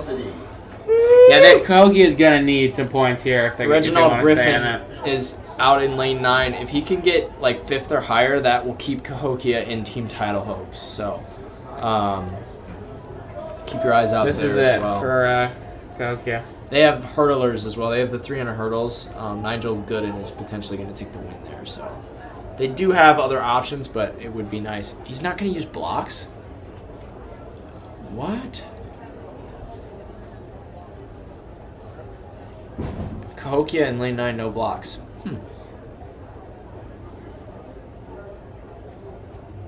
And here we go. I guess it doesn't really matter. Cahokia gets out pretty strong without blocks. Demario Jackson looking for his second win of the Oh day.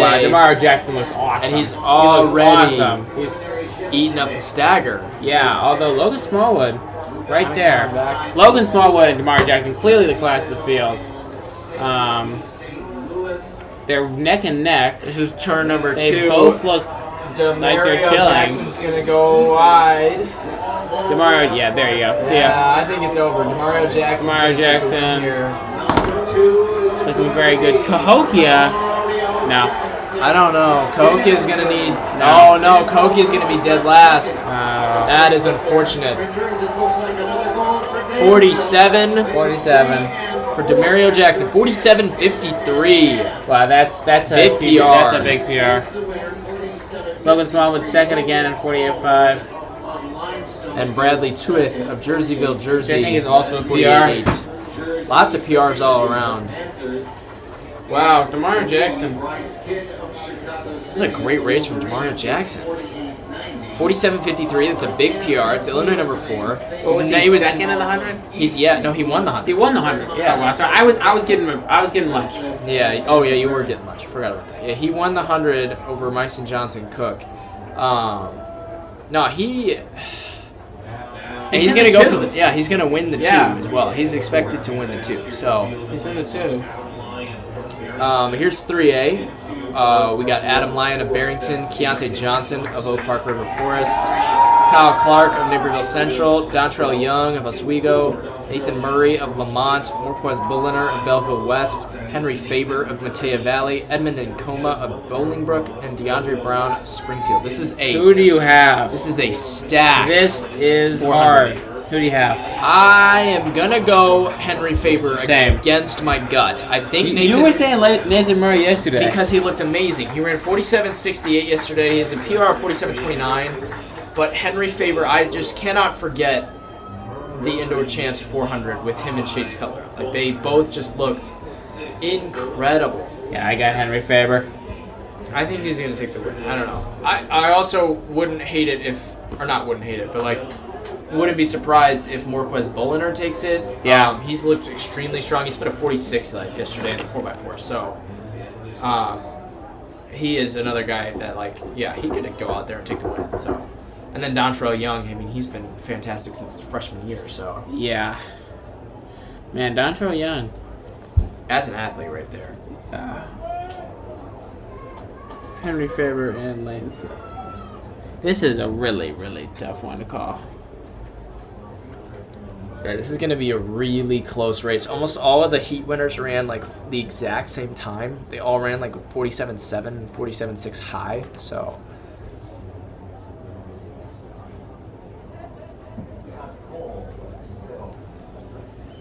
and a lot of juniors as well. Henry Faber and DeAndre Brown are the only 2 seniors. And that's Nkoma out of the blocks the fastest.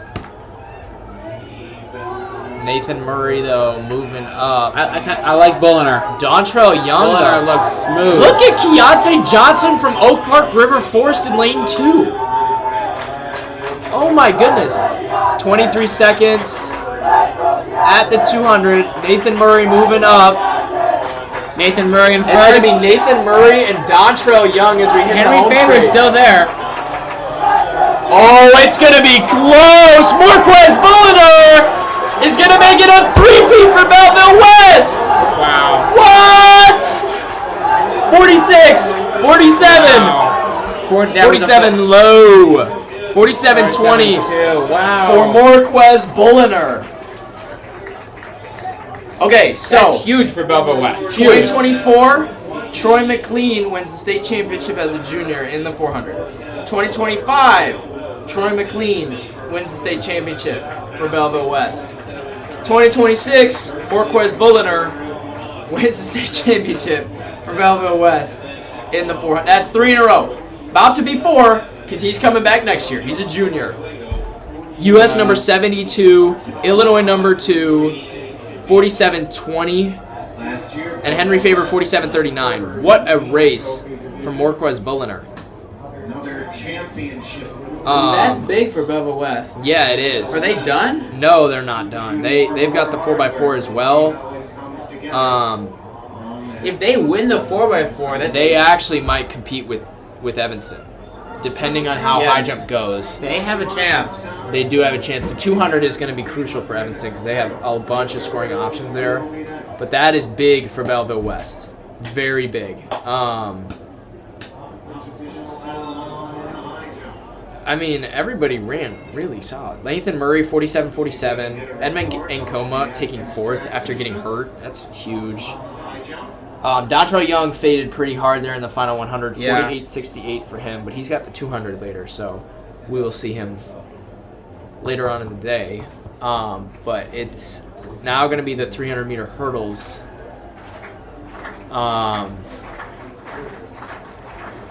Let's go to high jump really quickly. That's Darren Henry, and he's going to miss. I don't know if that was his. Oh, I think that was his 3rd and final.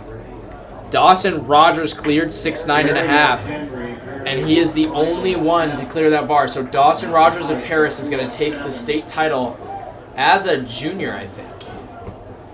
Wow. Yeah, he's a junior. So his older brother, Drew Rogers, was a really good... Yeah, not the Drew Rogers from Hersher. Okay. There's 2 Drew Rogers. Did you know that? There's the one that went to Mizzou, who's really good in the 3K now, and there's Drew Rogers, who did high jump at Paris. Dawson Rogers, I think, is his little brother. Clearly carrying on the family name. 6'9.5". And then 3A pole vaults. We have 4 athletes over 15.3. Will Mercure about to take his final attempt.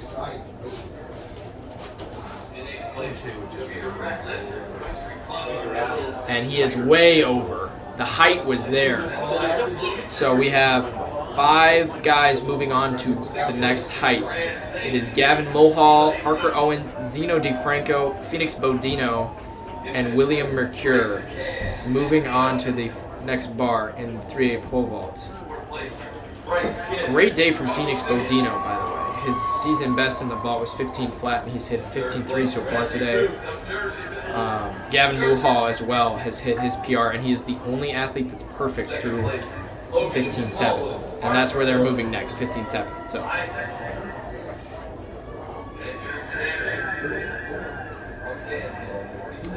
But until the 300 hurdles, yeah, we've got some time. They've set them up already, but the 300 hurdles are going to be a while.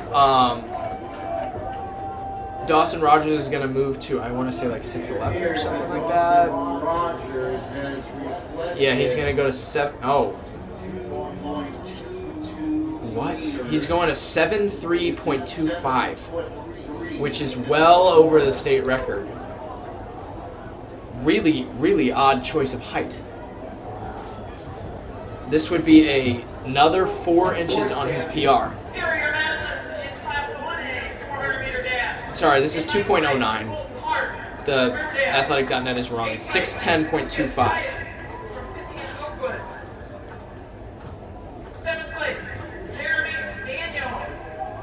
And he clears it on his first attempt. Wow. Wow! 610.25 for Dawson Rogers, U.S. number 43. Holy smokes! Huge. So he is going to win by 2 full bars over Xander Scray and Darren Henry. And he is going to move to the next height. I don't know what he's going to... looks like 2.10 maybe?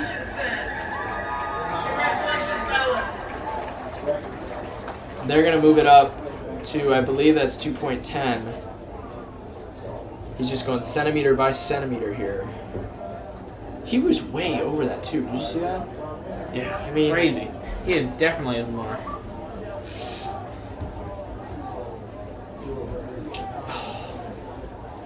Let's get to these hurdles. Yeah, it's going to be a while. We have a good 6-ish minutes until the 300 hurdles are going to start. I'm going to keep watching this Oh, yeah. 2.14 now for Dawson Rogers. He's going to be attempting 7 feet. Currently, I think the only person over 7 feet in Illinois this season is Will Noren, who took 8th today in the 1A high jump. He unfortunately did not have his best day. But Dawson Rogers looking to join that exclusive club. He looked good on that first attempt.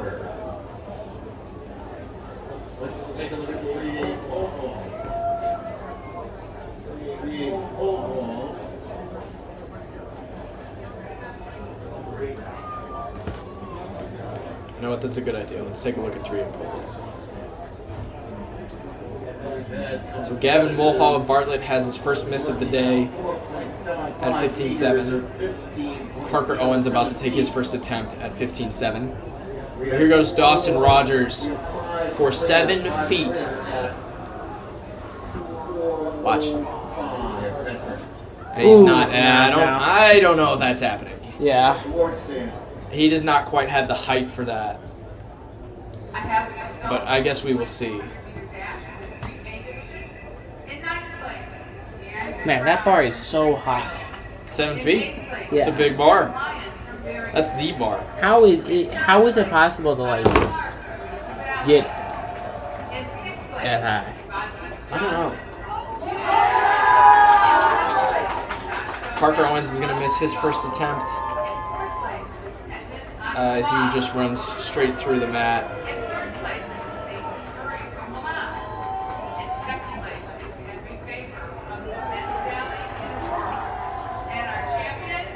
And then Zeno DeFranco of Lake Park will be up next.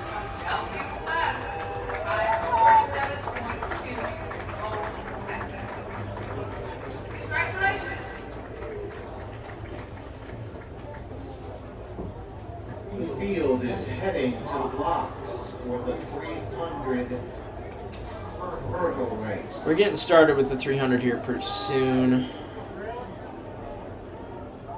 1A 300. But it would still probably be a good, 5-10 minutes. He and Simon are worn out. We are. A lot of talking. Let's do a quick check on the team scoring because 1A is pretty much over for the win. Morrison's pretty much wrapped that up. Dwight still has Joe Ferris in the mile. They're currently sitting in second with 28 points. It's not possible for them to win. It is not possible. Morrison has clinched the title. Yeah, it's not possible for them to win, but they could still get.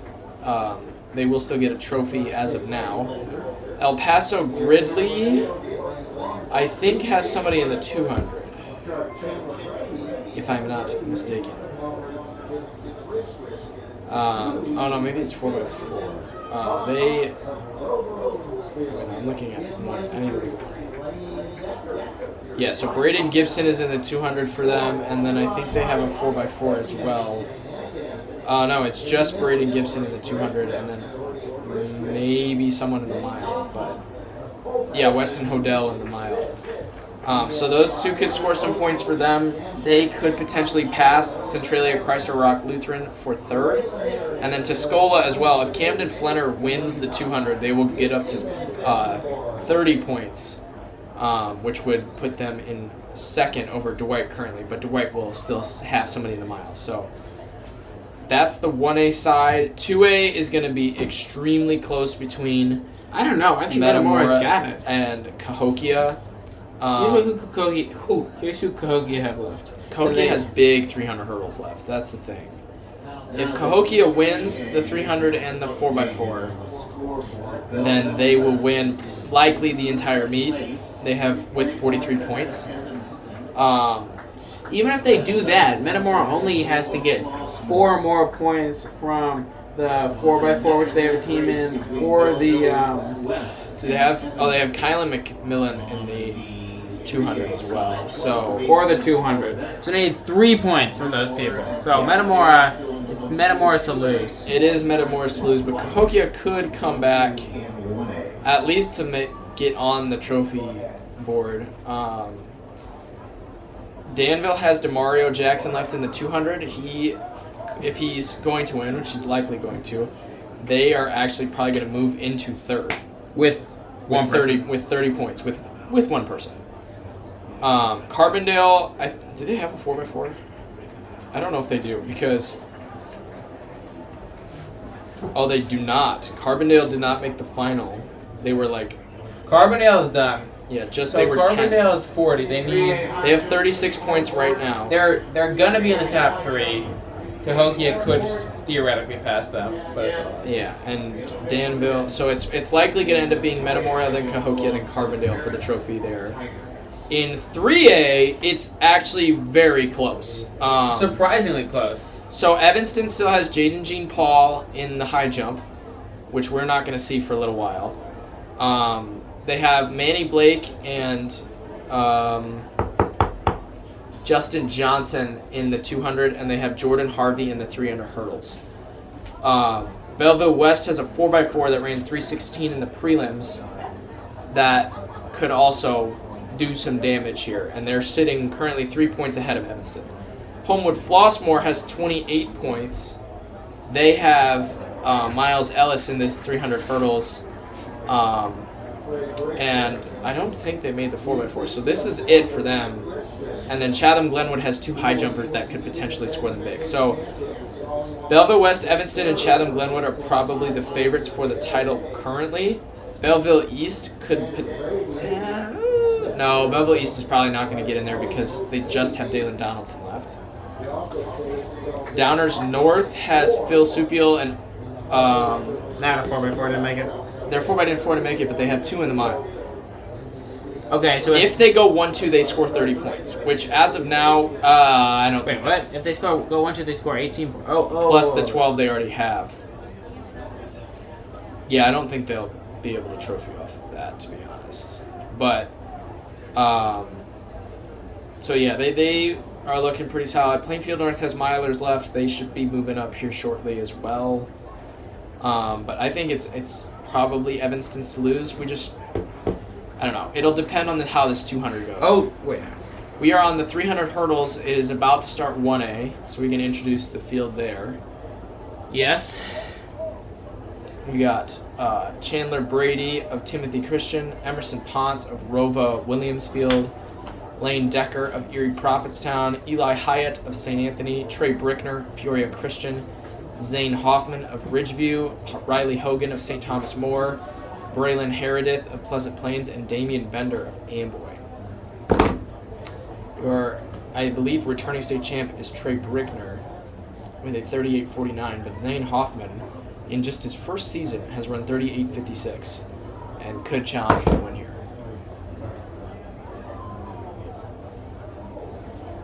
Are you aware of why Newport Valley DNF'd the 4x4 yesterday? They didn't finish? No. Oh, shoot. And that's actually huge. That If is they had huge. made it, they could have been third. Because they're sitting on good points right now. Yeah. I think they had so many... That is Hoffman and Brickner in the lead. It's going to be very close. Hoffman and Brickner are genuinely neck and neck. Oh my goodness. Oh, wow. Hoffman trips over a hurdle. It's going to be Brickman and Hoffman down the home I straight. also think Hoffman might have had a. Can Hoffman come back from that? I don't Hoff- think so. It's going to be Trey Brickner again. Wow, Brickner. 37 seconds. Hurdle, but still wins. 37 seconds. I also. 37.87 for the win. I think that Hoffman may have had a lane infraction. You might be right. I think I saw him step in the other lane when he hit that. But I don't know if did they hold up the flag for it? I don't know. I didn't see it. I was watching the race. I would say Hoffman ran. So Hoffman got second with 38.47. Oh, it's just a PR too, and he fell over at the line. Which That's is pretty crazy. incredible. Honestly, 37.8 from Trey Brickner with hitting several hurdles. It's pretty good. Yeah. We will move to 2A. We got Cesar Gutierrez of Pontiac, Crew Martin. This of is the Morton. 300 hurdles. Yes. I'm sorry. The comments are asking. I know it's the 300 hurdles. Yeah, okay. I have eyes. All right, that's good. Carter Schmid of Toledo Unity, Joey Liebhart of Ottawa Township, Nigel Gooden of Cahokia, Amari Williams of Southland College Prep, Cedric Kehoe of Geneseo, Wyatt Trump of Mount Zion, and Colin Zierman of Morris. So Nigel Gooden won the prelims with a 38.41, but Cedric Kehoe is definitely the favorite with a 37.44. Season best. I think he's probably going to be good for a win here, but Cahokia is going to need big points. Amari Williams, though. Mario Williams ran 37.77 last year. I think he's a returning state champ, actually. Yeah, Isn't he? I think so. Yeah. So, again, watch out for that guy as Yeah. well. I also we need Nigel Gooden to win or get second to keep Kokia in the race. Yeah, pretty much. Um, I think he needs to win.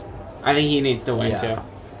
No, wait, 8. I think they can't. Yeah. If they win He the needs to 4x4 win. and he gets second. No, He needs to win because they need to get to 43 points. If he gets second, they're at 41, and Metamore is guaranteed a point in the 4x4. Oh, that's so true. That's true. if he doesn't win, then the best they can do is tie. Okay. I'm pretty sure. Yeah. I think they're not gonna. And they're guaranteed a point in the 200 because of Kylie McMillan. So Yeah. Metamore is Oh. guaranteed 42. So he needs to win for them to win. Otherwise, Yeah. the best they can do is tie or get second. No. The best they can do is get second because they're guaranteed a point. Yeah, in you're both right. the two. Yeah. You're right. You're right. He needs to win or they're getting second. So crucial race here for Cahokia.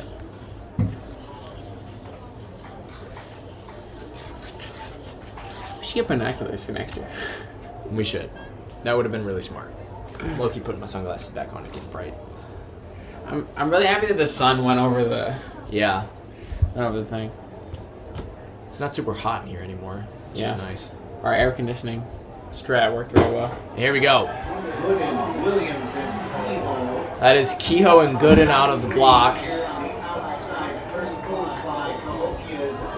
Okay, Cahokia is doing wow. well. Nigel Gooden is making up ground. Cahokia's gonna win this. Wow. Oh, wow. Wow. This is interesting. This is very interesting. Cahokia is It's going to be leading. Nigel Gooden out of the turn. Cahokia, Nigel Gooden. Oh, no.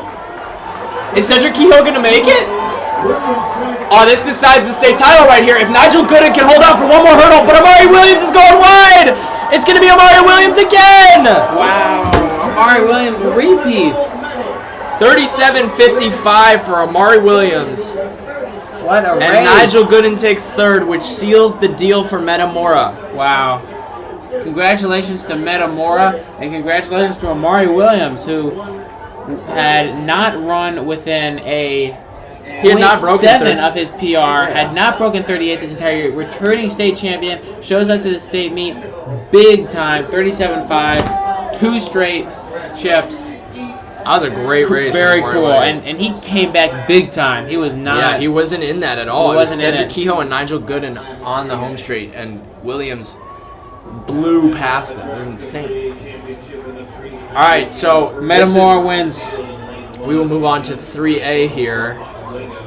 We got Jesse and Sprinkle of Oswego, Bryce Blythe of Whitney Young, Jordan Harvey of Evanston, Jamari Randolph of Bloomington, Dalen Donaldson of Belleville East, William Hardy of Champaign Central, Miles Ellis of Homewood Flossmoor, Aiden Kolkmeyer of Yorkville, and Anthony Lusciati of Lincoln Way West.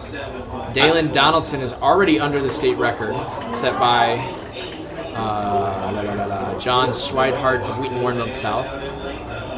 He ran 36.46 for the all-time state record at, I think, his conference meet. And then he ran 36.50 at the sectional meet to prove that it's legit. Yeah, so Dalen Donaldson, strongly favored.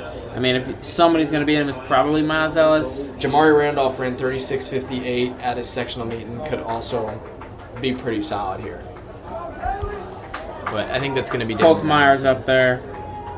Yeah. But this is I think Dalen Donaldson's going to put on a show. I would agree. What's the state meet record? 36.77. Okay, that's definitely Homewood in Flossmoor's serious danger. Homewood Flossmoor's going to need Miles Ellis from pretty bad here. 1999. Because they don't have a 4x4, so this is it for Homewood Flossmoor. If Miles Ellis does not do well, then they are likely not going to get a trophy. Kind of need a win for Miles Ellis. But Dalen Donaldson out of the blocks, the best for sure. It's Donaldson and Ellis. Yeah. Donaldson, Ellis, and Randolph. But Ellis looks great too. No, that's going to be Donaldson. It's Donaldson and Randolph. Donaldson's going to hit the home straight in front. It's Dalen Donaldson, William Hardy, and Miles Ellis. No, Miles Ellis is coming back. Watch Jamari Randolph. Dalen Donaldson, state record. That's a state record. 36.50 for Dalen Donaldson. And Jamari Randolph in second with 36.70 also breaks the state record. Miles Ellis, 36.84, U.S. number 35. In third. To get third. U.S. number 35 to get third. Illinois State beat. Unbelievable. And Evanston only scores 1 point. Ooh. So that is interesting. That's going to make it... That is good for Belleville West. That's really good for Belleville West. Jordan Harvey fell, finished the race, ran 48 seconds. That was smart. They still got a point. Good thinking by him to finish the race. He still finished the race. But that is only going to be 1 point for Evanston. So that makes it that much easier for Belleville West to take the win here. I don't know. I still think this is Evanston's race. It's all about those 200s. Jaden J. I mean, Manny Paul. Blake. Yeah, this is going to be a close team race. Because neither of them have anything in the mile. Chatham Glenwood has high jumpers, but I don't know how. I mean, high jump's got to be getting started here pretty soon, right? Yeah, I don't know. Wow. Update from the pole vault. Fascinating. It is down to 3. It is Will Mercure, Parker Owens, and Phoenix Bodino. Will Mercure currently in the lead on attempts. They all missed their first attempt at 15:11. Can we start the 3A high jump? Nope. We just got to be behind. If That's that's my the teammate last right there. event of the meet and everybody's like, oh, what if that decides the... It actually might, because that would be Jaden Jean so- Paul has to score. They should just delay the 4x4 until it Schmitz- ends. or The not 4x4 has to be the last event of a meet, especially a meet where where 2 teams in the 4x4 might win the state title. You know what I'm saying? Yeah, high jump getting started right now really just is not ideal, especially because there's 20 of them. We are probably going to end the stream before high jump is even done, to be honest. That's pretty likely. It just sucks. Yeah. It's such Sucks an for the anticlimactic way for Belleville West to win, or Evanston to win. Yeah. Well, it doesn't always come down to the 4x4, so... Well, in this case, I don't think it's impossible for it to not come down to the 4x4 in this case if Jaden Jean Paul... if he doesn't score in the high jump... Well, if the high jump isn't done, then it will... I think it is over. By the 4x4. I think it is... No, wait. So Evanston has 37 from the 300 hurdles. They are guaranteed 3 points in the 200 because they have 2 in the final. So if they get 8th and 9th, that's 3 points, which would put them at 40. Mm-hmm. So, oh no, and if Jaden Jean Paul is in All-State, then they score 40. And Belleville West could win the 4x4. Could win the 4x4 and win. Belleville West also has. Ooh, Belleville West might win. No, Belleville has a Evanston- very real chance to win. Yeah. It's going to come down to this 200. Evanston needs. Ooh, Parker Owens clears 15-11 on his second attempt to take the lead in the pole vault. So now it is William Mercure of Lakes on his second attempt. If he clears this, he will take the lead back. If not, it will be Parker Owens likely taking home a state title here. All right. By the way, we do know the top three in 3 innings. Because HF, I don't think Nicoll Valley can come back. No, they can't. It's Chatham Glenwood is the only team that can really come back. Because they could legitimately score 18 points in the high jump, which would put them at 40. Oh yeah, Mackenzie Doe. Because they have Mackenzie Doe and Larry Wills, and they have... Oh, I think that's it. But... So their high jumpers are going to decide their state title. That's interesting. Oh, Will Mercure clears his 15-11 as well. Wow. So he takes back the lead from Parker Owens. Oh, that's huge. That's my teammate right there. That dude went to... That's Lakeville Lakes representing right there. Daniel Wow. Jazzo showing out at the state meet. It's going to be Will Mercure and Parker Owens over 15-11. Phoenix Bodino about to take his final attempt. He's already had a great day just to get to where he is right now. Can he get one more bar and move on? The 1A mile is supposed to start in 7 minutes. We're going to wait, I think, for this pole vault. For Phoenix Bonito to take his final attempt here. From the Lost and Found Department. And then we'll probably... We will dodge and have rewards and leads. Leo Adonis. And he's going to miss.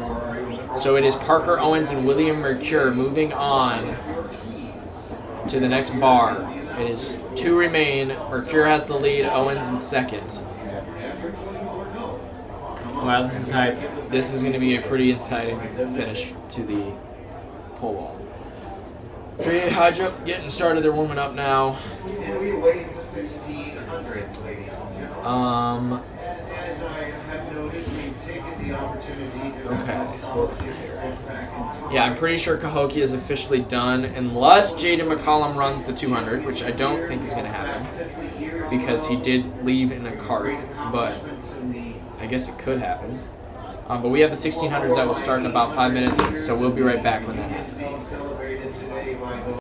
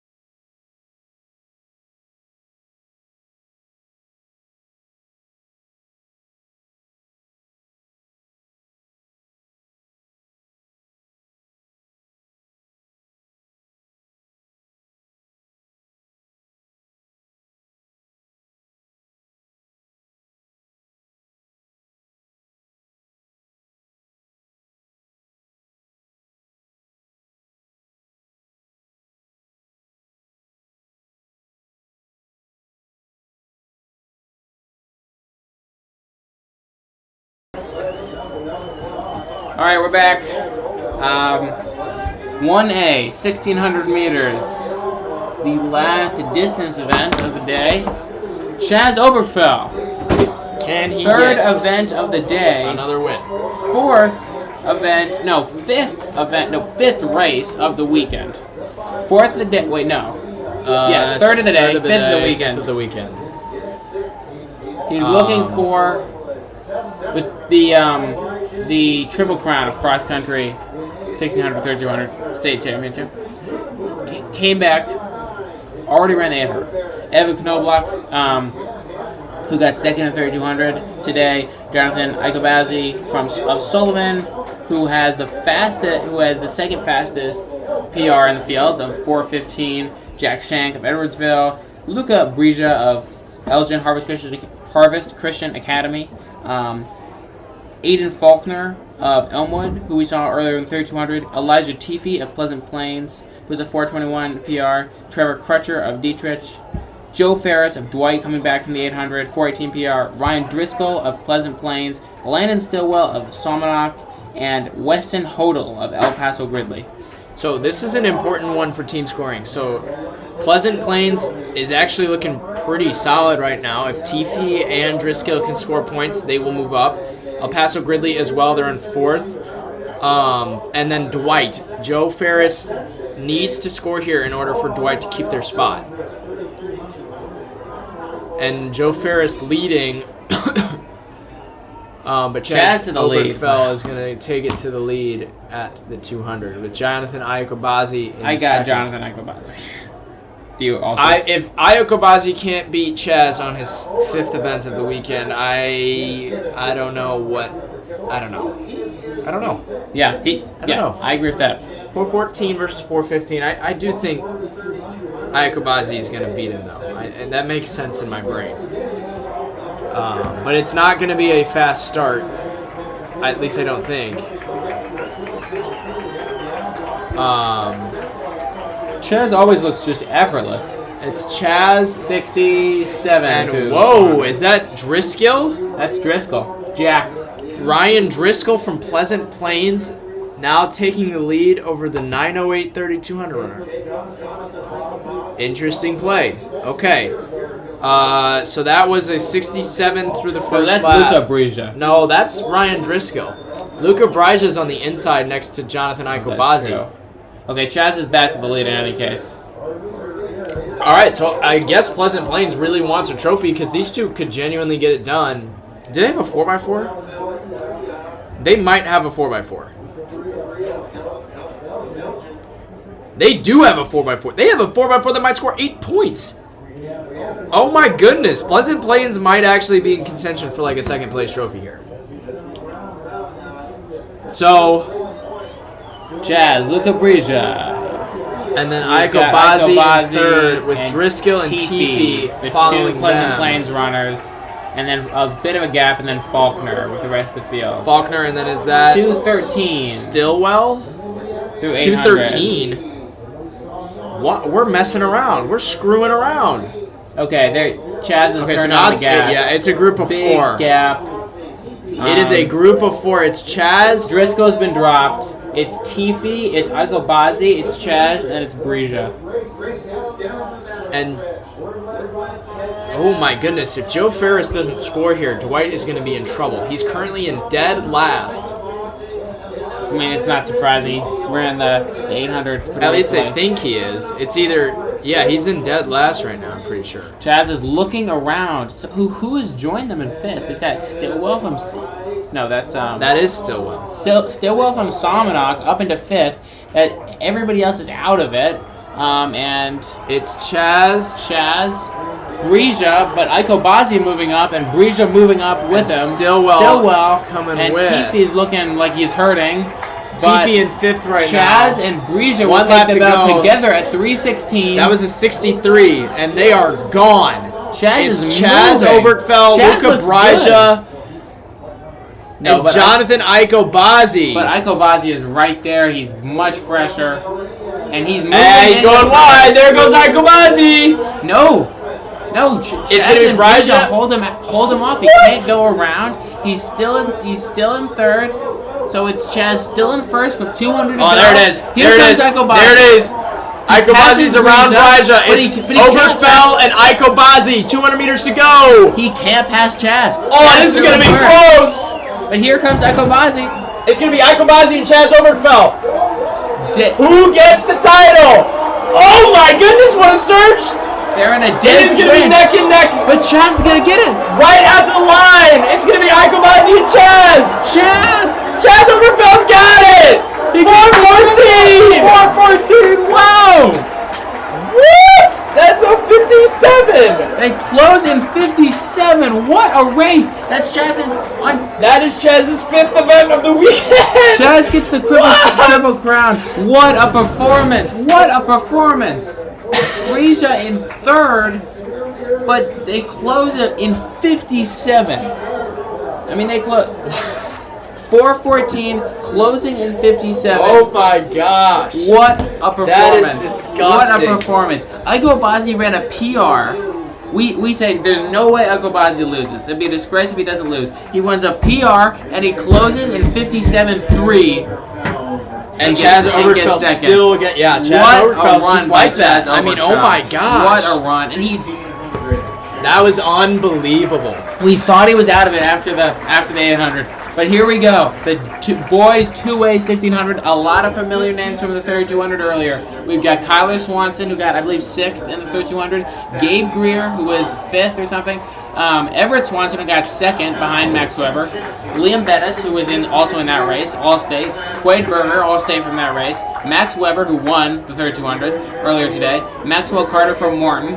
Raphael Greer, who was All-State in the 3200. Thomas Yoakum, who was All-State in the 3200. Averick Wiseman from Dixon, who's doubling back from the 4x8. Joseph Gonzalez from Crystal Lake South, and who is the only fresh person in this entire field. Ran 14 in the Andrew prelims. Alderman, who was in the 4x8 earlier for Normal U, So is there back. there is one fresh runner in this mile. It's Yes. Joey Gonzalez from Crystal Lake South. Who's every probably single not other gonna person.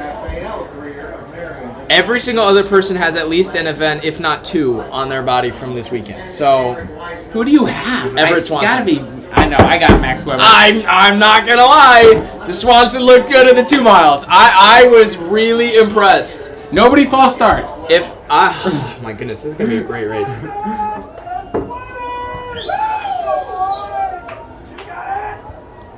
This is gonna be the deciding factor between which pair of twins is the best in 2A. And here we go. That's Averick Wiseman to the front with Swanson right behind. Max Weber going to chill out in the back. And what is Thomas Jokum doing? Oh, what the fuck? Thomas Jokum did not get off the line very well. So he swings into lane 4 and zips up into 3rd. One of the choices of all time. We've got Kyler Swanson in front. We've got Averick Wiseman right behind him with Liam Bettis and Tom Yoakum in lane 2, who has gone all the way around the rest of the pack. Max Weber's hanging out in last, but the field is very closely bunched. They go through relatively slowly. I think we'll see at 400. We have. That's Jokum in 2nd, no? Jokum in 2nd. Is Jokum going to take the lead? We've got Jokum between the 2 Swanson brothers, and he's in pain. He's not taking the lead. He's in pain. Something is wrong. Yeah, he's not feeling it today. It's Jokum in front, They just go through barely, the 104. 64. 64. With the Swansons behind, Liam Bettis tucked in. And Max Weber's looking very good. Max Weber's in last, but he's completely fine. I mean, he's just chilling back there. That's where I want to see him. Just conserve your energy, right? It's Jokum out in front. Swanson's in 2nd. There's a Greer in there somewhere. There's another Greer further back. Liam Bettis now moving into 3rd. Here comes Liam Bettis. He looked great in the prelims. He's moving into 2nd. Is he going to take the lead? No, he slots in behind Yoakum. Everybody's still together. Take it through 800, I would assume. Yoakum just looks like he's hurting. A relatively slow race.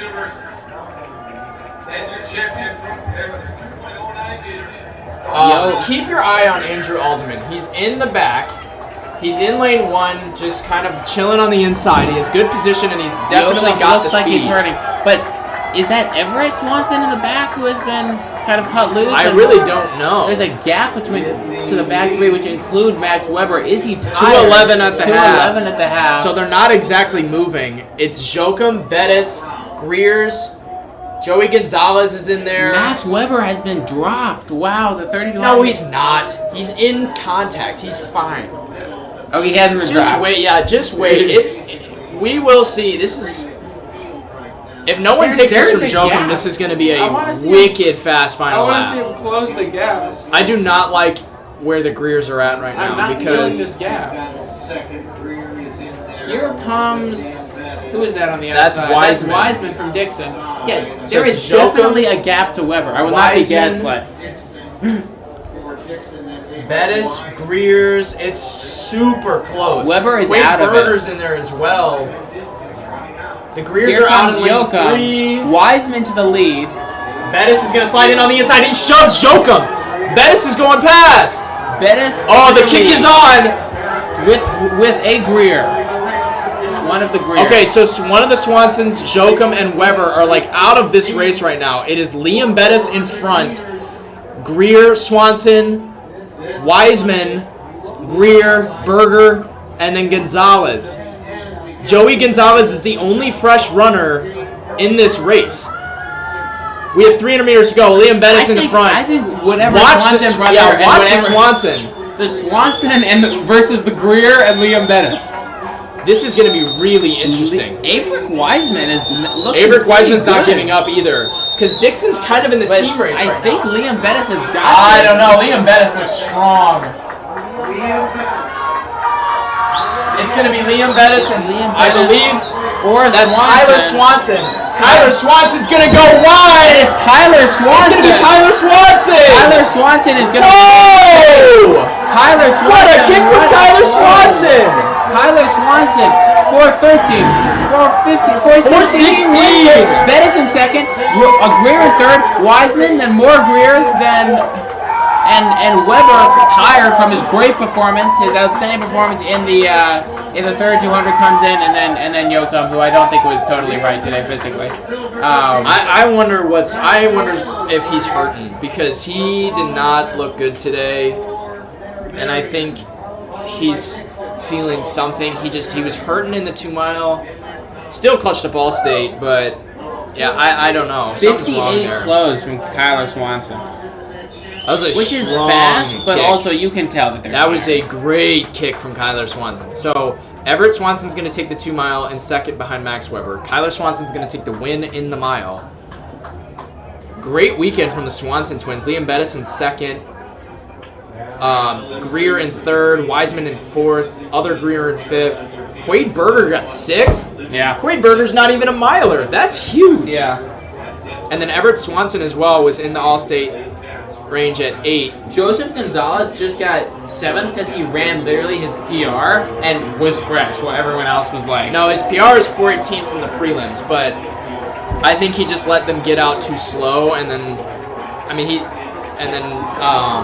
Okay. obviously everybody was. Let's had a move pretty on to strong kick 3A. toe. Oh, this is gonna be a good race. All right, I'll read up. We've got Cameron Libby, who ran 4:10 in the prelims. We got Elliot Batts from Rock Island. We've got Philip Supio from Downers Grove North, who split 150 to anchor Downers Grove North's 4x8 earlier today. Aiden Connors, the returning 3,200 meter state champion from earlier today.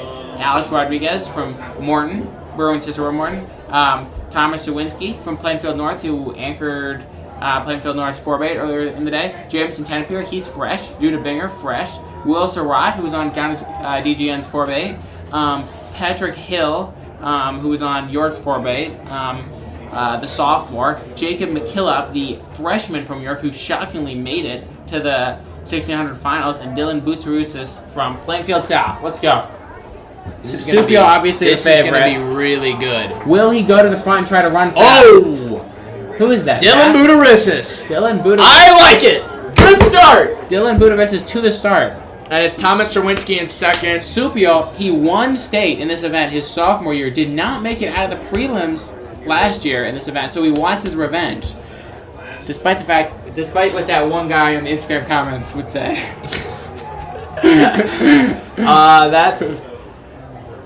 Yeah, Budarissis in 30 seconds. Serwinski in second. Elliott Batts in third. I think that's Surratt and Cameron Libby in 4 and 5, and then Teneper as well. Give me Cameron Libby. I believe in the kick. I think if this race is moving out to let someone pass him, or is he just doing this for fun? I don't know. Supio is moving up. Interesting. I kind of wonder if Supio is going to go for time today. I think it's too late to go for time. 63? It's not too late. Yeah, but he's probably These dudes not can gonna close in 56. You got to remember, anything can happen. I know, but like it would be nice if they could get out. If he was gonna go, if he was gonna go for time, he would have decided. He would have. That's probably true. Budarissis, Serwinski. You got to think. There's not a lot of fresh people in this race either. So Budarissis is fresh. Budarissis is fresh. Teneper is fresh. Libby is Judah fresh. Banger. Bats is fresh. Judah Banger is fresh. Fresh It's actually probably about 50-50. Budarissis is still leading. Connors yesterday and earlier today. I don't care that he's not fresh. I'm looking at Connors. That's a fair point. I don't even hate that. The only thing is Cameron Libby outkicked him yesterday to run 4:10 as well. Yeah, I think Cameron Libby. That's the thing. If it comes to a kick, we know who's going to win. That's Alex Rodriguez way out in lane 3 now, trying to move his way up the pack. But Budarissis still doing all of the work. It's Dylan Budarissis. Supio calmly in third, 208, 209. So this is a relatively pedestrian pace. They're going to pick it up here pretty soon, though. They're probably a little tired, but that's just because of doubling. Supio's in a great place, right on Serwinski's shoulder. He moves up right on Budarissis. I kind of think he takes the lead at 600 to go. He definitely knows that there's people in this race that can kick. Alex Rodriguez is moving up. Oh my! This is really crowded. It's 3 wide with Serwinski, Supio, and Alex Rodriguez in the front. Supio into the lead, but not going so fast. He's preparing for the kick. It's Supio, Serwinski, and Rodriguez with 500 meters to go. Supio the floodgates are about to open. This is going to be Rodriguez. A great close. You got to keep your eyes on Cameron Libby. Cameron Libby is there. Surratt's there. I'm worried about Surratt. It's going to be 3:13 with a lap to go. They mildly when it's Supio and Teneper. 63. Supio and Teneper, and they have started to give it the gas. Supio moving. Supio has a gap of at least 3 meters, if not 5. Yeah. Well, see ya. Supio. Don't say that. Has a huge Cameron lead. Libby's in 4th. Supio with a big lead. So Supio now has 15 meters on the rest of the getting field. Bigger. 200 meters to go. That was a 28-second 200. It is going to have to take a huge close from Serwinski or Teneper versus Serwinski for third.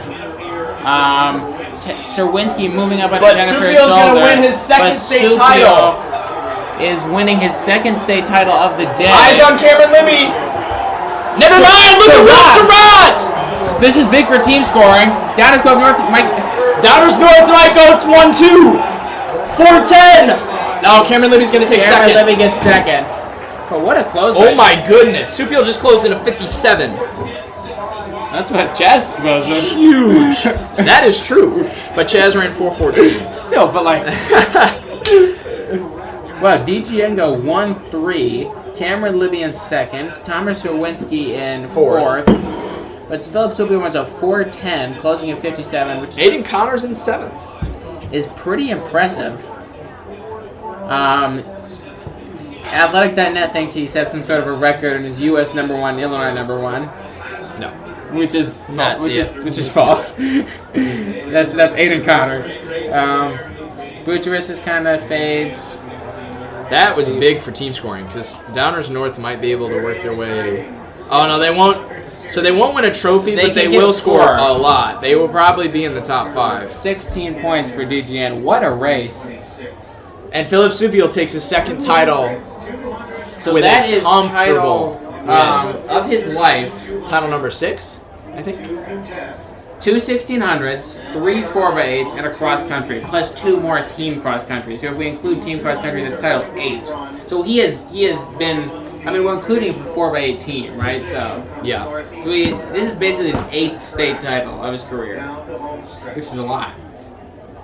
Yeah. So, and we've still got the national meet too. He won that easily. You know, he wears Diodora spikes. Is he trying to break 4? Yeah, we Probably talked about this yet? Probably No. not. No, We did talk about this. I don't know. He looked way too easy there. I mean, that was a 410, and he closed in a 57, and that looked simple. That did not look difficult for him. Yeah, but like, you have to run like 59. She isn't even that far from 57. I guess.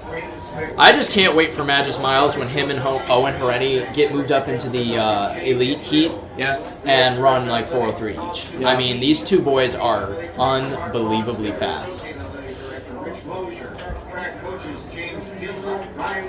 How about Jamison Teneper taking 6th? He's had a very up and down season, and like the last 3 weeks, he's been able to clutch up, run 912, ran 412 in the prelims, and ran 413 to take 6th in the finals, in a tactical final. Absolutely. I mean, great day from Jamison Teneper. Let's quickly take a look at the team scores again, because Pleasant Plains did some crazy stuff earlier. They scored 6 points in the mile. They're currently at 27, sitting in 3rd behind Dwight. Their 4x1 is guaranteed a point, or 4x4 is guaranteed a point. So they will definitely get a trophy. They are guaranteed a tie for 2nd. Their 4x4, if they win, if they score more than 1 point in the 4x4, they will take 2nd behind Morrison. I guess, no, there's no way for them to take 1st because Morrison already has 40. So Morrison has clinched the title. Who else has points on the board? El Paso Gridley has Braden Gibson in the 200.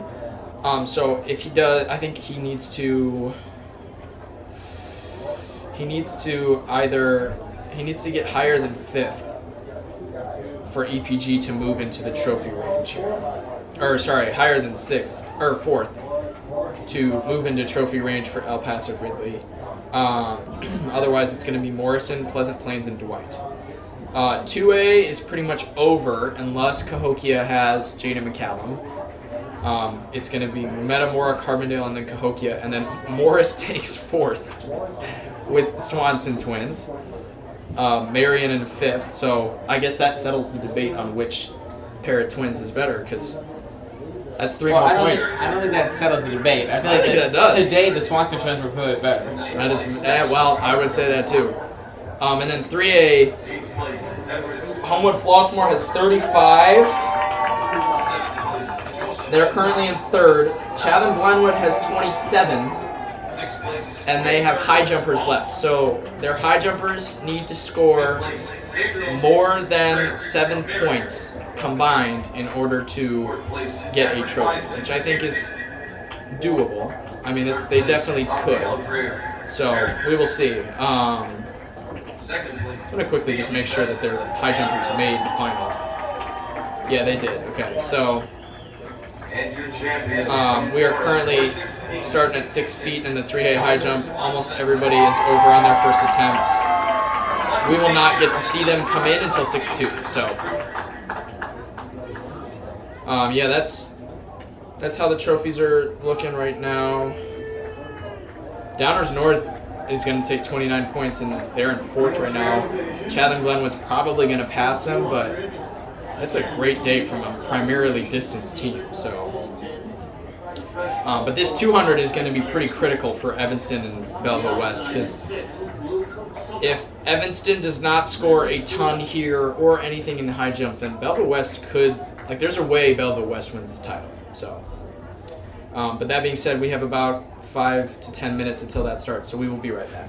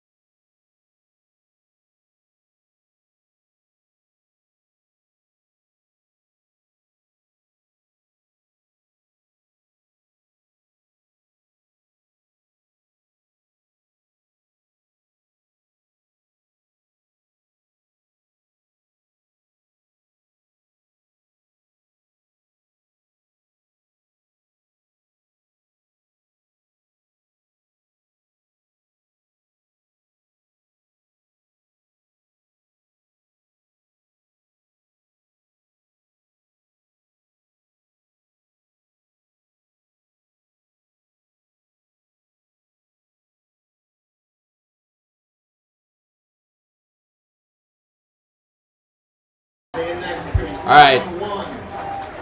We are about to get started with the 200s. We got 1A is up soon. We are just now finishing the wheelchair division. It is Stephen Fulton and Luke Suka.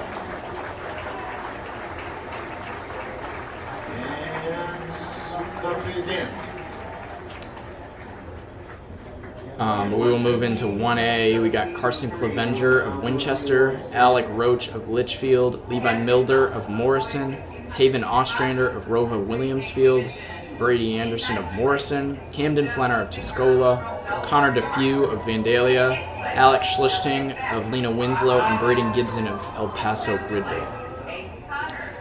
This is a pretty important scoring event for El Paso Gridley and Tuscola. If Camden Flanner wins, Tuscola will move into the top 3. If he gets second, they are going to tie for third. El Paso Gridley has to do better than 4th, so it's Braden Gibson has to do better than 4th in order to get a trophy for them. So it's going to be pretty close, but the Morrison guys are trying to go 1-2 again. So yeah, both of them have run 21 low. I believe Brady Anderson ran 21.10 in the prelims, and Milder was 21.13. So those two are going to be pretty far ahead. Camden Flanner was 21.12 in the prelims, so keep your eyes on him as well. It's a lot of people that could run something pretty crazy here.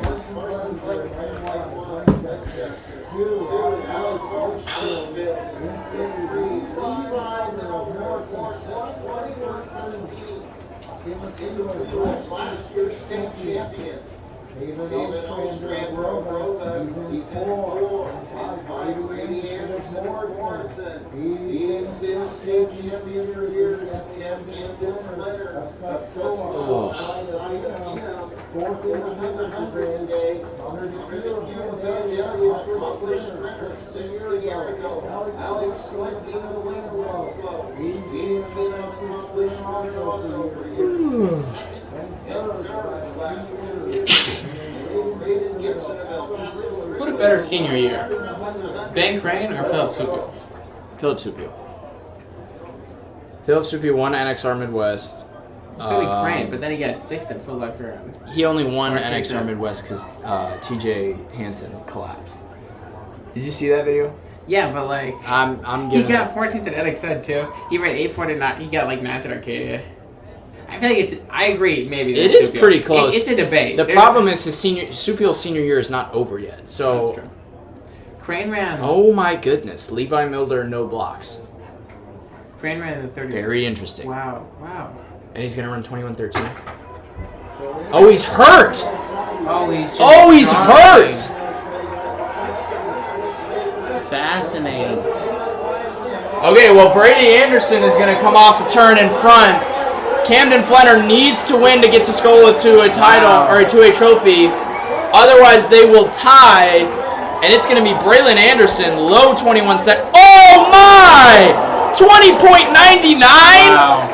What? That's crazy. That's the record. So many records today. So all 3 of them, Brady Anderson, Camden Flanner, and Levi Milder, broke the record in the prelims. Sub 21 for Brady Anderson. And Levi Milder is going to jog it in for his 1 point towards Morrison's total. Left and right. Crazy. 2 people under the record. Wow. And Braden Gibson gets 4th. So that's 6 points for El Paso Gridley. That's 29. So Pleasant Plains is now out of the top 3. So it's currently Morrison, EPG, Tuscola, and Dwight. And Pleasant Plains is in 4th. But Pleasant Plains has a 4x4. So they're guaranteed 3rd. A 3-way tie for 3rd. But if they score higher than last, which they will because they're seeded like 2nd, I think. Yeah. Then they should be able to get 2nd here. But it is down to the 4x4. Wow, that was a great race. 20.9. That's huge. 2A. 200. Oh my We've goodness. got Kylan McMillan from Metamora. I That's think Jaden McCallum is running.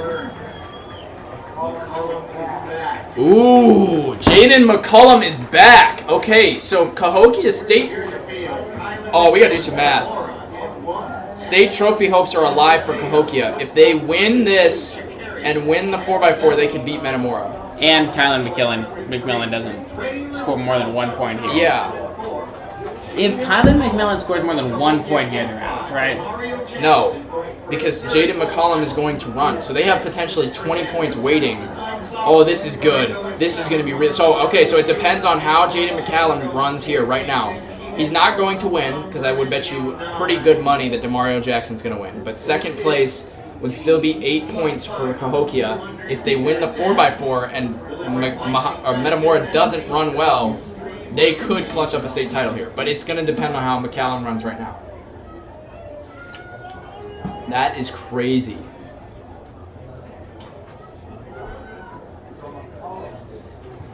This is a, He might be doing what Milder did.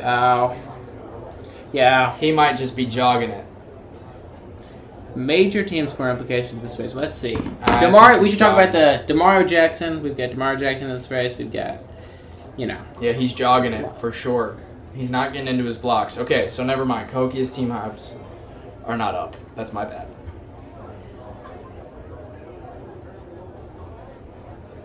boys to a 200. Mario Jackson.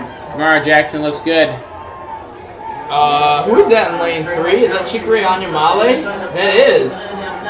Man, big day for Rickton Wow, Park. this is going to be close. Big day for Rickton Park. No, it's not.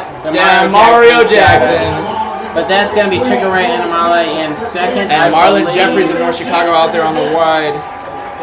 21-33 for Demario Jackson, and that is his third win of the day. And Kylan McMillan scores 8 points, or scores 2 points for Metamora. So Cahokia will score a point, but I don't think they can win. Well, Kylan McMillan only scored 2. So that brings They have 42, Cahokia has Metamora 31. 42. Yeah, I don't think Cahokia can win because they have the 4x4 is left. Metamora is guaranteed a point, right? Yeah, Metamora is guaranteed 1 point. So Cahokia could win and score 10, and Metamora could lose and score 1. And I think they'd still win. So that is a team title for Metamora. Wrapped up. Congratulations to Metamora. So And- only the 3A. Yeah, so team this is title also remains. an important one because Evanston has got to get some points on the board How's here. how's the high jump? 3A high jump going? Check up on that because they are through 6-2. The Addis Wilson is how many people? Everybody's probably over on their first attempt. Check and see if people are out yet. Yeah. I bet. Kolkmeyer is out. No, he's got one more. Oh no, you're right. It's nobody's out. Nobody's out. Okay, so the Chatham Glenwood jumpers still have yet to come in. Where's Jaden Jean Paul at? Okay, Jaden Jean Paul is over 6'2" on his first attempt. So they should be chilling there, but again, this is still pretty important. Anyways, let's meet our field. We got Demir Harris of Normal West, Jaden Ruth of Yorkville, Dontrell Young of Oswego, President Morgan of Harvey Thornton, Bennett Conkey of Geneva. Yeah, I got Bennett Conkey. Isaiah Edmond of Bradley Bourbonnais, Justin Johnson of Evanston, Oriolua Sobadu of Dundee Crown, and Manny Blake of Evanston. Who do you got? Bennett Conkey. I also have Bennett Conkey. But I wouldn't be surprised if Manny Blake is up there because him and Justin Johnson have been crushing the 200 lately. I would be pretty shocked.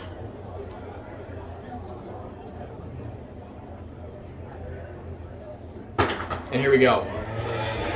That is Zale Edmond of Bourbonnais out the blocks, the best. But Conkey's going to hit the straightaway in front, and it's Dontrell Young and Bennett Conkey. This is close. It's going to be really close. Dontrell Young is fighting for it, but it's going to be Bennett Conkey. Bennett Conkey is Low that 21s. 21.08 for Bennett Conkey and Dontrell Young just behind in 21.18. 21. Where did the Evanston boys finish? 21-18 for Dontrell Young. Huge. Okay, Manny Blake in 4th, Justin Johnson in 7th. That's That's great. 3 and 6. That's 9 points. So Evanston is going to go up to 46. So Belleville West needs to win this 4x4, and Jaden Jean-Paul has to not do well in the high jump. And Which that is- is the only way which is Belleville West can possible. win. It is possible, but that is the only way they can win this.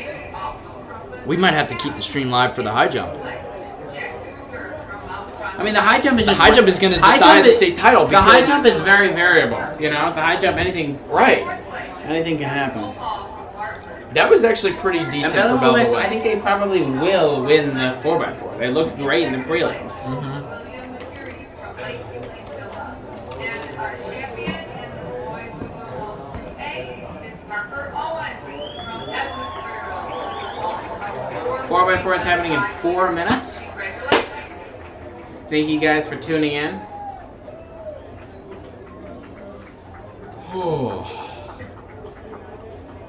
Ladies and gentlemen, team awards for first, second, and third place in all 3 classes in this year's meet. The 4x4s are going to start in about 5 minutes. Scoring is pretty much all wrapped up. Let's go to high jump really quickly. Yeah, they're going to be moving to 6'4" here shortly. Addis Wilson, Mackenzie Doe and Larry Wills will be coming in at this height. They need to score pretty big Nobody's points out. here. They need to score pretty big points here for Chatham Glenwood to get past Homewood Flossmoor. They now need, I think it's 13 points to tie, so 14 to win, which would be 2 and 3. I think that's 3 and 4 would be 13, so they have to either go 2 and 3 or 2 and 4. 2 and 4 is the worst that they can do in order to get a trophy. So definitely still on the table, but they definitely need to clutch up here for Chatham Glenwood. Exciting 3A race. This is a good 3A team race. It's usually not this close. Fifth place from Winslow, Alan Schlichting. 4th place from El Paso Grizzly, Braden Gibson. Man, if Evanston don't win, that would be... If Evanston doesn't win, that'd be a good performance from Belleville West. It's not like Evanston's having a terrible day. They've won the 4x1 and the 4x2. Yeah. With almost 2 state records. Their 100-meter, their individuals haven't showed out amazing, but they haven't been terrible. So Yeah. I don't know. I think they'll clutch it. I think they will too. Belleville West has to win the 4x4 to make it happen, which is not necessarily a given.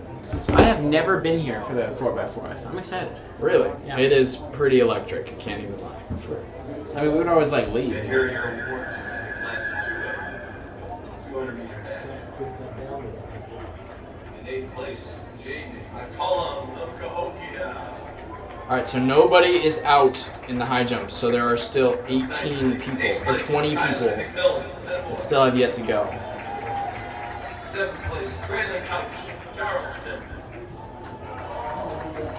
6th place, Marlon Jeffries Jr. It's, okay, so we're going to do 4x4s, we're going to do high jump. This is the... It's gonna I'll be honest, I exciting. don't know if we're sticking around for high jump because Oh, yeah. we just started. It's going to be at least another half hour. I don't know. It will depend. Depends on if we're leaving. Like, if That we're is going, true. great. I would love to go home. But if we're not going home, we might as well commentate the high jump. That's very true. 2nd place, Marengo Jackson. I feel like Carson is not going to want to leave. No, well, he can't leave until team scoring is done anyways. So Yeah, so... 3. we I are think likely staying I think for we're the high likely jump. staying for the high jump. Yeah. Which, oh my gosh, it's going to take so long. There's 20 athletes Please, in there on the please give me... second bar. Can some of the athletes just lose? Like... Somebody call it quits. I was so optimistic, and then they only got it. Right.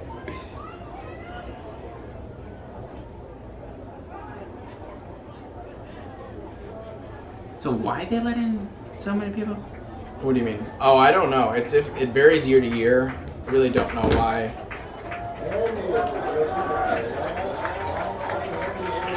All right, 1A 4x4s. Now we'll bring in the teams.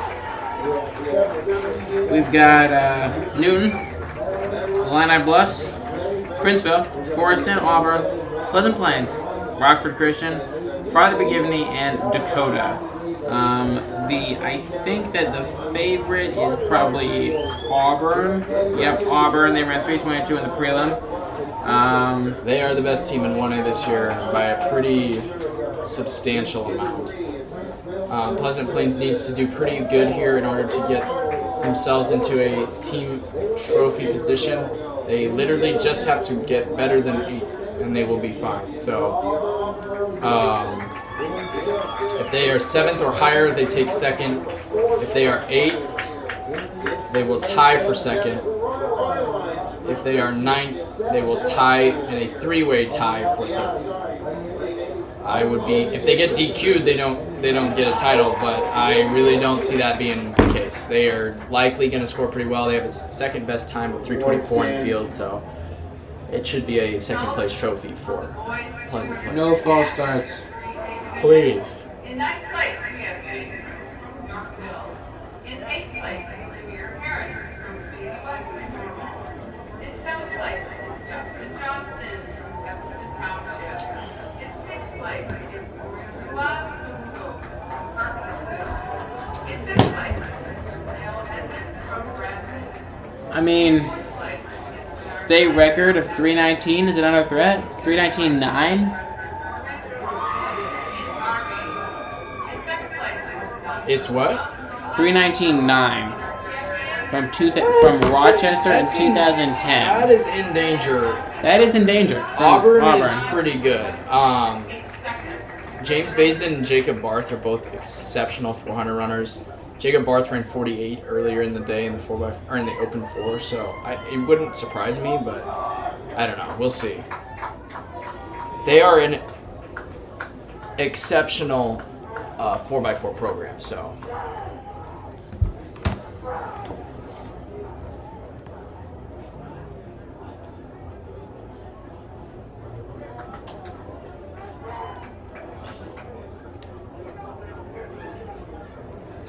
Okay.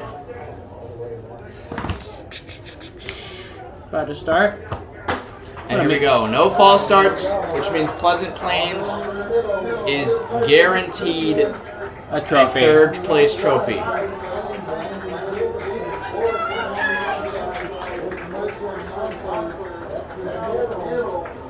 It's really even. I would say Auburn is probably winning by a little bit, but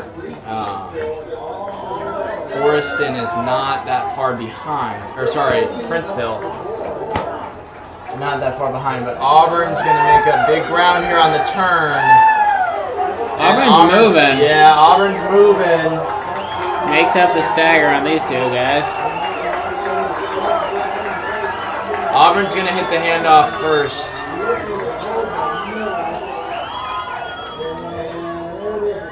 And it's Auburn, Pleasant Plains, and Forreston. About a 50 flat for At the handoff. for Auburn. So, you know, it's always hard to get the first exchange in terms of the split, Right. but I'm just going low. Auburn now in front. I think that's... Who is that on the outside? Pleasant Plains is getting buried right now. They're in 5th. Evan White for Rockford Christian is flying. 3rd event of the day, by the way. Evan He is White. flying. Here comes Auburn, It's though. Evan White and Forreston for 2nd. Forreston's going to take it at the line, but Auburn is leading. Big This for is Auburn. really quite close for Pleasant Plains. 141, is that what I just saw? We might be on state record watch. It's going to be based on this. 141.3. This 3rd leg has to split a 50 point. If he doesn't split a 50 point, I don't think they're going to do it. If not a 49. I think that's Pleasant Plains now in third. Ooh, I don't know. Yeah, that's Pleasant Plains He's kind in of third. pulling away. I'm really curious what this split That's is. Auburn. He has a huge gap. Oh my gosh. This might be a state record. If they can pull this together, Jacob Barth splits a 48, then this could be a state record. This is going to be a state record, 229! That was a 48-second split! We are on state record watch. And Jacob Barth still has yet to go. Yeah, Auburn is a huge lead. It is at least 50 meters. And it's just getting bigger. Auburn with almost 40 meters on the next closest team. The next closest team is now Pleasant Plains. If Pleasant Plains finishes in second, they're going to get their second place trophy. They have almost solidified the silver trophy. Here they come. And watch the clock. He needs a It's gonna be 14. under. How far under will it be? 12, 13, 14, 15, 16, 17. 317. State record. Whoa! 2 second state record by Auburn. What was that closing split? 317, 48, 18 on the close. 48 on the close. And that is a new state record 48 from 18. Auburn. And And what Pleasant about- Plains solidifies their state trophy, second place for the Cardinals. And what about Talavera on the Was Talavera the third leg? That's third really leg. what solidified it. He was ran. was I 48-6. guarantee you, 48-6. Wow. That's what did it Damn. right there. So that was huge. Way to go, Auburn. Pleasant Plains third. Anchor closes. Who's their anchor? It was Harmony. Closes in a 48-6. So wow, what a race by Auburn. Yeah, Super exciting. We have had so many records today. we have. We're going to do a count when the stream is done. At some point, I'll probably end up making an article about it. But Yeah. Anyways, we got 2A. We got Freeburg in 1, Metamora in 2, Simeon in 3, Cahokia in 4, Sterling in 5, Morton in 6, Waterloo in 7, Belvedere in 8, and Mount Zion in 9. Cahokia, they're still in fourth. So if they want to get, and Carbondale's in second with 36. If they want to be, and Rickton Park is currently 32 points in third. So if they want to be Second place if they team, want to be they second gotta place do pretty team, well they got to here. do pretty well here.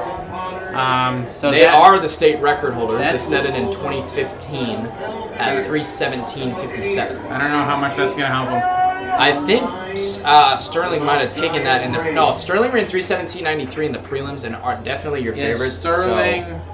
So keep an eye on them. as Cahokia well. need to be third or better to get second. If they get anything but last, they'll be third. Yeah.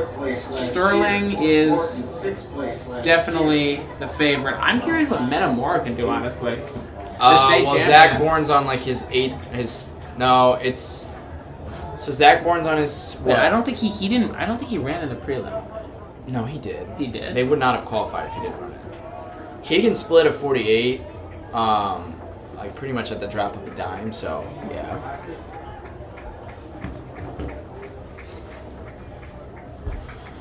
Let's go. This will be. So Sterling ran outstanding in the prelims. Yeah, Sterling. 317, and it wasn't like they had a huge anchor leg. They were just 49s all around. So they're gonna be great to watch. I want to here. see something from them. Metamora has locked up the state title, but the race for second is still on. Carbondale needs Cahokia to run like crap in order to solidify their second. Carbondale actually had one of the better 4x4s in 2A, and they missed out on the final by 1 spot. They ran 320 in the prelim, and that just Really? apparently wasn't good enough. Wow. Yeah, 322.09. They missed. No, they tied for the last spot, but it went to Freeburg. So How they do that? Rock paper scissors. no, they went down to the thousandths of a second. Ah. It's fancy schmancy.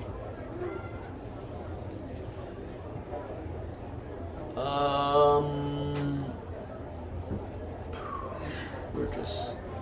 There we go. They're going to get into their blocks now. Alright. Cahokia, Sterling, Metamora. 2A, 4x4.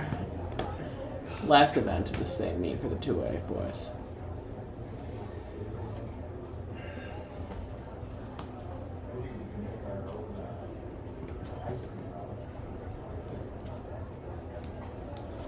Well, wait. What?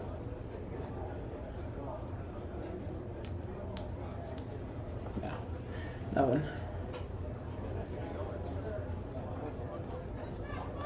And here they go. No false starts. They're off. That is Sterling out of the blocks the fastest. No, unsurprisingly. Really hard start for Sterling. Less than 0.4 of a second. Cahokia looking See if I can get fine. Cahokia looks tired already. What's up? Cahokia Yeah, looks that's tired. the same guy from earlier, you remember? Oh, it is, yeah. That's Reginald Griffin. Sterling definitely has the lead. Belvedere's not doing too bad, but it's Sterling, and it's going to be Sterling at the handoff. Morton kind of coming back here a little bit, but it's still going to be Sterling. Sterling and Morton pretty much identical. Cahokia just a hair behind. So it's going to be Sterling and Morton at the break line. Cahokia's definitely got work to do. What does Cahokia need to do to get second? They need to get better than third. Third or better. Is third a tie or is third? Third, they're better. Okay. Fourth is a tie. Wait, yes. Because they have 30 points right now, correct? They have 31 and they need 36. Oh, so then fifth would be a tie, so they need to get fourth or better. Oh yeah, fourth or better. That is, I think, Luke Smith of Waterloo now coming up on Sterling. Wow, we've seen him. That's a great leg from him, but Sterling and Waterloo are going to get it at the handoff. 138. And Morton and Cahokia in 139. Wow. We this guy are from not Sterling screwing around. This guy from Sterling is moving. And Sterling has two strong legs on anchor too, so Cahokia is going to have a pretty good closeout. They're in third right now. Yeah, I'm pretty sure that's not Bourne. Moving up like a. That's Hodel. Moving up like a cannon. Yeah. Wow. So it's Sterling, Waterloo, Cahokia, and Morton. Morton with the chance to ruin Cahokia's dreams. Wait, no, it's fourth or better, right? Yeah, but that's still. I don't know.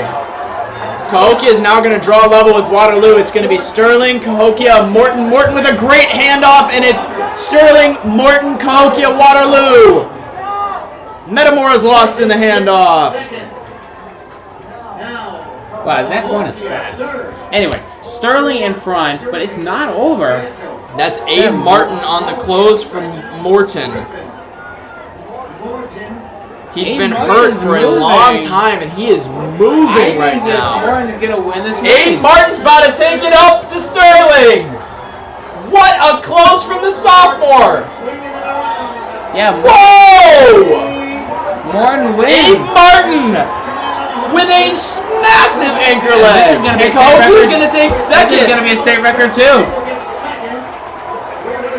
3:15. And that's a state record. Wow. State record for Morton. He just split a 47. 47-28 for Abe Martin. Wow. What a race from Morton. And Cahokia also under the record. Still second, also under the record. Sterling 3:17. barely misses the record. And Waterloo and Belvedere both sub 3:20 as well. 48-6 for Zach Bourne on his ninth. So Cahokia is going to take second in the team scoring. Carbondale is going to take third. And Metamora secures the dub. Wow, that was shocking. I was not expecting Morton to just drop 5 seconds off of their seed time like that. Dang. 47-28 Close for by Abe Abe Martin. Martin. Wow. That was devious. Crazy. Dude, that sophomore class is going to be so good in like a year. Seriously. So Luke Smith ran 151 today. Yeah. Abe Martin just split a We saw him on 47. the 4x4. Abe Smith was cooking on the 4x4. Yeah, he was. What leg was he? Do you know? I don't. So yeah, Luke Smith 151 earlier in the 800.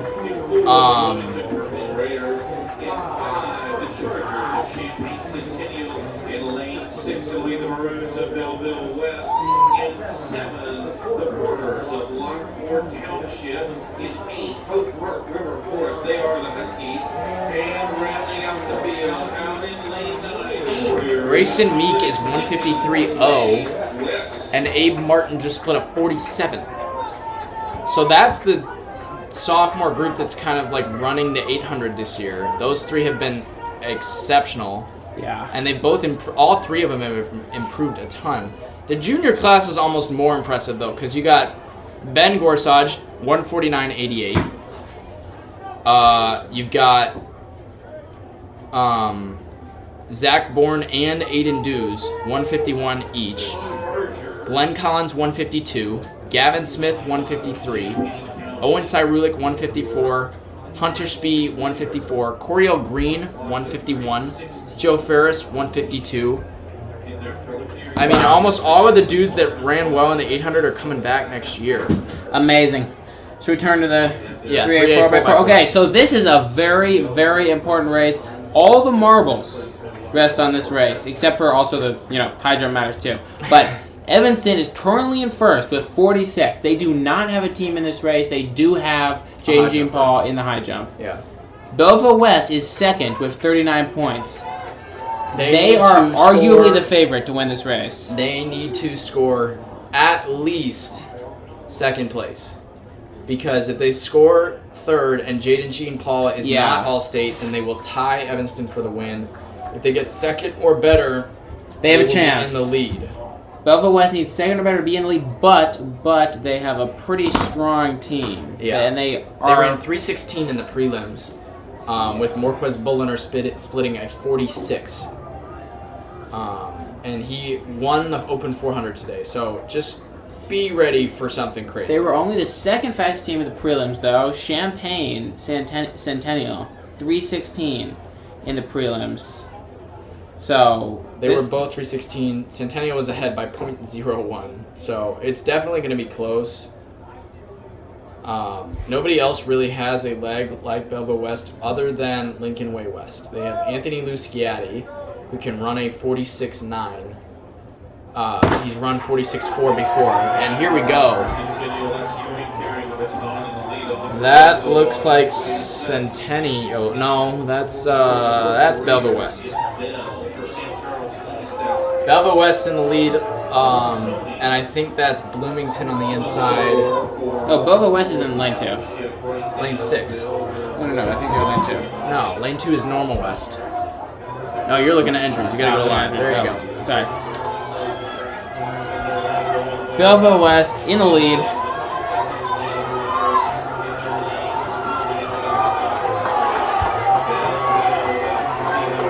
Yeah, I mean, Belleville Champaign West Centennial looks really is not solid. looking great.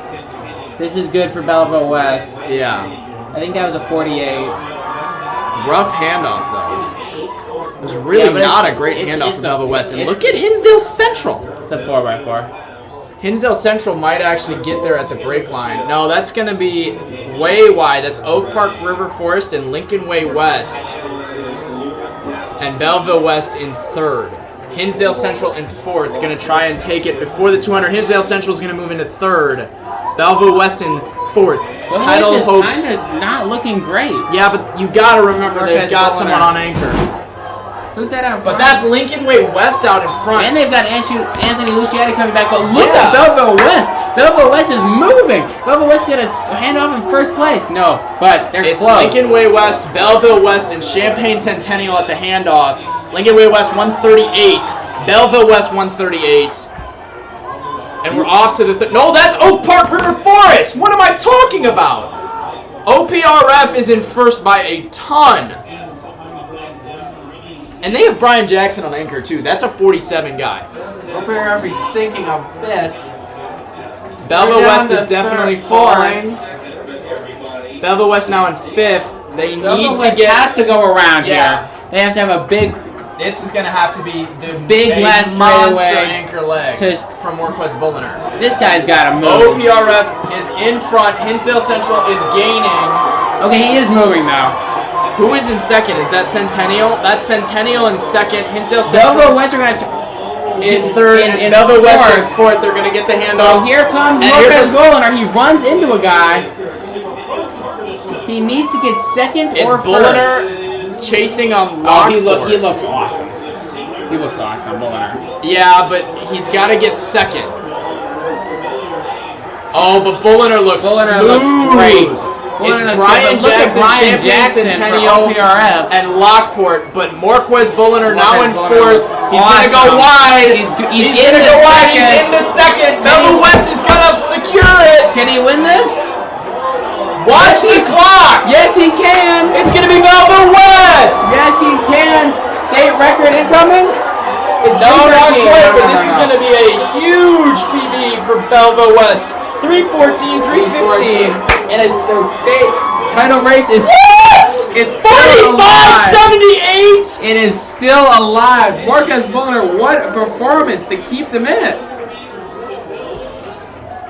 That is insane. 45-78 for Marquez Bulliner. I don't. That might be the fastest That is split the on fastest record. split I have ever heard of in the history. I have of- not seen a faster split in Illinois history. No, that is 45-78. what a from clutch Marquez performance. Bulliner. What a performance. Oh Huge. my goodness. Huge. OPRF, Champaign Centennial, and Lockport, all 316.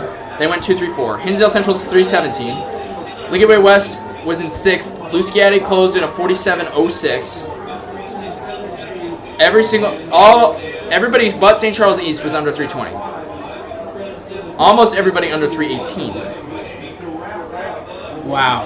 What an anchor lift. He looked so good. Oh He looked my like gosh.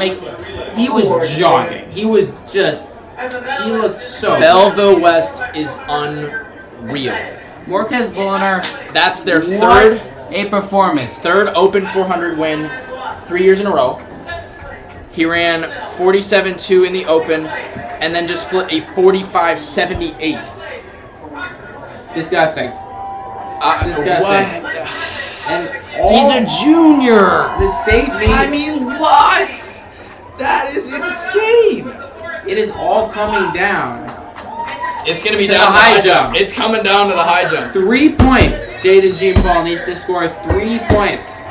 3 points. So 3 if he gets He needs to get 7th to tie, 6th 7th or to tie, better 6th to to win. secure it. Let's check in on the high jump. Let's stay on Oh for a my minute. gosh. We're going to do a quick high jump check-in and then we're probably getting off because Chatham Glenwood as well could potentially sneak into the... They have 27 points. They need 7 or more from their 2 Nothing high is jumps. happening about it. Are they... They're not Somebody- even... They're still at 6-4. Okay, well... So Jaden Jean Paul, Mackenzie Doe, and Larry Wills are all good through 6-4. But we will just have to wait and see as that goes. The state title is going to be down to the high jump. Lot of pressure. 45-78. A lot of pressure on Jaden Jean Paul. Oh my gosh. Wow. That is monstrous. We are not going to see. And he hit somebody at the handoff too. I know, he did. So that was He hit even somebody in faster. the handoff. What? What a performance. He is unstoppable. Okay, so he split at 45-78, won the entire race, and he hit somebody at the, oh my gosh, and he's a junior too. All right, well, that's all we got. We're gonna hang up on you guys early because the high jump is gonna be down. It's gonna be down to the high jump for the state title, but we are not gonna stay live for the high jump. So thank you guys so much for tuning in, and cheers to a fantastic season. This will be probably one of the last few things that we cover. We'll probably cover Magis, but other than that, we're pretty much done here. So thank you guys for tuning in, and we will see you all later. It's been a pleasure.